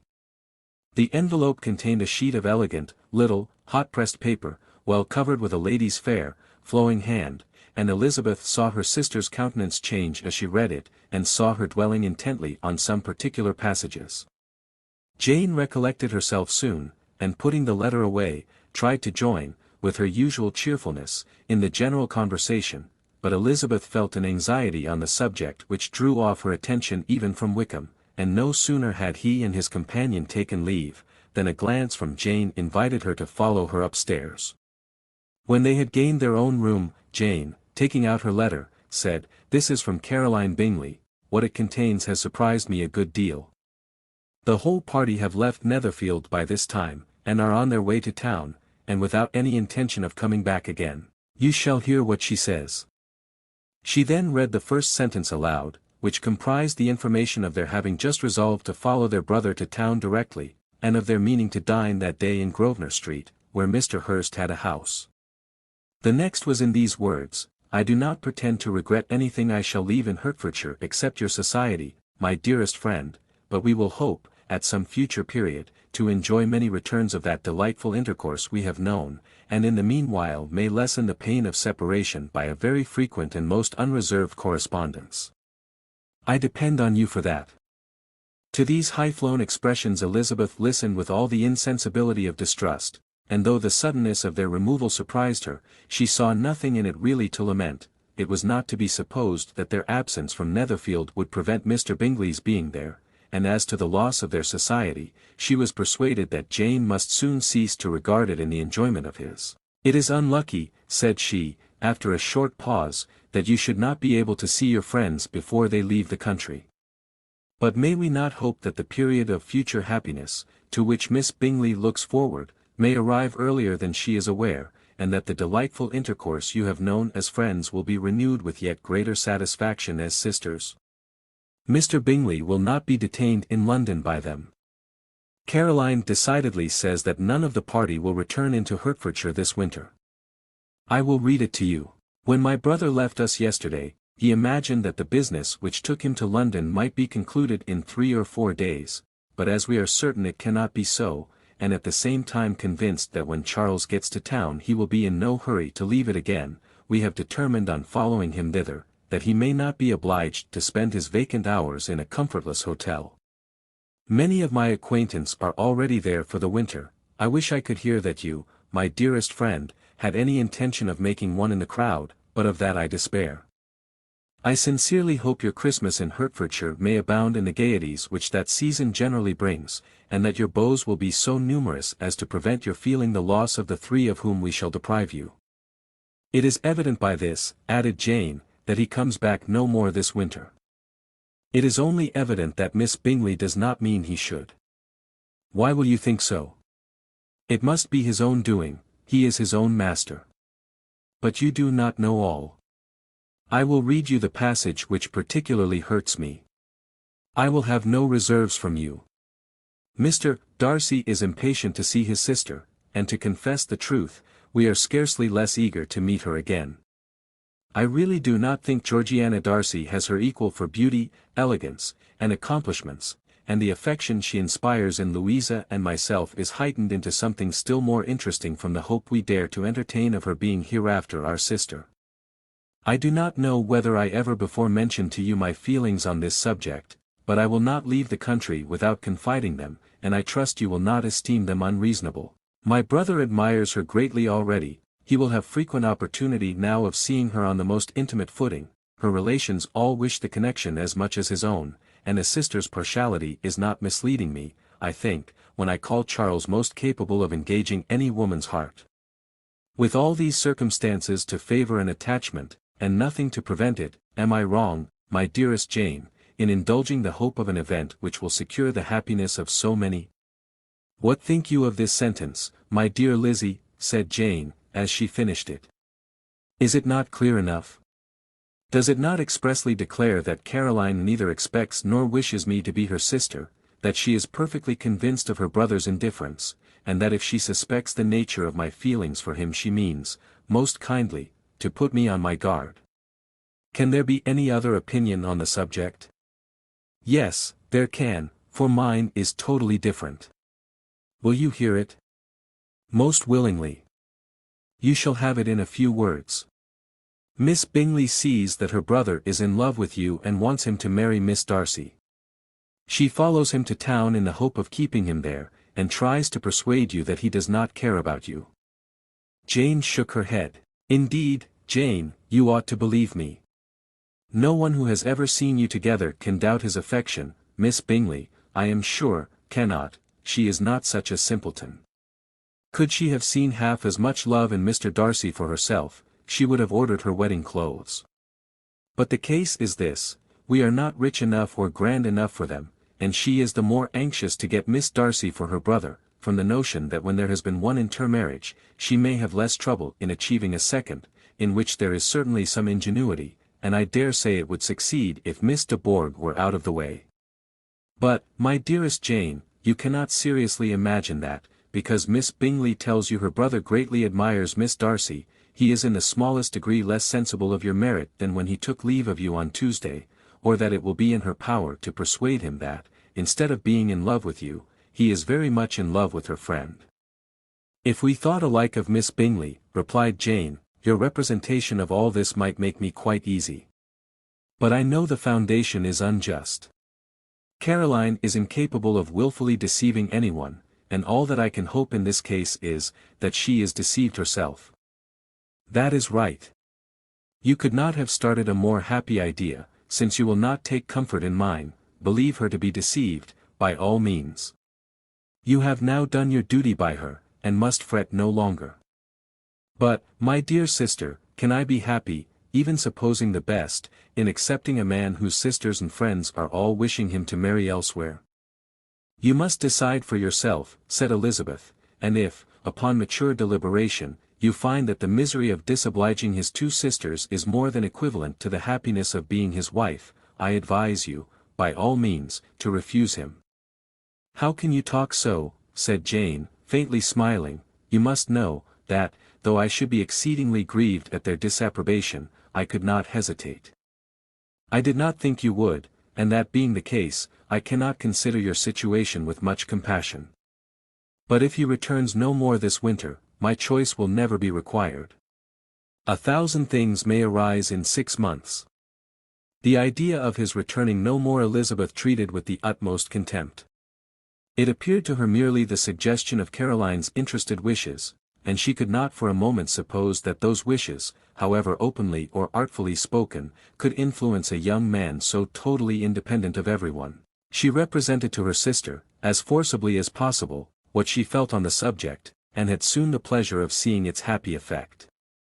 Jane's temper was not desponding, and she was gradually led to hope, though the diffidence of affection sometimes overcame the hope, that Bingley would return to Netherfield, and answer every wish of her heart.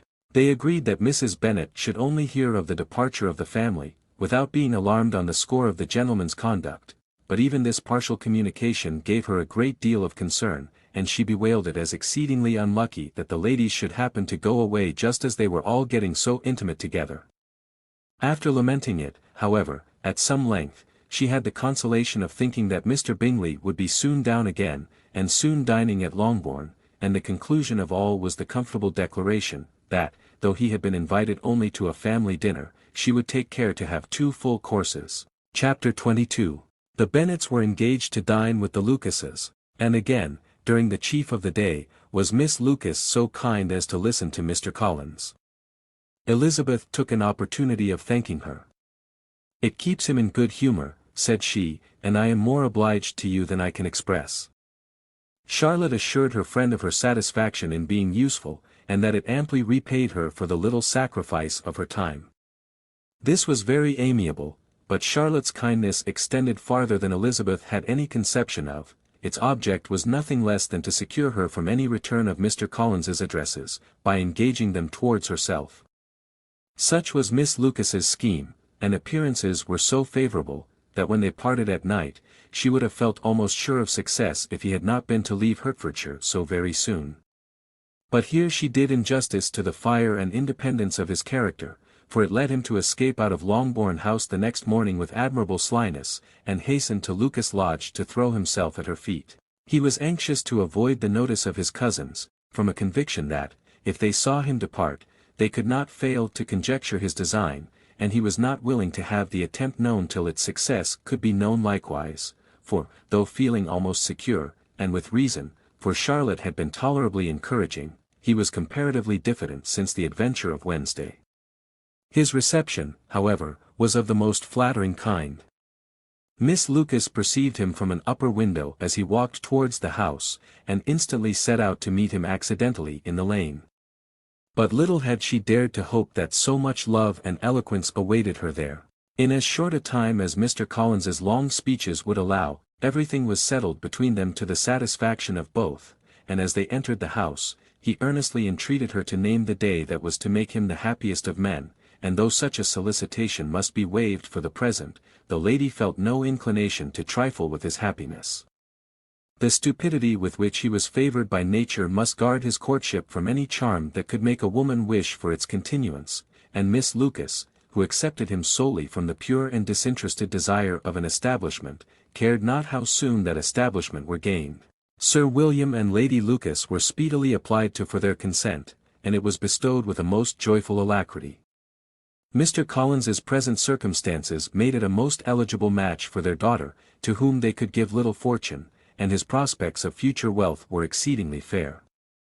Lady Lucas began directly to calculate, with more interest than the matter had ever excited before, how many years longer Mr. Bennet was likely to live, and Sir William gave it as his decided opinion, that whenever Mr. Collins should be in possession of the Longbourn estate, it would be highly expedient that both he and his wife should make their appearance at St. James's. The whole family in short were properly overjoyed on the occasion. The younger girls formed hopes of coming out a year or two sooner than they might otherwise have done, and the boys were relieved from their apprehension of Charlotte's dying an old maid. Charlotte herself was tolerably composed. She had gained her point, and had time to consider of it. Her reflections were in general satisfactory. Mr. Collins, to be sure, was neither sensible nor agreeable, his society was irksome, and his attachment to her must be imaginary. But still he would be her husband. Without thinking highly either of men or of matrimony, marriage had always been her object, it was the only honorable provision for well-educated young women of small fortune, and, however uncertain of giving happiness, must be their pleasantest preservative from want. This preservative she had now obtained, and at the age of 27, without having ever been handsome, she felt all the good luck of it. The least agreeable circumstance in the business was the surprise it must occasion to Elizabeth Bennet, whose friendship she valued beyond that of any other person. Elizabeth would wonder, and probably would blame her, and though her resolution was not to be shaken, her feelings must be hurt by such a disapprobation. She resolved to give her the information herself, and therefore charged Mr. Collins, when he returned to Longbourn to dinner, to drop no hint of what had passed before any of the family. A promise of secrecy was of course very dutifully given, but it could not be kept without difficulty, for the curiosity excited by his long absence burst forth in such very direct questions on his return, as required some ingenuity to evade, and he was at the same time exercising great self-denial, for he was longing to publish his prosperous love. As he was to begin his journey too early on the morrow to see any of the family, the ceremony of leave-taking was performed when the ladies moved for the night, and Mrs. Bennet, with great politeness and cordiality, said how happy they should be to see him at Longbourn again, whenever his other engagements might allow him to visit them. "My dear madam," he replied, "this invitation is particularly gratifying, because it is what I have been hoping to receive, and you may be very certain that I shall avail myself of it as soon as possible." They were all astonished, and Mr. Bennet, who could by no means wish for so speedy a return, immediately said, "But is there not danger of Lady Catherine's disapprobation here, my good sir? You had better neglect your relations than run the risk of offending your patroness." "My dear sir," replied Mr. Collins, "I am particularly obliged to you for this friendly caution, and you may depend upon my not taking so material a step without her ladyship's concurrence. You cannot be too much on your guard.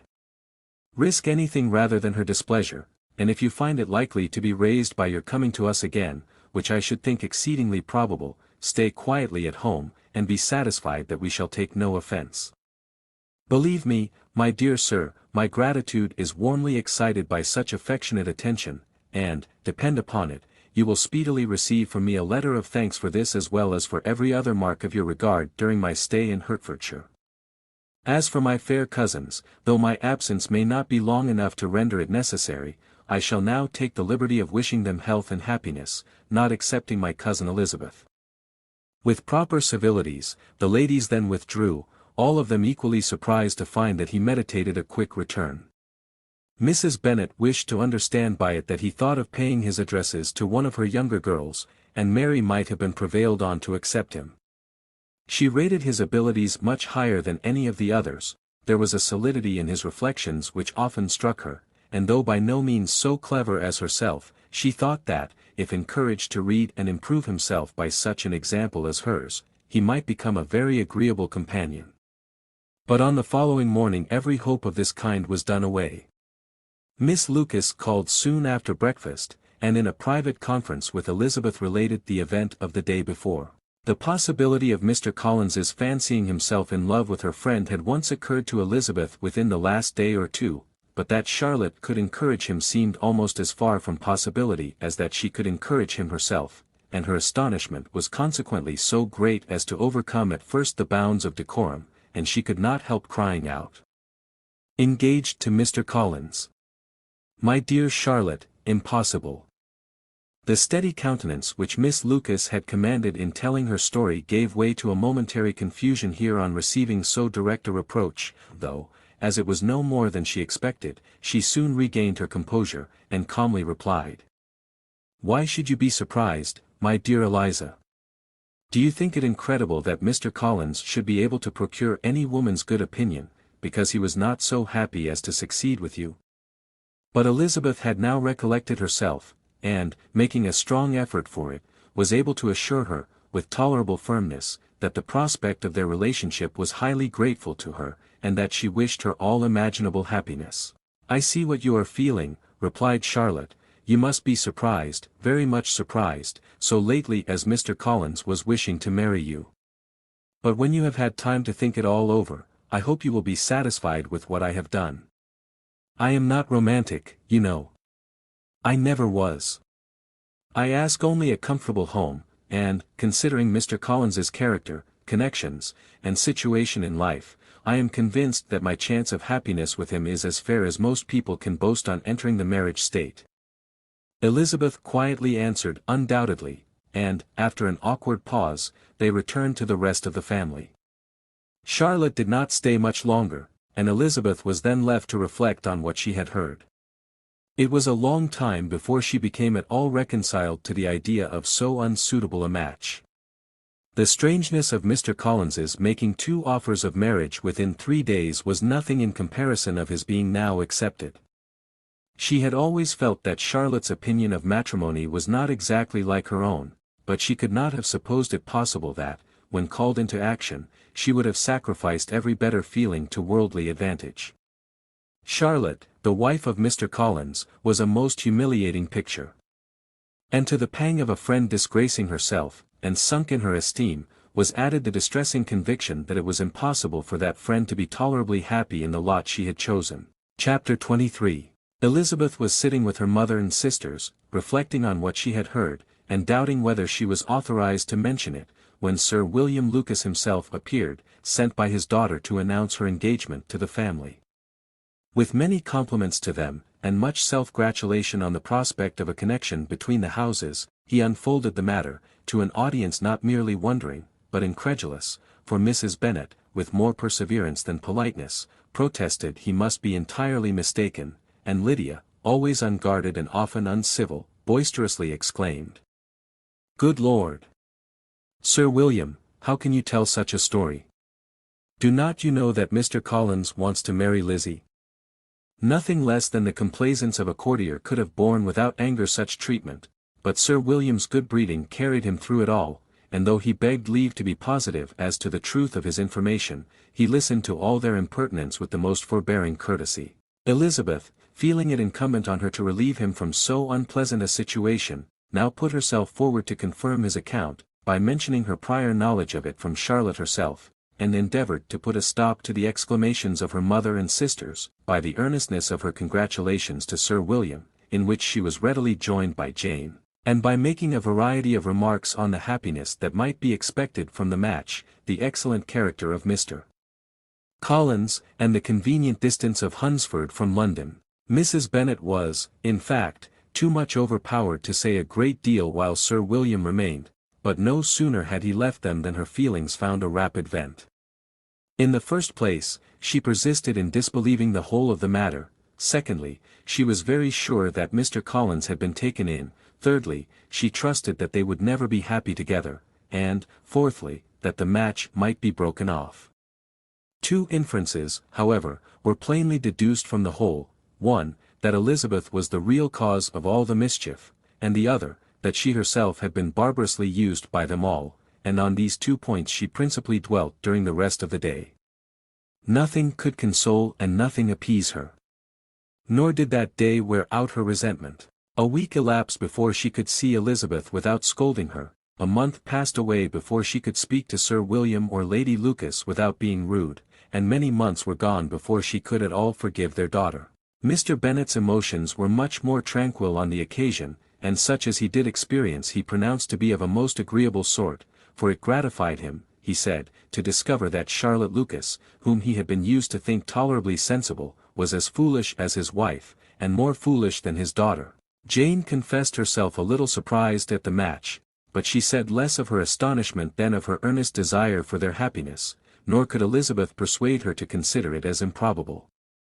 Kitty and Lydia were far from envying Miss Lucas, for Mr. Collins was only a clergyman, and it affected them in no other way than as a piece of news to spread at Meryton.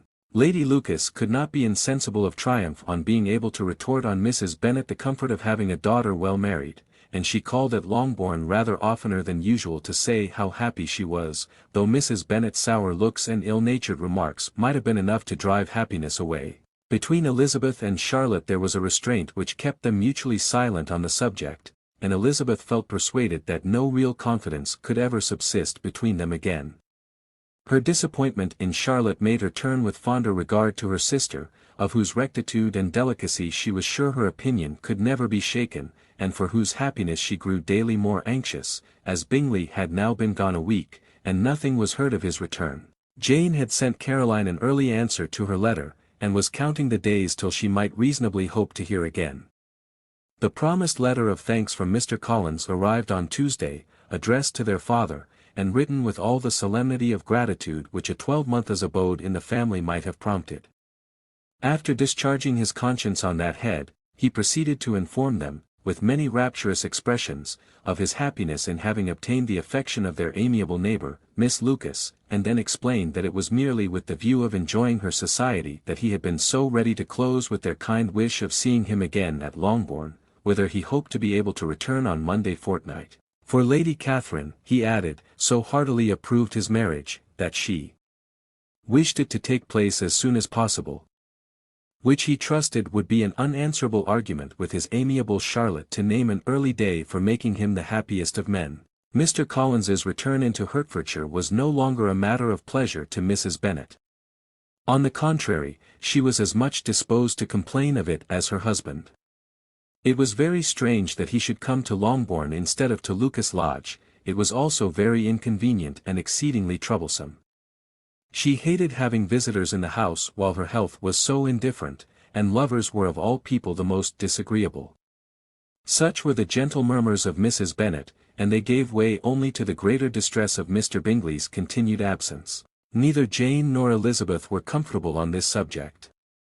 Day after day passed away without bringing any other tidings of him than the report which shortly prevailed in Meryton of his coming no more to Netherfield the whole winter, a report which highly incensed Mrs. Bennet, and which she never failed to contradict as a most scandalous falsehood. Even Elizabeth began to fear, not that Bingley was indifferent, but that his sisters would be successful in keeping him away. Unwilling as she was to admit an idea so destructive to Jane's happiness, and so dishonourable to the stability of her lover, she could not prevent its frequently recurring. The united efforts of his two unfeeling sisters, and of his overpowering friend, assisted by the attractions of Miss Darcy and the amusements of London, might be too much, she feared, for the strength of his attachment. As for Jane, her anxiety under this suspense was, of course, more painful than Elizabeth's, but whatever she felt she was desirous of concealing, and between herself and Elizabeth, therefore, the subject was never alluded to. But as no such delicacy restrained her mother, an hour seldom passed in which she did not talk of Bingley, express her impatience for his arrival, or even require Jane to confess that if he did not come back she should think herself very ill-used. It needed all Jane's steady mildness to bear these attacks with tolerable tranquillity. Mr. Collins returned most punctually on the Monday fortnight, but his reception at Longbourn was not quite so gracious as it had been on his first introduction. He was too happy, however, to need much attention, and, luckily for the others, the business of love-making relieved them from a great deal of his company. The chief of every day was spent by him at Lucas Lodge, and he sometimes returned to Longbourn only in time to make an apology for his absence before the family went to bed. Mrs. Bennet was really in a most pitiable state. The very mention of anything concerning the match threw her into an agony of ill humour, and wherever she went she was sure of hearing it talked of. The sight of Miss Lucas was odious to her. As her successor in that house, she regarded her with jealous abhorrence. Whenever Charlotte came to see them, she concluded her to be anticipating the hour of possession, and whenever she spoke in a low voice to Mr. Collins, was convinced that they were talking of the Longbourn estate, and resolving to turn herself and her daughters out of the house as soon as Mr. Bennet was dead. She complained bitterly of all this to her husband. "Indeed, Mr. Bennet," said she, "it is very hard to think that Charlotte Lucas should ever be mistress of this house, that I should be forced to make way for her, and live to see her take my place in it. My dear, do not give way to such gloomy thoughts. Let us hope for better things. Let us flatter ourselves that I may be the survivor." This was not very consoling to Mrs. Bennet, and, therefore, instead of making any answer, she went on as before. "I cannot bear to think that they should have all this estate. If it was not for the entail, I should not mind it." "What should not you mind?" "I should not mind anything at all. Let us be thankful that you are preserved from a state of such insensibility." "I never can be thankful, Mr. Bennet, for anything about the entail. How anyone could have the conscience to entail away an estate from one's own daughters I cannot understand, and all for the sake of Mr. Collins, too. Why should he have it more than anybody else?" "I leave it to yourself to determine," said Mr. Bennet. Chapter 24. Miss Bingley's letter arrived, and put an end to doubt. The very first sentence conveyed the assurance of their being all settled in London for the winter, and concluded with her brother's regret at not having had time to pay his respects to his friends in Hertfordshire before he left the country. Hope was over, entirely over, and when Jane could attend to the rest of the letter, she found little, except the professed affection of the writer, that could give her any comfort. Miss Darcy's praise occupied the chief of it. Her many attractions were again dwelt on, and Caroline boasted joyfully of their increasing intimacy, and ventured to predict the accomplishment of the wishes which had been unfolded in her former letter. She wrote also with great pleasure of her brother's being an inmate of Mr. Darcy's house, and mentioned with rapture some plans of the latter with regard to new furniture. Elizabeth, to whom Jane very soon communicated the chief of all this, heard it in silent indignation. Her heart was divided between concern for her sister and resentment against all others. To Caroline's assertion of her brother's being partial to Miss Darcy, she paid no credit. That he was really fond of Jane, she doubted no more than she had ever done, and much as she had always been disposed to like him, she could not think without anger, hardly without contempt, on that easiness of temper, that want of proper resolution, which now made him the slave of his designing friends, and led him to sacrifice his own happiness to the caprice of their inclinations. Had his own happiness, however, been the only sacrifice, he might have been allowed to sport with it in whatever manner he thought best, but her sister's was involved in it, as she thought he must be sensible himself. It was a subject, in short, on which reflection would be long indulged, and must be unavailing. She could think of nothing else, and yet, whether Bingley's regard had really died away, or were suppressed by his friend's interference, whether he had been aware of Jane's attachment, or whether it had escaped his observation, whichever were the case, though her opinion of him must be materially affected by the difference, her sister's situation remained the same, her peace equally wounded.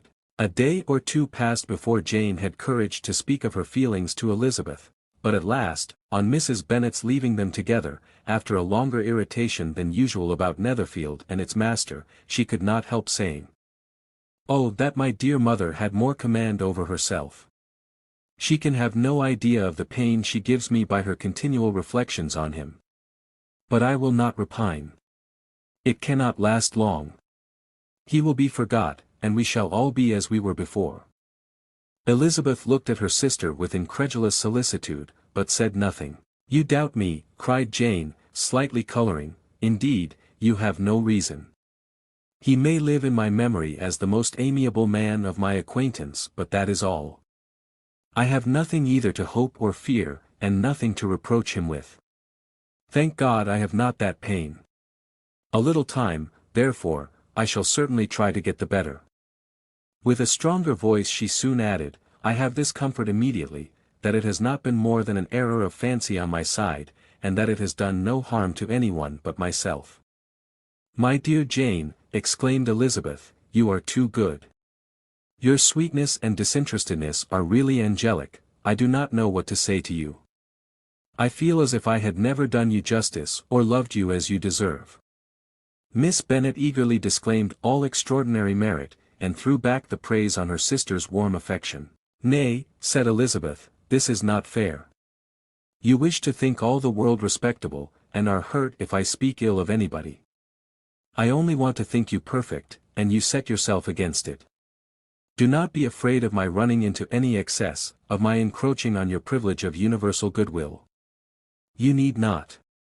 There are few people whom I really love, and still fewer of whom I think well. The more I see of the world the more am I dissatisfied with it, and every day confirms my belief of the inconsistency of all human characters, and of the little dependence that can be placed on the appearance of either merit or sense. I have met with 2 instances lately, one I will not mention, the other is Charlotte's marriage. It is unaccountable. In every view it is unaccountable. My dear Lizzie, do not give way to such feelings as these. They will ruin your happiness. You do not make allowance enough for difference of situation and temper. Consider Mr. Collins's respectability, and Charlotte's prudent, steady character. Remember that she is one of a large family, that as to fortune it is a most eligible match, and be ready to believe, for everybody's sake, that she may feel something like regard and esteem for our cousin. To oblige you, I would try to believe almost anything, but no one else could be benefited by such a belief as this, for were I persuaded that Charlotte had any regard for him, I should only think worse of her understanding than I now do of her heart. My dear Jane, Mr. Collins is a conceited, pompous, narrow-minded, silly man, you know he is, as well as I do, and you must feel, as well as I do, that the woman who marries him cannot have a proper way of thinking. You shall not defend her, though it is Charlotte Lucas. You shall not, for the sake of one individual, change the meaning of principle and integrity, nor endeavor to persuade yourself or me, that selfishness is prudence, and insensibility of danger security for happiness.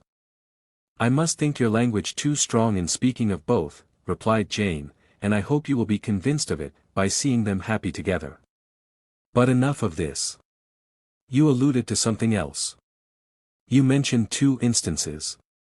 I cannot misunderstand you, but I entreat you, dear Lizzie, not to pain me by thinking that person to blame, and saying your opinion of him is sunk. We must not be so ready to fancy ourselves intentionally injured. We must not expect a lively young man to be always so guarded and circumspect. It is very often nothing but our own vanity that deceives us. Women fancy admiration means more than it does. And men take care that they should. If it is designedly done, they cannot be justified, but I have no idea of there being so much design in the world as some persons imagine. I am far from attributing any part of Mr. Bingley's conduct to design, said Elizabeth, but, without scheming to do wrong, or to make others unhappy, there may be error and there may be misery. Thoughtlessness, want of attention to other people's feelings, and want of resolution, will do the business. And do you impute it to either of those? Yes, to the last. But if I go on I shall displease you by saying what I think of persons you esteem. Stop me, whilst you can. You persist, then, in supposing his sisters influence him? Yes, in conjunction with his friend. I cannot believe it. Why should they try to influence him? They can only wish his happiness, and if he is attached to me no other woman can secure it. Your first position is false. They may wish many things besides his happiness, they may wish his increase of wealth and consequence, they may wish him to marry a girl who has all the importance of money, great connections, and pride. Beyond a doubt they do wish him to choose Miss Darcy, replied Jane, but this may be from better feelings than you are supposing. They have known her much longer than they have known me, no wonder if they love her better. But, whatever may be their own wishes, it is very unlikely they should have opposed their brothers. What sister would think herself at liberty to do it, unless there were something very objectionable? If they believed him attached to me they would not try to part us, if he were so, they could not succeed. By supposing such an affection, you make everybody acting unnaturally and wrong, and me most unhappy. Do not distress me by the idea. I am not ashamed of having been mistaken, or, at least, it is slight, it is nothing in comparison of what I should feel in thinking ill of him or his sisters. Let me take it in the best light, in the light in which it may be understood. Elizabeth could not oppose such a wish, and from this time Mr. Bingley's name was scarcely ever mentioned between them. Mrs. Bennet still continued to wonder and repine at his returning no more, and though a day seldom passed in which Elizabeth did not account for it clearly, there seemed little chance of her ever considering it with less perplexity. Her daughter endeavoured to convince her of what she did not believe herself, that his attentions to Jane had been merely the effect of a common and transient liking, which ceased when he saw her no more, but though the probability of the statement was admitted at the time, she had the same story to repeat every day. Mrs. Bennet's best comfort was, that Mr. Bingley must be down again in the summer. Mr. Bennet treated the matter differently. "So, Lizzie," said he, one day, "your sister is crossed in love, I find. I congratulate her. Next to being married, a girl likes to be crossed in love a little now and then. It is something to think of, and gives her a sort of distinction among her companions. When is your turn to come? You will hardly bear to be long outdone by Jane. Now is your time. Here are officers enough at Meryton to disappoint all the young ladies in the country. Let Wickham be your man. He is a pleasant fellow, and would jilt you creditably. Thank you, sir, but a less agreeable man would satisfy me. We must not all expect Jane's good fortune." "True," said Mr. Bennet, "but it is a comfort to think that, whatever of that kind may befall you, you have an affectionate mother who will always make the most of it." Mr. Wickham's society was of material service in dispelling the gloom which the late perverse occurrences had thrown on many of the Longbourn family. They saw him often, and to his other recommendations was now added that of general unreserve. The whole of what Elizabeth had already heard, his claims on Mr. Darcy, and all that he had suffered from him, was now openly acknowledged and publicly canvassed, and everybody was pleased to think how much they had always disliked Mr. Darcy before they had known anything of the matter. Miss Bennet was the only creature who could suppose there might be any extenuating circumstances in the case unknown to the society of Hertfordshire. Her mild and steady candour always pleaded for allowances, and urged the possibility of mistakes, but by everybody else Mr. Darcy was condemned as the worst of men. Chapter 25. After a week spent in professions of love and schemes of felicity, Mr. Collins was called from his amiable Charlotte by the arrival of Saturday. The pain of separation, however, might be alleviated on his side by preparations for the reception of his bride, as he had reason to hope, that shortly after his next return into Hertfordshire, the day would be fixed that was to make him the happiest of men. He took leave of his relations at Longbourn with as much solemnity as before, wished his fair cousin's health and happiness again, and promised their father another letter of thanks. On the following Monday, Mrs. Bennet had the pleasure of receiving her brother and his wife, who came, as usual, to spend the Christmas at Longbourn. Mr. Gardiner was a sensible, gentlemanlike man, greatly superior to his sister, as well by nature as education. The Netherfield ladies would have had difficulty in believing that a man who lived by trade, and within view of his own warehouses, could have been so well-bred and agreeable. Mrs. Gardiner, who was several years younger than Mrs. Bennet and Mrs. Phillips, was an amiable, intelligent, elegant woman, and a great favourite with her Longbourn nieces. Between the two eldest and herself especially, there subsisted a very particular regard. They had frequently been staying with her in town.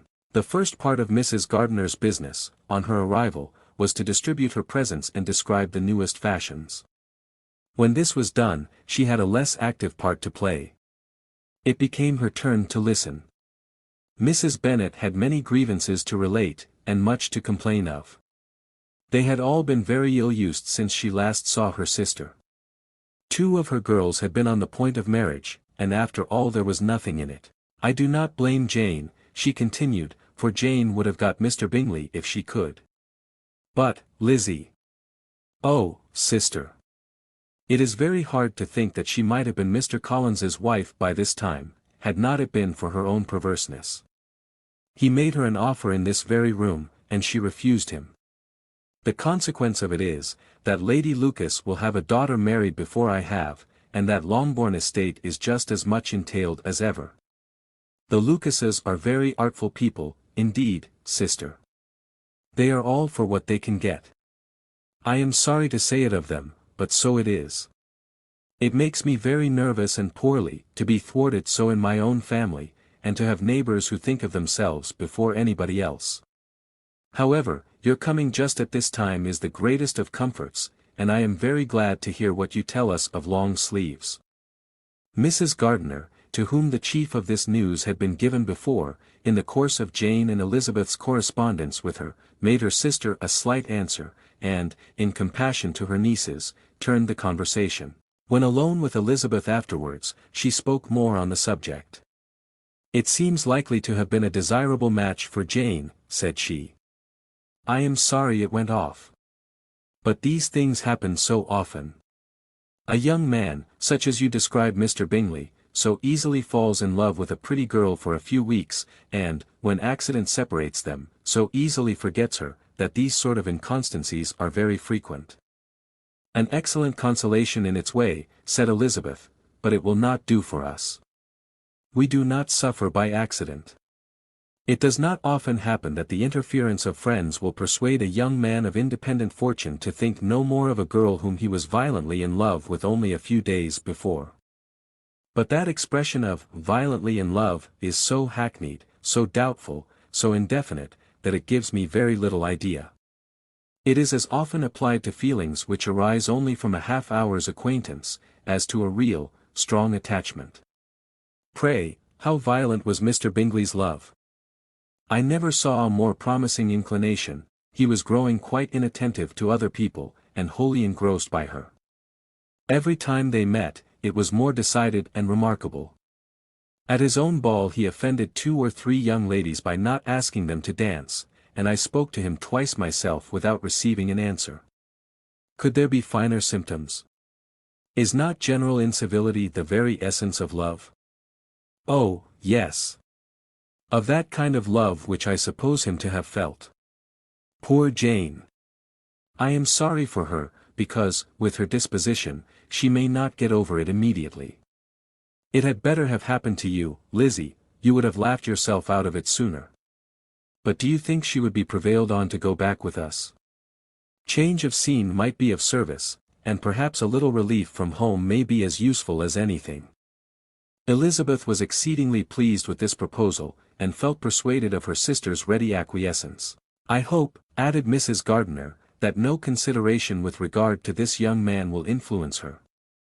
We live in so different a part of town, all our connections are so different, and, as you well know, we go out so little, that it is very improbable they should meet at all, unless he really comes to see her. And that is quite impossible, for he is now in the custody of his friend, and Mr. Darcy would no more suffer him to call on Jane in such a part of London. My dear aunt, how could you think of it? Mr. Darcy may, perhaps, have heard of such a place as Grassetchett Street, but he would hardly think a month's ablution enough to cleanse him from its impurities, were he once to enter it, and, depend upon it, Mr. Bingley never stirs without him. So much the better. I hope they will not meet at all. But does not Jane correspond with his sister? She will not be able to help calling. She will drop the acquaintance entirely. But, in spite of the certainty in which Elizabeth affected to place this point, as well as the still more interesting one of Bingley's being withheld from seeing Jane, she felt a solicitude on the subject which convinced her, on examination, that she did not consider it entirely hopeless.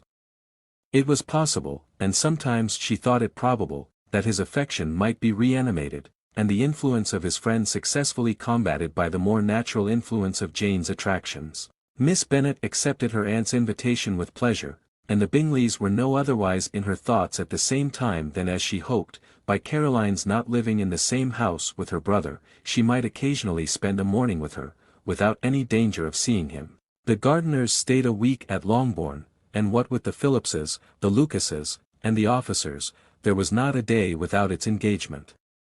Mrs. Bennet had so carefully provided for the entertainment of her brother and sister, that they did not once sit down to a family dinner.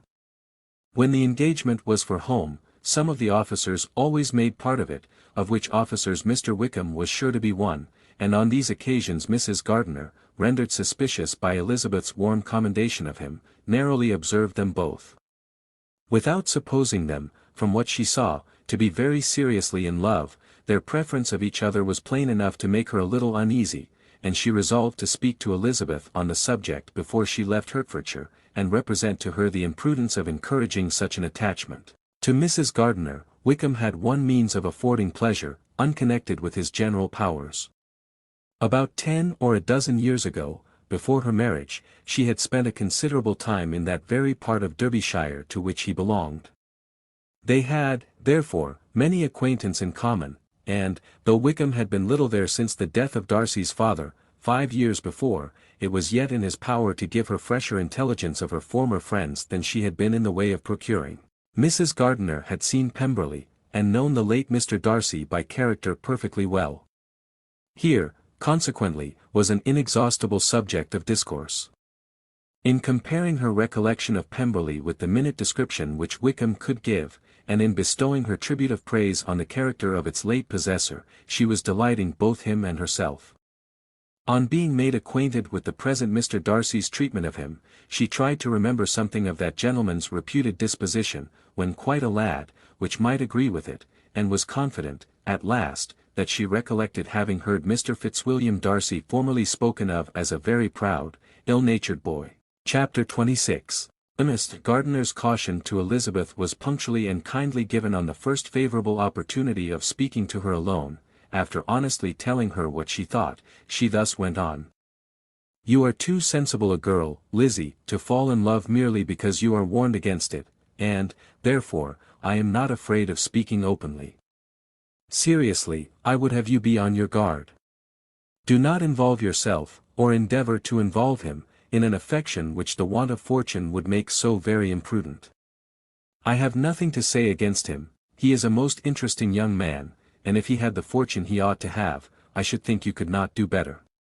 But as it is, you must not let your fancy run away with you. You have sense, and we all expect you to use it. Your father would depend on your resolution and good conduct, I am sure. You must not disappoint your father. My dear aunt, this is being serious indeed." "Yes, and I hope to engage you to be serious likewise." "Well, then, you need not be under any alarm. I will take care of myself, and of Mr. Wickham too. He shall not be in love with me, if I can prevent it." "Elizabeth, you are not serious now." "I beg your pardon. I will try again. At present I am not in love with Mr. Wickham, no, I certainly am not. But he is, beyond all comparison, the most agreeable man I ever saw, and if he becomes really attached to me, I believe it will be better that he should not. I see the imprudence of it. Oh, that abominable Mr. Darcy! My father's opinion of me does me the greatest honour, and I should be miserable to forfeit it. My father, however, is partial to Mr. Wickham. In short, my dear aunt, I should be very sorry to be the means of making any of you unhappy, but since we see, every day, that where there is affection young people are seldom withheld, by immediate want of fortune, from entering into engagements with each other, how can I promise to be wiser than so many of my fellow creatures, if I am tempted, or how am I even to know that it would be wiser to resist? All that I can promise you, therefore, is not to be in a hurry. I will not be in a hurry to believe myself his first object. When I am in company with him, I will not be wishing. In short, I will do my best. Perhaps it will be as well if you discourage his coming here so very often. At least you should not remind your mother of inviting him." "As I did the other day," said Elizabeth, with a conscious smile, "very true, it will be wise in me to refrain from that. But do not imagine that he is always here so often. It is on your account that he has been so frequently invited this week. You know my mother's ideas as to the necessity of constant company for her friends. But really, and upon my honour, I will try to do what I think to be wisest, and now I hope you are satisfied." Her aunt assured her that she was, and Elizabeth, having thanked her for the kindness of her hints, they parted, a wonderful instance of advice being given on such a point without being resented. Mr. Collins returned into Hertfordshire soon after it had been quitted by the Gardiners and Jane, but, as he took up his abode with the Lucases, his arrival was no great inconvenience to Mrs. Bennet. His marriage was now fast approaching, and she was at length so far resigned as to think it inevitable, and even repeatedly to say, in an ill-natured tone, that she wished they might be happy. Thursday was to be the wedding day, and on Wednesday Miss Lucas paid her farewell visit, and when she rose to take leave, Elizabeth, ashamed of her mother's ungracious and reluctant good wishes, and sincerely affected herself, accompanied her out of the room. As they went downstairs together, Charlotte said, "I shall depend on hearing from you very often, Eliza." "That you certainly shall. And I have another favor to ask. Will you come and see me? We shall often meet, I hope, in Hertfordshire. I am not likely to leave Kent for some time. Promise me, therefore, to come to Hunsford." Elizabeth could not refuse, though she foresaw little pleasure in the visit. "My father and Maria are to come to me in March," added Charlotte, "and I hope you will consent to be of the party." "Indeed, Eliza, you will be as welcome to me as either of them." The wedding took place, the bride and bridegroom set off for Kent from the church door, and everybody had as much to say or to hear on the subject as usual. Elizabeth soon heard from her friend, and their correspondence was as regular and frequent as it ever had been. That it should be equally unreserved was impossible. Elizabeth could never address her without feeling that all the comfort of intimacy was over, and, though determined not to slacken as a correspondent, it was for the sake of what had been rather than what was. Charlotte's first letters were received with a good deal of eagerness. There could not but be curiosity to know how she would speak of her new home, how she would like Lady Catherine, and how happy she would dare pronounce herself to be, though, when the letters were read, Elizabeth felt that Charlotte expressed herself on every point exactly as she might have foreseen. She wrote cheerfully, seemed surrounded with comforts, and mentioned nothing which she could not praise. The house, furniture, neighborhood, and roads, were all to her taste, and Lady Catherine's behavior was most friendly and obliging. It was Mr. Collins's picture of Hunsford and Rosings rationally softened, and Elizabeth perceived that she must wait for her own visit there, to know the rest. Jane had already written a few lines to her sister, to announce their safe arrival in London, and when she wrote again, Elizabeth hoped it would be in her power to say something of the Bingleys. Her impatience for this second letter was as well rewarded as impatience generally is. Jane had been a week in town, without either seeing or hearing from Caroline. She accounted for it, however, by supposing that her last letter to her friend from Longbourn had by some accident been lost. "My aunt," she continued, "is going tomorrow into that part of the town, and I shall take the opportunity of calling in Grosvenor Street."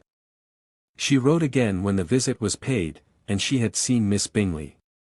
"I did not think Caroline in spirits," were her words, "but she was very glad to see me, and reproached me for giving her no notice of my coming to London.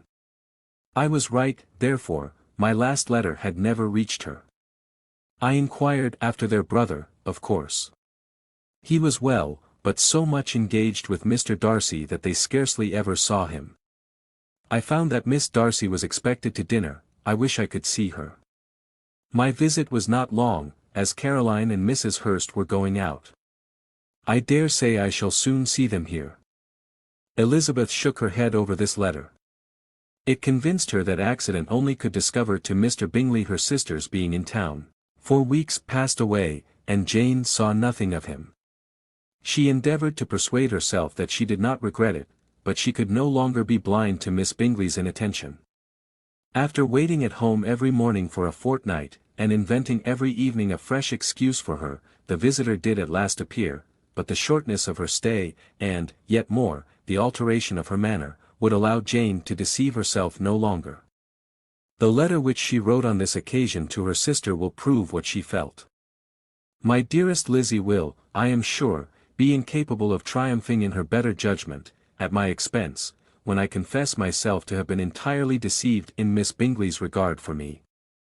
But, my dear sister, though the event has proved you right, do not think me obstinate if I still assert that, considering what her behavior was, my confidence was as natural as your suspicion.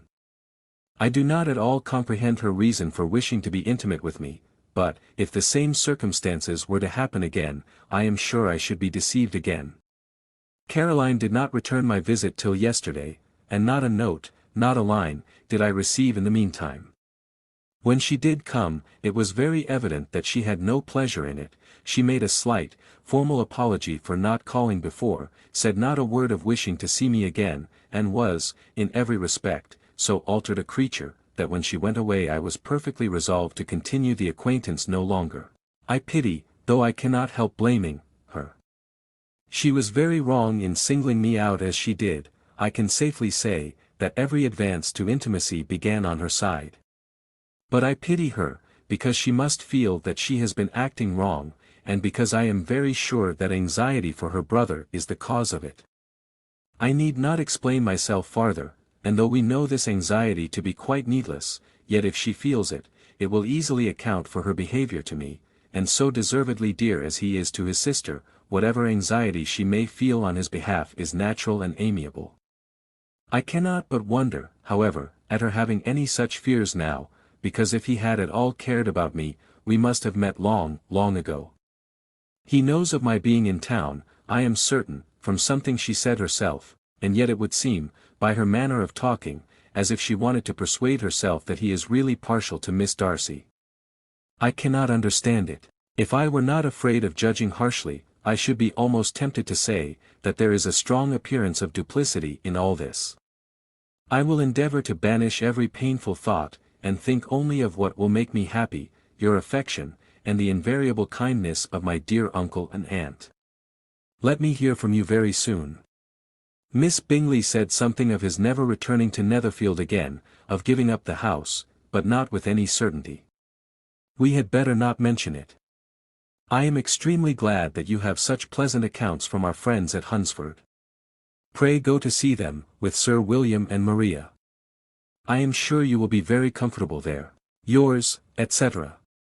This letter gave Elizabeth some pain, but her spirits returned, as she considered that Jane would no longer be duped, by the sister at least.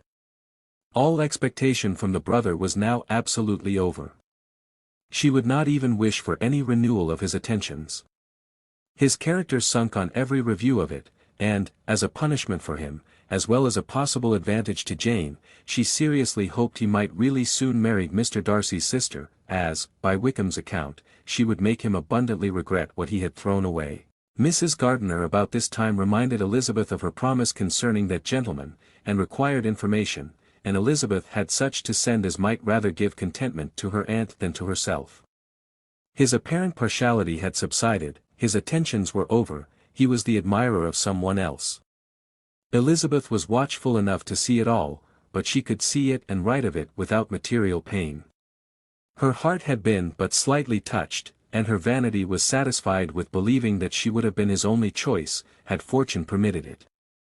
The sudden acquisition of £10,000 was the most remarkable charm of the young lady to whom he was now rendering himself agreeable, but Elizabeth, less clear-sighted perhaps in this case than in Charlotte's, did not quarrel with him for his wish of independence. Nothing, on the contrary, could be more natural, and, while able to suppose that it cost him a few struggles to relinquish her, she was ready to allow it a wise and desirable measure for both, and could very sincerely wish him happy. All this was acknowledged to Mrs. Gardiner, and, after relating the circumstances, she thus went on: I am now convinced, my dear aunt, that I have never been much in love, for had I really experienced that pure and elevating passion, I should at present detest his very name, and wish him all manner of evil.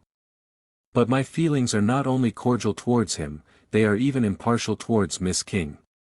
I cannot find out that I hate her at all, or that I am in the least unwilling to think her a very good sort of girl. There can be no love in all this.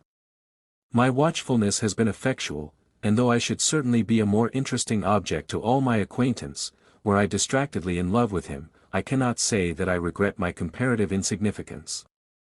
Importance may sometimes be purchased too dearly. Kitty and Lydia take his defection much more to heart than I do.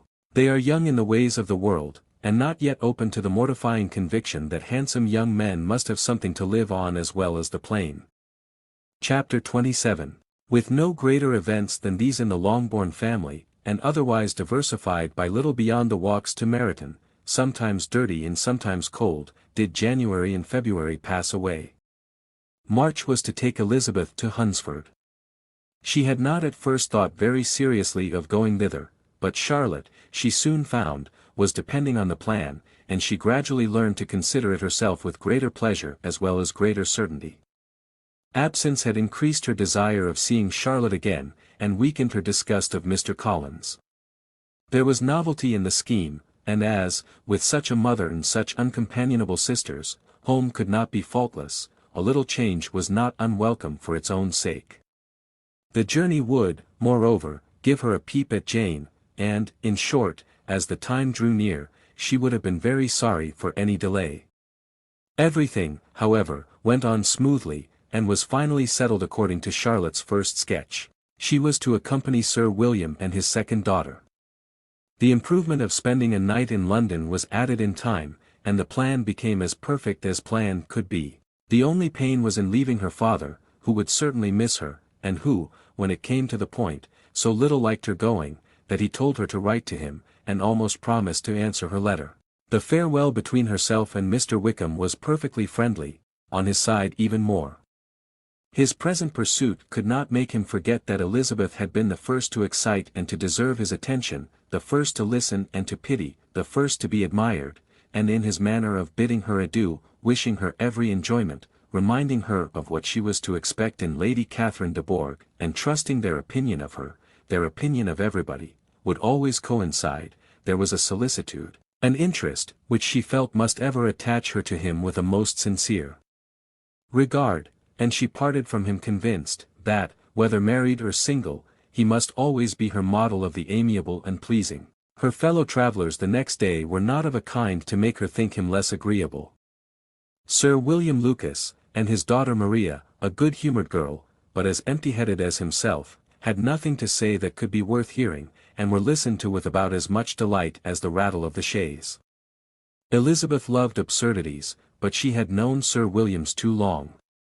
He could tell her nothing new of the wonders of his presentation and knighthood, and his civilities were worn out, like his information. It was a journey of only 24 miles, and they began it so early as to be in Grassetchitch Street by noon.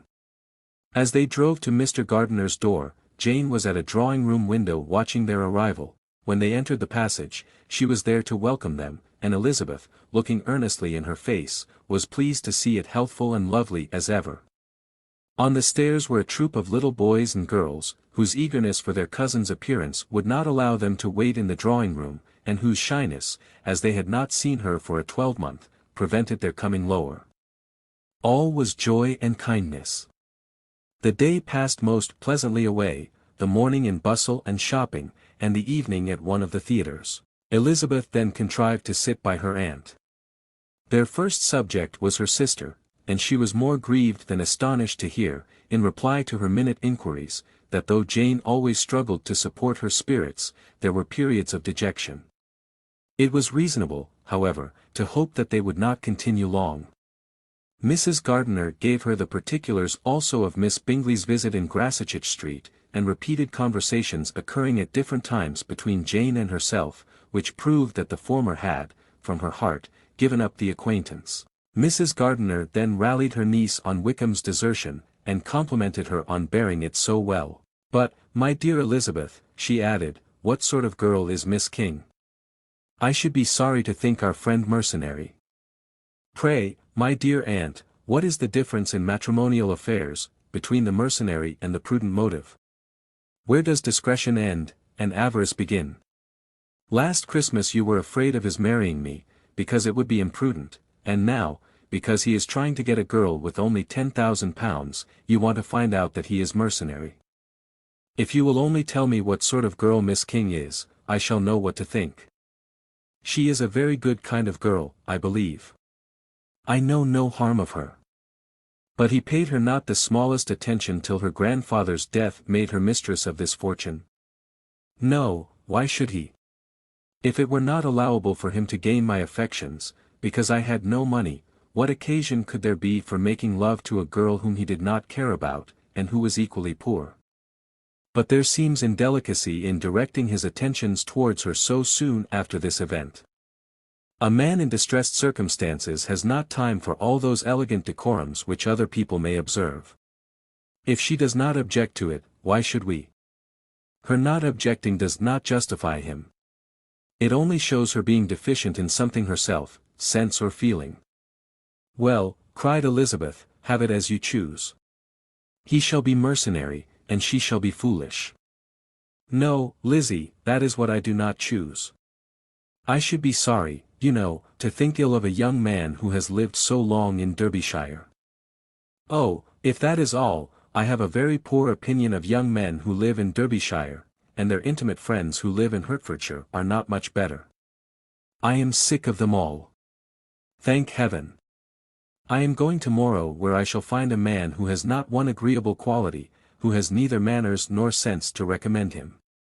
Stupid men are the only ones worth knowing, after all. Take care, Lizzie, that speech savours strongly of disappointment. Before they were separated by the conclusion of the play, she had the unexpected happiness of an invitation to accompany her uncle and aunt in a tour of pleasure which they proposed taking in the summer. We have not quite determined how far it shall carry us, said Mrs. Gardiner, but perhaps, to the lakes.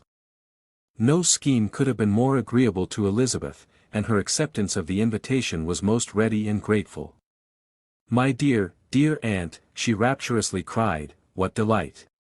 What felicity! You give me fresh life and vigor.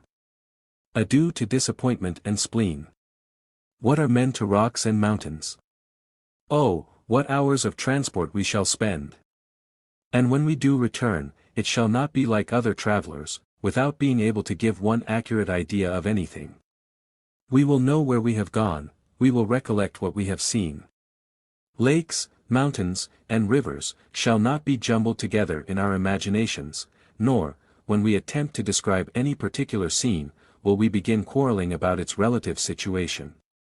Let our first effusions be less insupportable than those of the generality of travellers. Chapter 28. Every object in the next day's journey was new and interesting to Elizabeth, and her spirits were in a state of enjoyment, for she had seen her sister looking so well as to banish all fear for her health, and the prospect of her northern tour was a constant source of delight. When they left the high road for the lane to Hunsford, every eye was in search of the parsonage, and every turning expected to bring it in view. The paling of Rosings Park was their boundary on one side. Elizabeth smiled at the recollection of all that she had heard of its inhabitants. At length the parsonage was discernible. The garden sloping to the road, the house standing in it, the green pales and the laurel hedge, everything declared they were arriving. Mr. Collins and Charlotte appeared at the door, and the carriage stopped at the small gate, which led by a short gravel walk to the house, amidst the nods and smiles of the whole party. In a moment they were all out of the chaise, rejoicing at the sight of each other. Mrs. Collins welcomed her friend with the liveliest pleasure, and Elizabeth was more and more satisfied with coming, when she found herself so affectionately received. She saw instantly that her cousin's manners were not altered by his marriage, his formal civility was just what it had been, and he detained her some minutes at the gate to hear and satisfy his inquiries after all her family. They were then, with no other delay than his pointing out the neatness of the entrance, taken into the house, and as soon as they were in the parlour, he welcomed them a second time, with ostentatious formality, to his humble abode, and punctually repeated all his wife's offers of refreshment. Elizabeth was prepared to see him in his glory, and she could not help fancying that in displaying the good proportion of the room, its aspect, and its furniture, he addressed himself particularly to her, as if wishing to make her feel what she had lost in refusing him. But though everything seemed neat and comfortable, she was not able to gratify him by any sigh of repentance, and rather looked with wonder at her friend, that she could have so cheerful an air with such a companion. When Mr. Collins said anything of which his wife might reasonably be ashamed, which certainly was not seldom, she involuntarily turned her eye on Charlotte.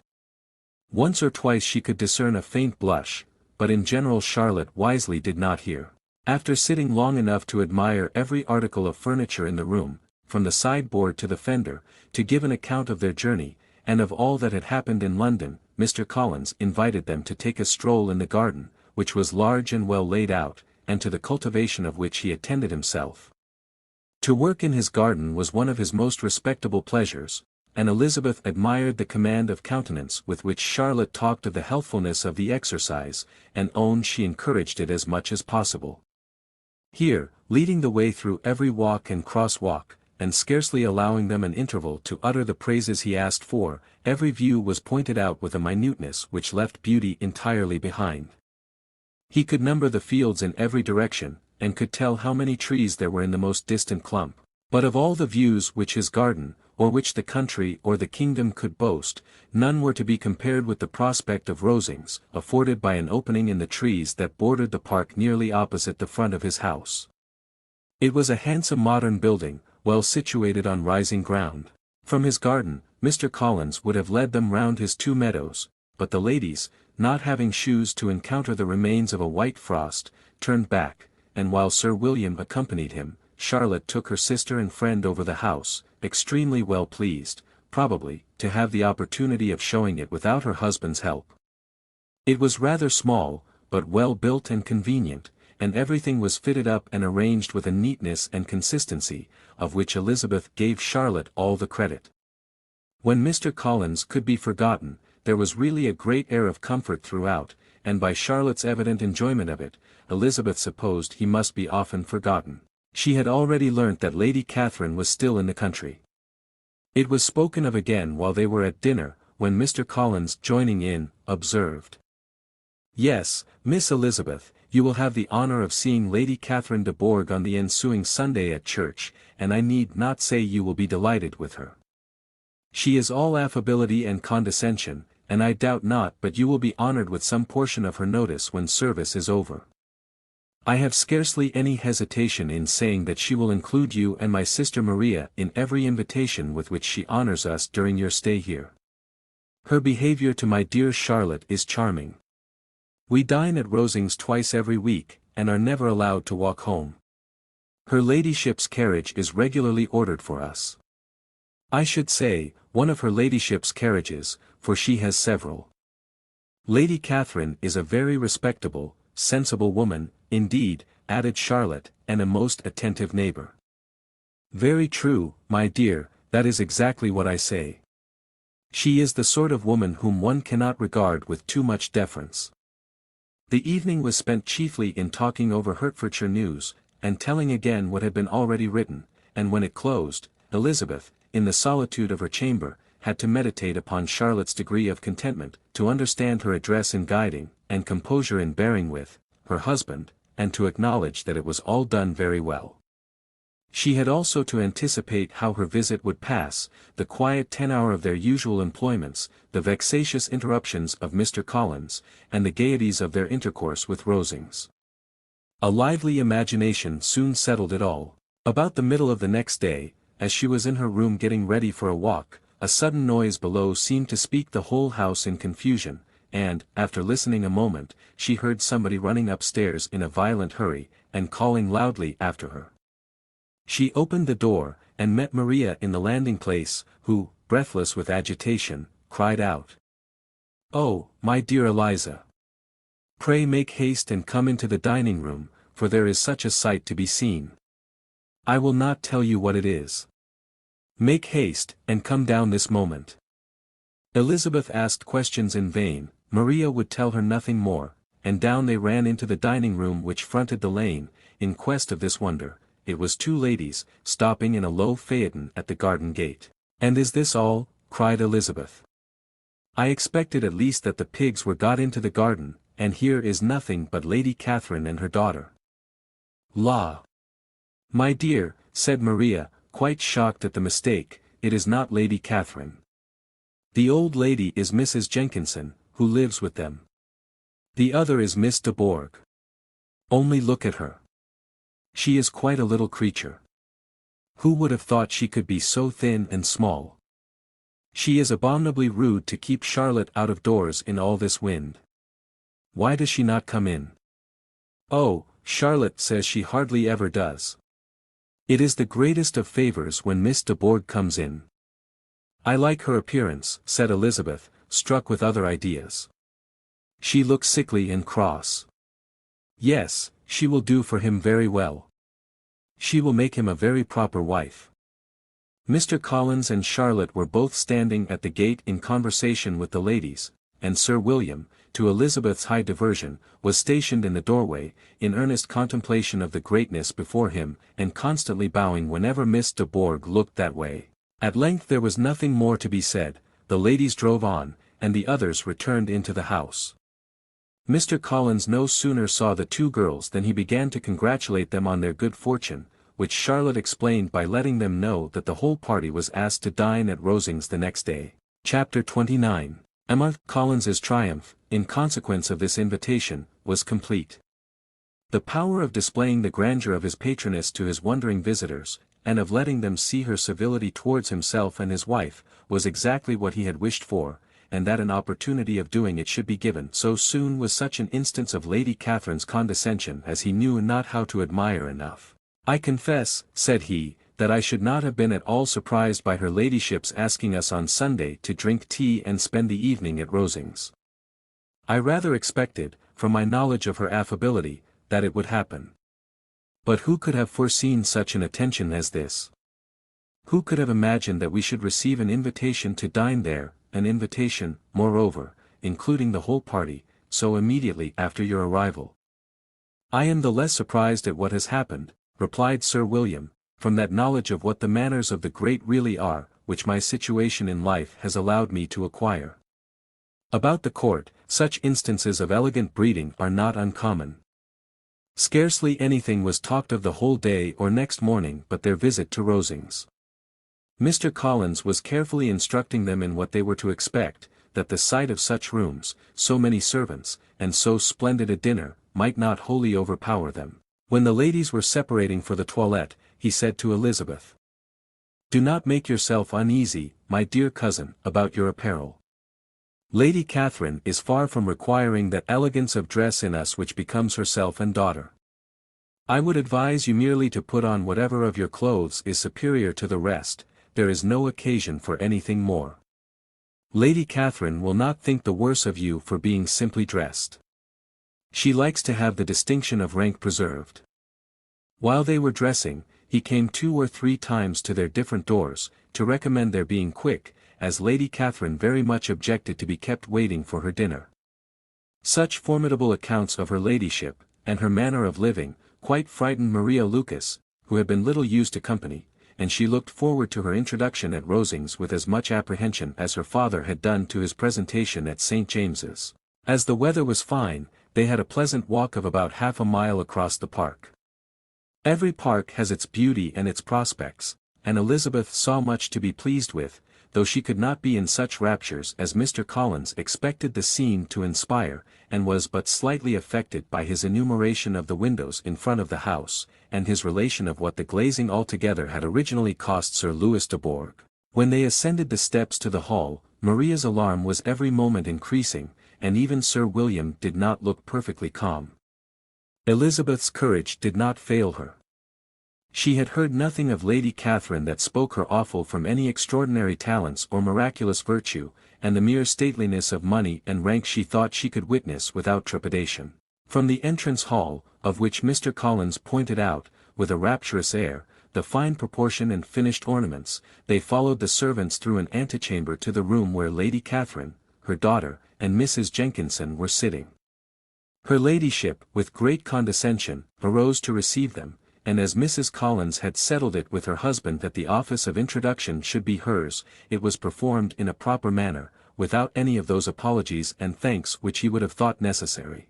In spite of having been at St. James's, Sir William was so completely awed by the grandeur surrounding him, that he had but just courage enough to make a very low bow, and take his seat without saying a word, and his daughter, frightened almost out of her senses, sat on the edge of her chair, not knowing which way to look. Elizabeth found herself quite equal to the scene, and could observe the 3 ladies before her composedly. Lady Catherine was a tall, large woman, with strongly marked features, which might once have been handsome. Her air was not conciliating, nor was her manner of receiving them such as to make her visitors forget their inferior rank. She was not rendered formidable by silence, but whatever she said was spoken in so authoritative a tone as marked her self-importance, and brought Mr. Wickham immediately to Elizabeth's mind, and, from the observation of the day altogether, she believed Lady Catherine to be exactly what he had represented. When, after examining the mother, in whose countenance and deportment she soon found some resemblance of Mr. Darcy, she turned her eyes on the daughter, she could almost have joined in Maria's astonishment at her being so thin and so small. There was neither in figure nor face any likeness between the ladies.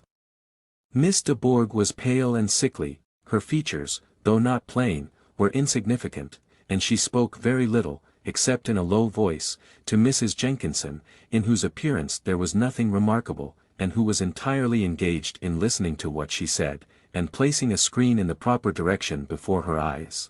After sitting a few minutes, they were all sent to one of the windows to admire the view, Mr. Collins attending them to point out its beauties, and Lady Catherine kindly informing them that it was much better worth looking at in the summer. The dinner was exceedingly handsome, and there were all the servants, and all the articles of plate which Mr. Collins had promised, and, as he had likewise foretold, he took his seat at the bottom of the table, by her ladyship's desire, and looked as if he felt that life could furnish nothing greater. He carved and ate and praised with delighted alacrity, and every dish was commended first by him, and then by Sir William, who was now enough recovered to echo whatever his son-in-law said, in a manner which Elizabeth wondered Lady Catherine could bear. But Lady Catherine seemed gratified by their excessive admiration, and gave most gracious smiles, especially when any dish on the table proved a novelty to them. The party did not supply much conversation. Elizabeth was ready to speak whenever there was an opening, but she was seated between Charlotte and Miss de Bourgh, the former of whom was engaged in listening to Lady Catherine, and the latter said not a word to her all the dinner time. Mrs. Jenkinson was chiefly employed in watching how little Miss de Bourgh ate, pressing her to try some other dish and fearing she was indisposed. Maria thought speaking out of the question, and the gentlemen did nothing but eat and admire. When the ladies returned to the drawing-room, there was little to be done but to hear Lady Catherine talk, which she did without any intermission till coffee came in, delivering her opinion on every subject in so decisive a manner as proved that she was not used to have her judgment controverted. She inquired into Charlotte's domestic concerns familiarly and minutely, and gave her a great deal of advice as to the management of them all, told her how everything ought to be regulated in so small a family as hers, and instructed her as to the care of her cows and her poultry. Elizabeth found that nothing was beneath this great lady's attention which could furnish her with an occasion for dictating to others. In the intervals of her discourse with Mrs. Collins, she addressed a variety of questions to Maria and Elizabeth, but especially to the latter, of whose connections she knew the least, and who, she observed to Mrs. Collins, was a very genteel, pretty kind of girl. She asked her at different times how many sisters she had, whether they were older or younger than herself, whether any of them were likely to be married, whether they were handsome, where they had been educated, what carriage her father kept, and what had been her mother's maiden name. Elizabeth felt all the impertinence of her questions, but answered them very composedly. Lady Catherine then observed, "Your father's estate is entailed on Mr. Collins, I think. For your sake," turning to Charlotte, "I am glad of it, but otherwise I see no occasion for entailing estates from the female line. It was not thought necessary in Sir Louis de Bourgh's family. Do you play and sing, Miss Bennet?" "A little." "Oh then, some time or other we shall be happy to hear you. Our instrument is a capital one, probably superior to, you shall try it some day. Do your sisters play and sing?" "One of them does." "Why did not you all learn? You ought all to have learned. The Miss Webbs all play, and their father has not so good an income as yours. Do you draw?" "No, not at all." "What, none of you?" "Not one. That is very strange. But I suppose you had no opportunity. Your mother should have taken you to town every spring for the benefit of masters." "My mother would have no objection, but my father hates London." "Has your governess left you?" "We never had any governess." "No governess? How was that possible? 5 daughters brought up at home without a governess. I never heard of such a thing." Your mother must have been quite a slave to your education. Elizabeth could hardly help smiling, as she assured her that had not been the case. Then who taught you? Who attended to you? Without a governess, you must have been neglected. Compared with some families, I believe we were, but such of us as wished to learn never wanted the means. We were always encouraged to read, and had all the masters that were necessary. Those who chose to be idle certainly might. No doubt, but that is what a governess will prevent, and if I had known your mother, I should have advised her most strenuously to engage one. I always say that nothing is to be done in education without steady and regular instruction, and nobody but a governess can give it. It is wonderful how many families I have been the means of supplying in that way. I am always glad to get a young person well placed out. For nieces of Mrs. Jenkinson are most delightfully situated through my means, and it was but the other day that I recommended another young person, who was merely accidentally mentioned to me, and the family are quite delighted with her. Mrs. Collins, did I tell you of Lady Metcalfe's calling yesterday to thank me? She finds Miss Pope a treasure. Lady Catherine, said she, you have given me a treasure. Are any of your younger sisters out, Miss Bennet? Yes, ma'am, all. All. What, all 5 out at once? Very odd. And you only the second. The younger ones out before the elder are married. Your younger sisters must be very young. Yes, my youngest is not 16. Perhaps she is full young to be much in company. But really, ma'am, I think it would be very hard upon younger sisters that they should not have their share of society and amusement, because the elder may not have the means or inclination to marry early. The last born has as good a right to the pleasures of youth as the first. And to be kept back on such a motive, I think it would not be very likely to promote sisterly affection or delicacy of mind. Upon my word, said her ladyship, you give your opinion very decidedly for so young a person. Pray, what is your age? With 3 younger sisters grown up, replied Elizabeth, smiling, your ladyship can hardly expect me to own it.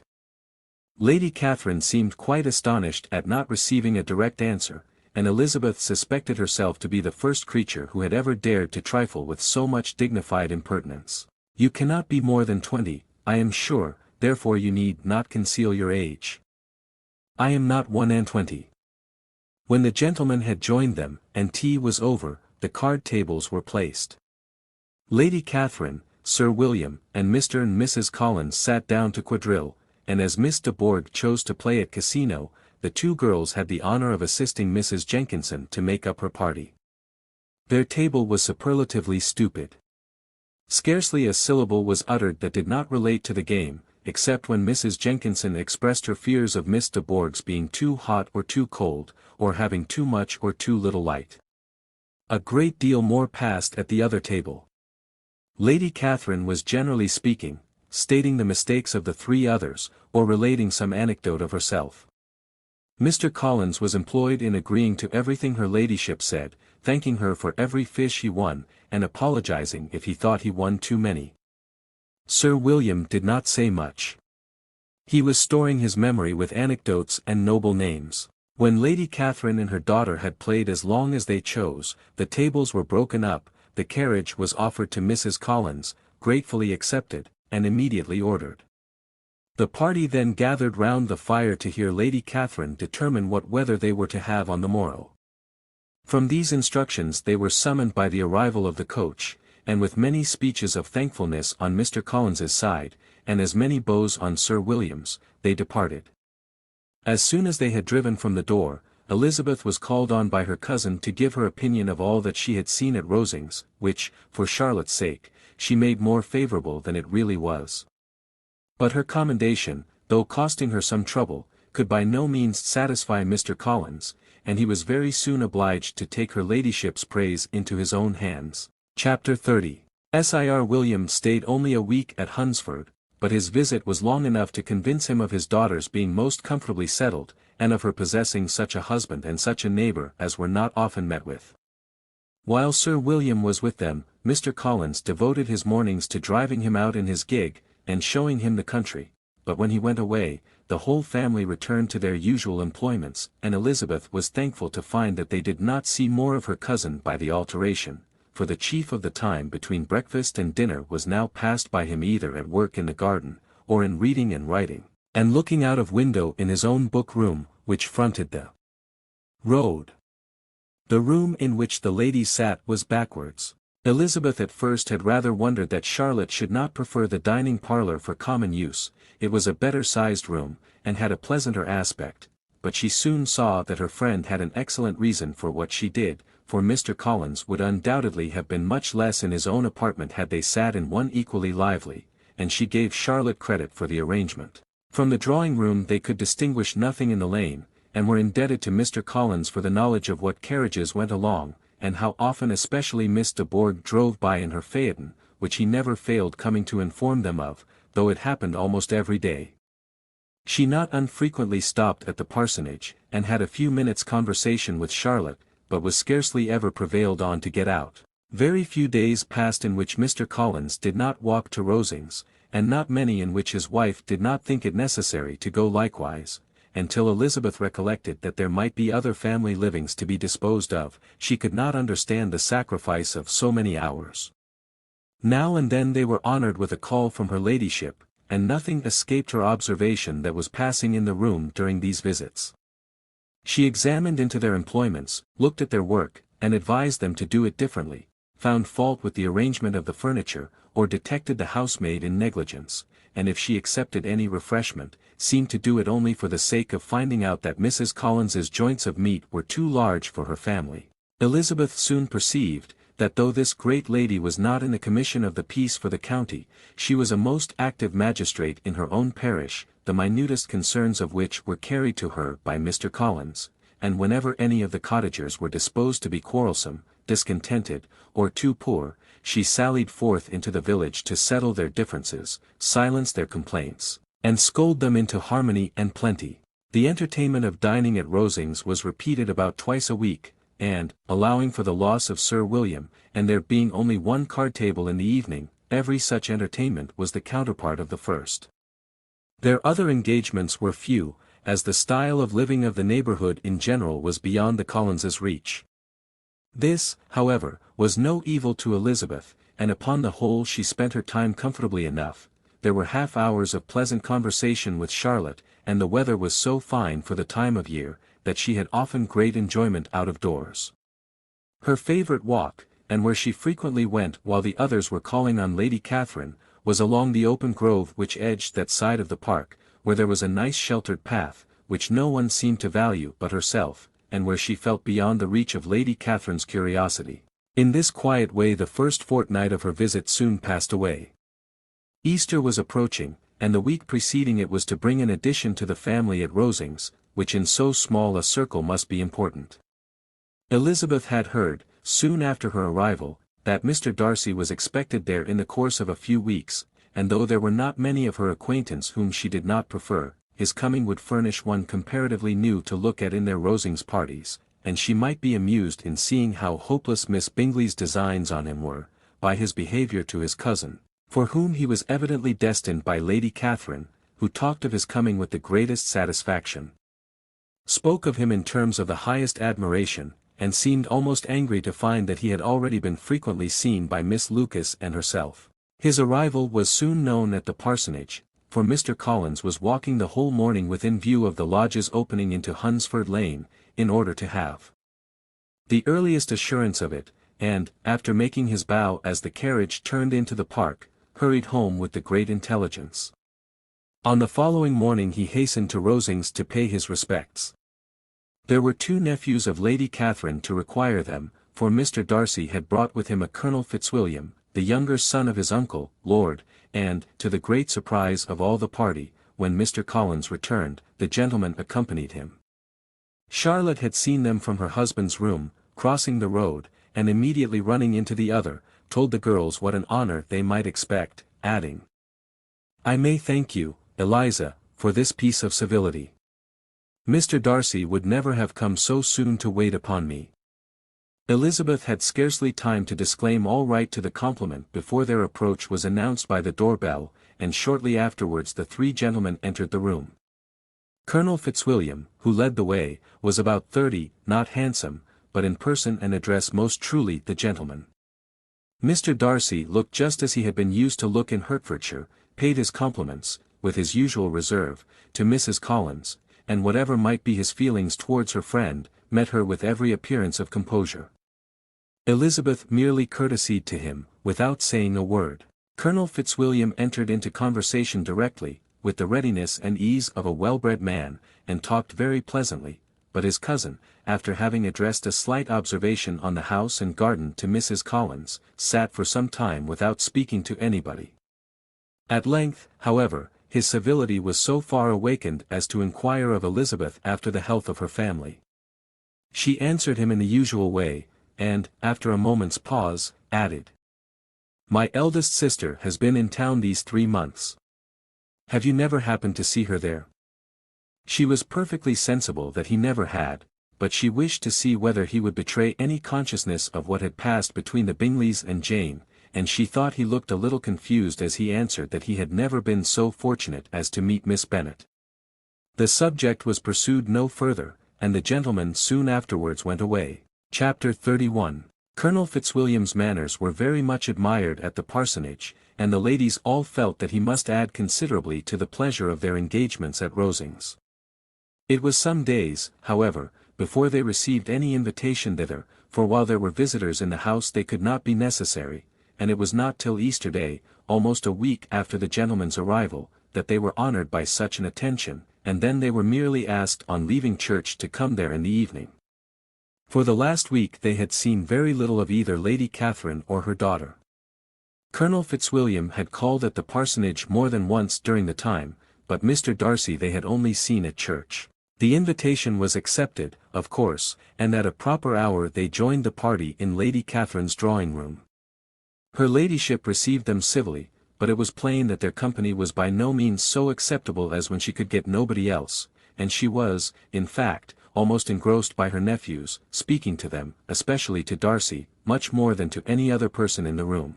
Colonel Fitzwilliam seemed really glad to see them, anything was a welcome relief to him at Rosings, and Mrs. Collins's pretty friend had, moreover, caught his fancy very much. He now seated himself by her, and talked so agreeably of Kent and Hertfordshire, of travelling and staying at home, of new books and music, that Elizabeth had never been half so well entertained in that room before, and they conversed with so much spirit and flow as to draw the attention of Lady Catherine herself, as well as of Mr. Darcy. His eyes had been soon and repeatedly turned towards them with a look of curiosity, and that her ladyship, after a while, shared the feeling, was more openly acknowledged, for she did not scruple to call out, "What is that you are saying, Fitzwilliam? What is it you are talking of? What are you telling Miss Bennet? Let me hear what it is." "We were talking of music, madam," said he, when no longer able to avoid a reply. "Of music? Then pray speak aloud. It is of all subjects my delight.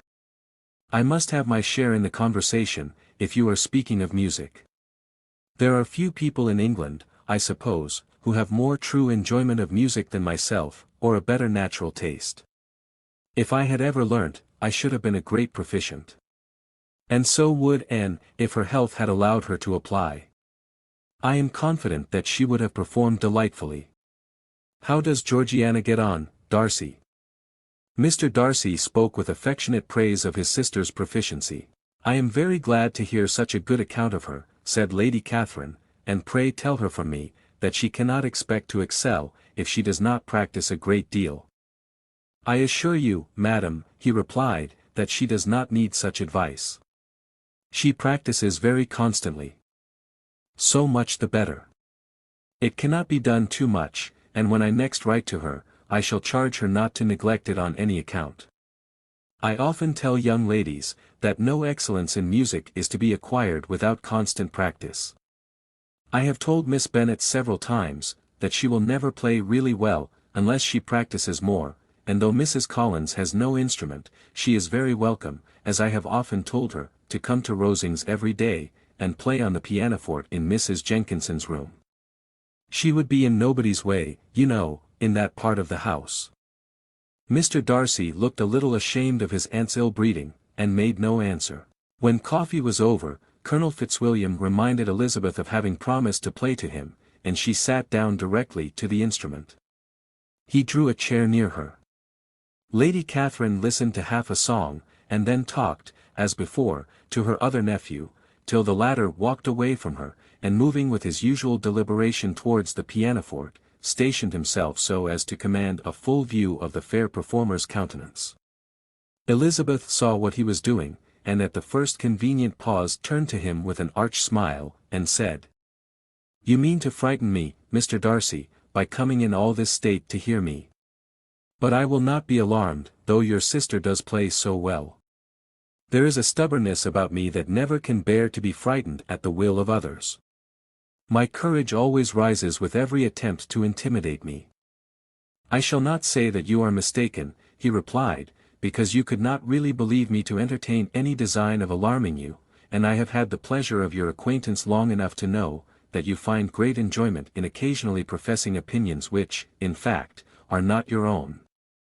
Elizabeth laughed heartily at this picture of herself, and said to Colonel Fitzwilliam, "Your cousin will give you a very pretty notion of me, and teach you not to believe a word I say. I am particularly unlucky in meeting with a person so well able to expose my real character, in a part of the world where I had hoped to pass myself off with some degree of credit. Indeed, Mr. Darcy, it is very ungenerous in you to mention all that you knew to my disadvantage in Hertfordshire, and, give me leave to say, very impolitic too, for it is provoking me to retaliate, and such things may come out as will shock your relations to hear." "I am not afraid of you," said he, smilingly. "Pray let me hear what you have to accuse him of," cried Colonel Fitzwilliam.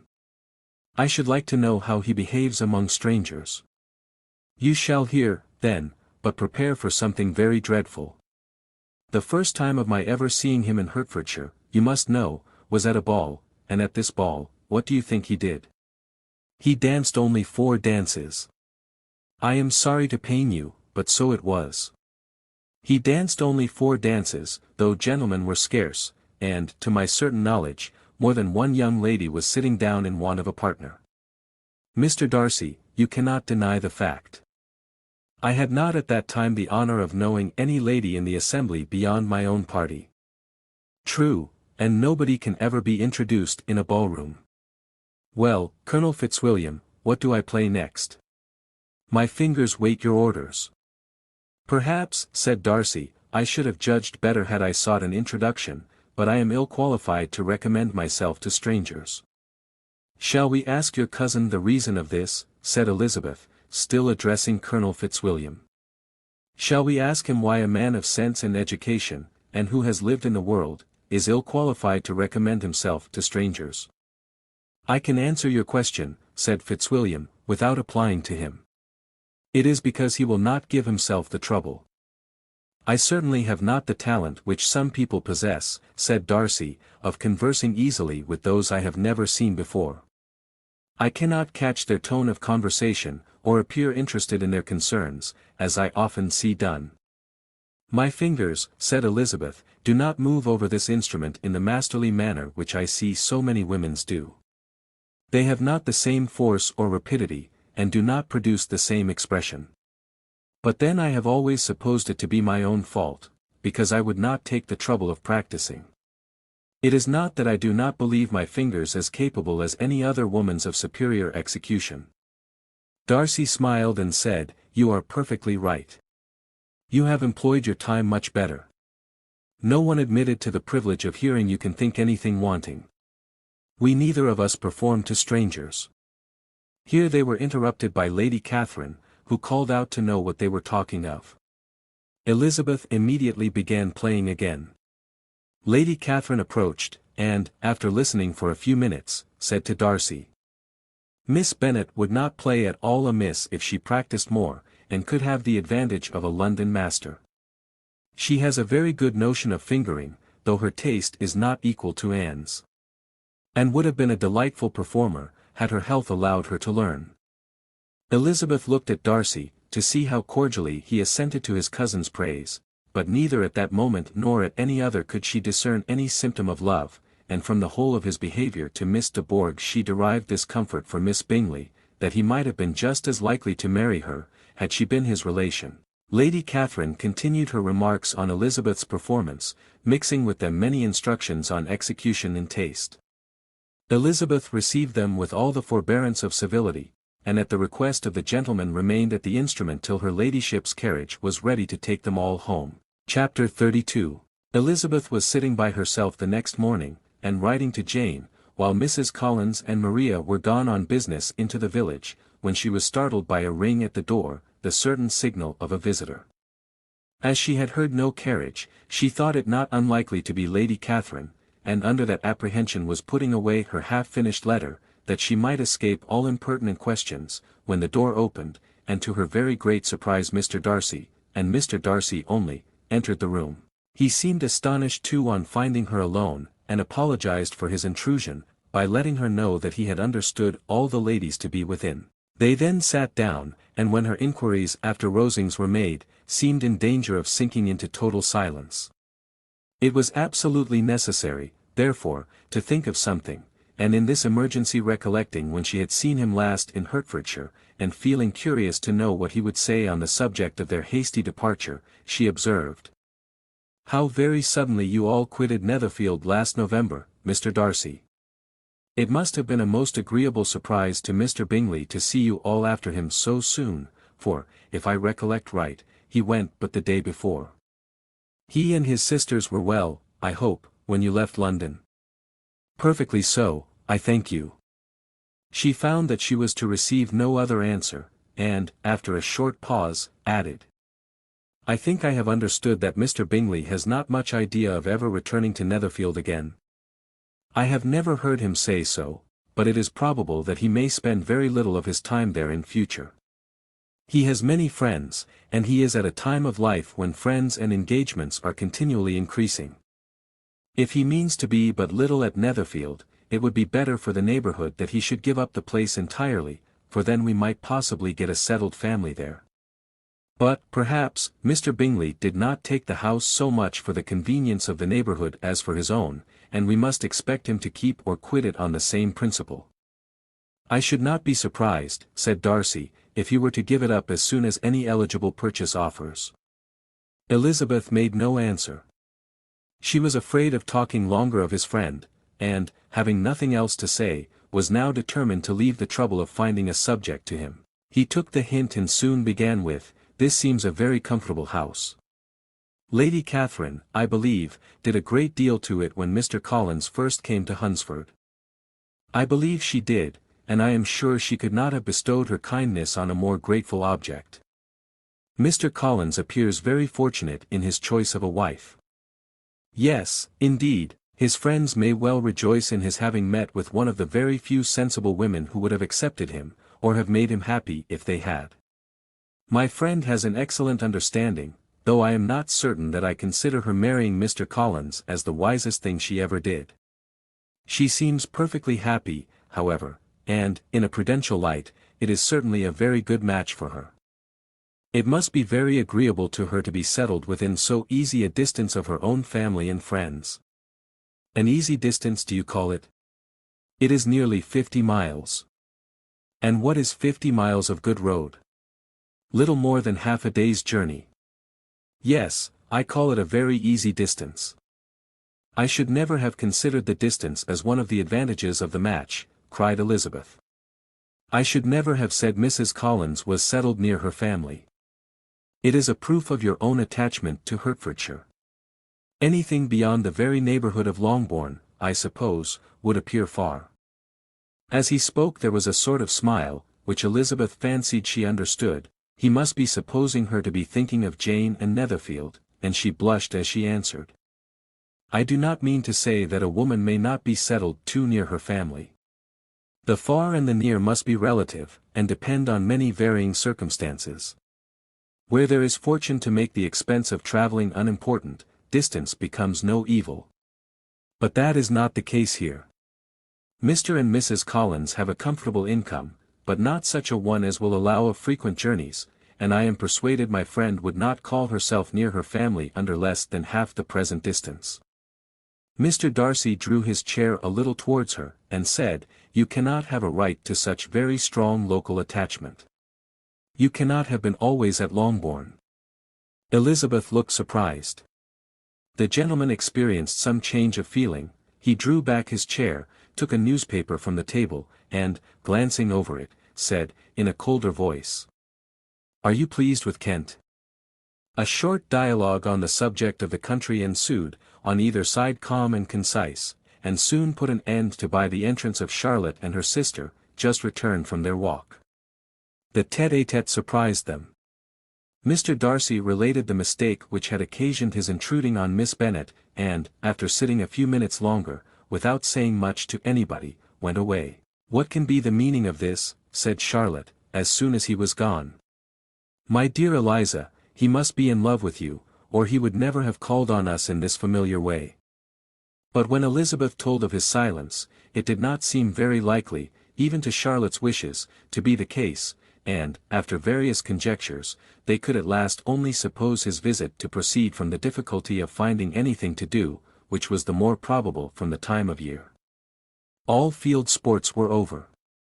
Within doors there was Lady Catherine, books, and a billiard table, but gentlemen cannot be always within doors, and in the nearness of the parsonage, or the pleasantness of the walk to it, or of the people who lived in it, the two cousins found a temptation from this period of walking thither almost every day. They called at various times of the morning, sometimes separately, sometimes together, and now and then accompanied by their aunt. It was plain to them all that Colonel Fitzwilliam came because he had pleasure in their society, a persuasion which of course recommended him still more, and Elizabeth was reminded by her own satisfaction in being with him, as well as by his evident admiration, of her former favourite, George Wickham, and though, in comparing them, she saw there was less captivating softness in Colonel Fitzwilliam's manners, she believed he might have the best informed mind. But why Mr. Darcy came so often to the parsonage it was more difficult to understand. It could not be for society, as he frequently sat there 10 minutes together without opening his lips, and when he did speak, it seemed the effect of necessity rather than of choice, a sacrifice to propriety, not a pleasure to himself. He seldom appeared really animated. Mrs. Collins knew not what to make of him. Colonel Fitzwilliam's occasionally laughing at his stupidity proved that he was generally different, which her own knowledge of him could not have told her, and as she would have liked to believe this changed the effect of love, and the object of that love her friend Eliza, she set herself seriously to work to find it out. She watched him whenever they were at Rosings, and whenever he came to Hunsford, but without much success. He certainly looked at her friend a great deal, but the expression of that look was disputable. It was an earnest, steadfast gaze, but she often doubted whether there were much admiration in it, and sometimes it seemed nothing but absence of mind.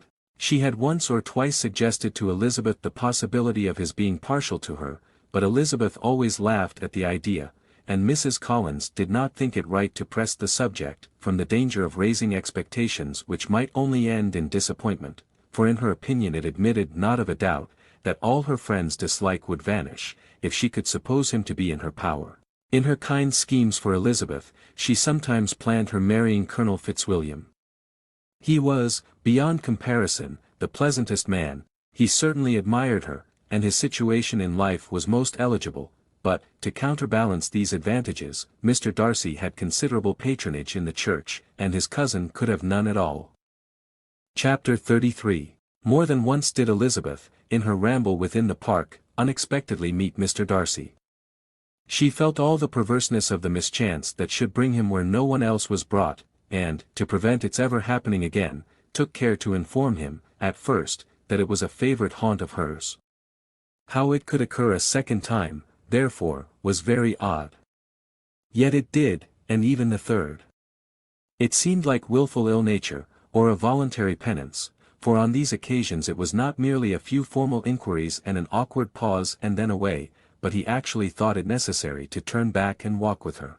He never said a great deal, nor did she give herself the trouble of talking or of listening much, but it struck her in the course of their third rencounter that he was asking some odd unconnected questions, about her pleasure in being at Hunsford, her love of solitary walks, and her opinion of Mr. and Mrs. Collins's happiness, and that in speaking of Rosings, and her not perfectly understanding the house, he seemed to expect that whenever she came into Kent again she would be staying there too.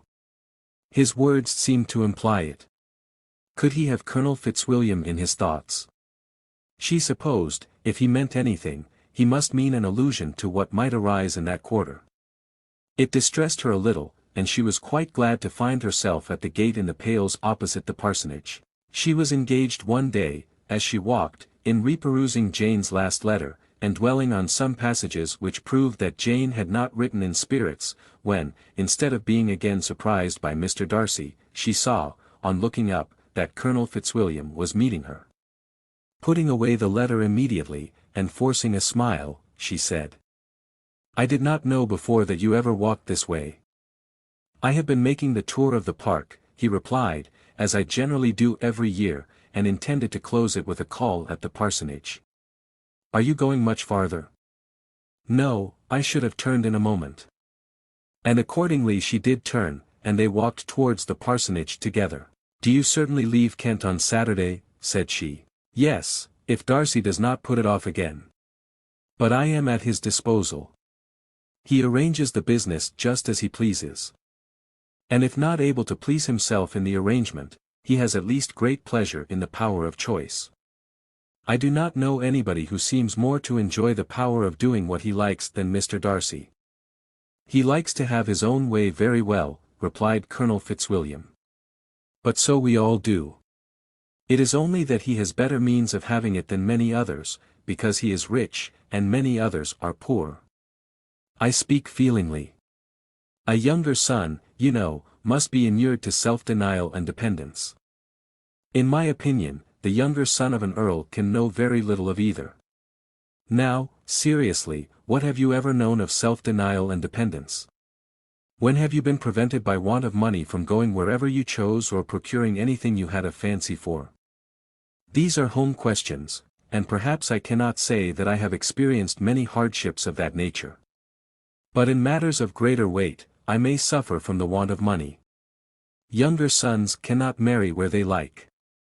Unless where they like women of fortune, which I think they very often do. Our habits of expense make us too dependent, and there are not many in my rank of life who can afford to marry without some attention to money. Is this, thought Elizabeth, meant for me? And she colored at the idea, but, recovering herself, said in a lively tone, "And pray, what is the usual price of an earl's younger son? Unless the elder brother is very sickly, I suppose you would not ask above £50,000. He answered her in the same style, and the subject dropped.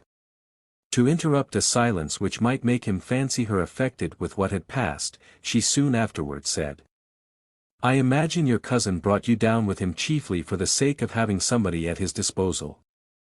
I wonder he does not marry, to secure a lasting convenience of that kind. But, perhaps, his sister does as well for the present, and, as she is under his sole care, he may do what he likes with her." "No," said Colonel Fitzwilliam, "that is an advantage which he must divide with me. I am joined with him in the guardianship of Miss Darcy." "Are you, indeed? And pray what sort of a guardian do you make? Does your charge give you much trouble? Young ladies of her age are sometimes a little difficult to manage, and if she has the true Darcy spirit, she may like to have her own way." As she spoke, she observed him looking at her earnestly, and the manner in which he immediately asked her why she supposed Miss Darcy likely to give them any uneasiness, convinced her that she had somehow or other got pretty near the truth. She directly replied, "You need not be frightened. I never heard any harm of her, and I dare say she is one of the most tractable creatures in the world. She is a very great favourite with some ladies of my acquaintance, Mrs. Hurst and Miss Bingley. I think I have heard you say that you know them." "I know them a little. Their brother is a pleasant, gentlemanlike man, he is a great friend of Darcy's." "Oh yes," said Elizabeth Drilly, "Mr. Darcy is uncommonly kind to Mr. Bingley, and takes a prodigious deal of care of him." "Care of him?" "Yes, I really believe Darcy does take care of him in those points where he most wants care. From something that he told me in our journey hither, I have reason to think Bingley very much indebted to him." But I ought to beg his pardon, for I have no right to suppose that Bingley was the person meant. It was all conjecture. What is it you mean? It is a circumstance which Darcy of course could not wish to be generally known, because if it were to get round to the lady's family it would be an unpleasant thing. You may depend upon my not mentioning it. And remember that I have not much reason for supposing it to be Bingley. What he told me was merely this, that he congratulated himself on having lately saved a friend from the inconveniences of a most imprudent marriage, but without mentioning names or any other particulars, and I only suspected it to be Bingley from believing him the kind of young man to get into a scrape of that sort, and from knowing them to have been together the whole of last summer. Did Mr. Darcy give you his reasons for this interference? I understood that there were some very strong objections against the lady. And what arts did he use to separate them? He did not talk to me of his own arts, said Fitzwilliam, smiling. He only told me what I have now told you. Elizabeth made no answer, and walked on, her heart swelling with indignation. After watching her a little, Fitzwilliam asked her why she was so thoughtful. I am thinking of what you have been telling me, said she. Your cousin's conduct does not suit my feelings. Why was he to be the judge? You are rather disposed to call his interference officious. I do not see what right Mr. Darcy had to decide on the propriety of his friend's inclination, or why, upon his own judgment alone, he was to determine and direct in what manner that friend was to be happy. But, she continued, recollecting herself, as we know none of the particulars, it is not fair to condemn him. It is not to be supposed that there was much affection in the case. That is not an unnatural surmise, said Fitzwilliam, but it is lessening the honor of my cousin's triumph very sadly. This was spoken jestingly, but it appeared to her so just a picture of Mr. Darcy, that she would not trust herself with an answer, and, therefore, abruptly changing the conversation, talked on indifferent matters till they reached the parsonage. There, shut into her own room, as soon as their visitor left them, she could think without interruption of all that she had heard. It was not to be supposed that any other people could be meant than those with whom she was connected. There could not exist in the world two men over whom Mr. Darcy could have such boundless influence. That he had been concerned in the measures taken to separate Mr. Bingley and Jane, she had never doubted, but she had always attributed to Miss Bingley the principal design and arrangement of them. If his own vanity, however, did not mislead him, he was the cause, his pride and caprice were the cause, of all that Jane had suffered, and still continued to suffer. He had ruined for a while every hope of happiness for the most affectionate, generous heart in the world, and no one could say how lasting an evil he might have inflicted. There were some very strong objections against the lady, were Colonel Fitzwilliam's words, and these strong objections probably were, her having one uncle who was a country attorney, and another who was in business in London. To Jane herself, she exclaimed, there could be no possibility of objection, all loveliness and goodness as she is. Her understanding excellent, her mind improved, and her manners captivating. Neither could anything be urged against my father, who, though with some peculiarities, has abilities which Mr. Darcy himself need not disdain, and respectability which he will probably never reach. When she thought of her mother, indeed, her confidence gave way a little, but she would not allow that any objections there had material weight with Mr. Darcy, whose pride, she was convinced, would receive a deeper wound from the want of importance in his friends' connections than from their want of sense, and she was quite decided, at last, that he had been partly governed by this worst kind of pride, and partly by the wish of retaining Mr. Bingley for his sister. The agitation and tears which the subject occasioned brought on a headache, and it grew so much worse towards the evening that, added to her unwillingness to see Mr. Darcy, it determined her not to attend her cousins to Rosings, where they were engaged to drink tea. Mrs. Collins, seeing that she was really unwell, did not press her to go, and as much as possible prevented her husband from pressing her, but Mr. Collins could not conceal his apprehension of Lady Catherine's being rather displeased by her staying at home. Chapter 34. When they were gone, Elizabeth, as if intending to exasperate herself as much as possible against Mr. Darcy, chose for her employment the examination of all the letters which Jane had written to her since her being in Kent. They contained no actual complaint, nor was there any revival of past occurrences, or any communication of present suffering. But in all, and in almost every line of each, there was a want of that cheerfulness which had been used to characterize her style, and which, proceeding from the serenity of a mind at ease with itself and kindly disposed towards everyone, had been scarcely ever clouded. Elizabeth noticed every sentence conveying the idea of uneasiness, with an attention which it had hardly received on the first perusal. Mr. Darcy's shameful boast of what misery he had been able to inflict gave her a keener sense of her sister's sufferings. It was some consolation to think that his visit to Rosings was to end on the day after the next, and a still greater that in less than a fortnight she should herself be with Jane again, and enabled to contribute to the recovery of her spirits, by all that affection could do. She could not think of Darcy's leaving Kent without remembering that his cousin was to go with him, but Colonel Fitzwilliam had made it clear that he had no intentions at all, and, agreeable as he was, she did not mean to be unhappy about him. While settling this point, she was suddenly roused by the sound of the doorbell, and her spirits were a little fluttered by the idea of its being Colonel Fitzwilliam himself, who had once before called late in the evening, and might now come to inquire particularly after her.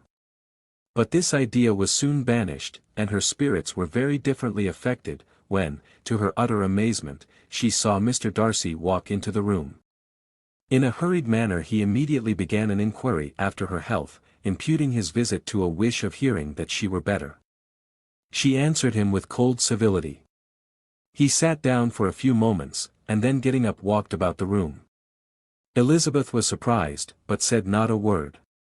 After a silence of several minutes, he came towards her in an agitated manner, and thus began. "In vain have I struggled. It will not do. My feelings will not be repressed. You must allow me to tell you how ardently I admire and love you." Elizabeth's astonishment was beyond expression. She stared, colored, doubted, and was silent. This he considered sufficient encouragement, and the avowal of all that he felt and had long felt for her immediately followed. He spoke well, but there were feelings besides those of the heart to be detailed, and he was not more eloquent on the subject of tenderness than of pride. His sense of her inferiority, of its being a degradation, of the family obstacles which judgment had always opposed to inclination, were dwelt on with a warmth which seemed due to the consequence he was wounding, but was very unlikely to recommend his suit. In spite of her deeply rooted dislike, she could not be insensible to the compliment of such a man's affection, and though her intentions did not vary for an instant, she was at first sorry for the pain he was to receive, till roused to resentment by his subsequent language, she lost all compassion in anger. She tried, however, to compose herself to answer him with patience, when he should have done.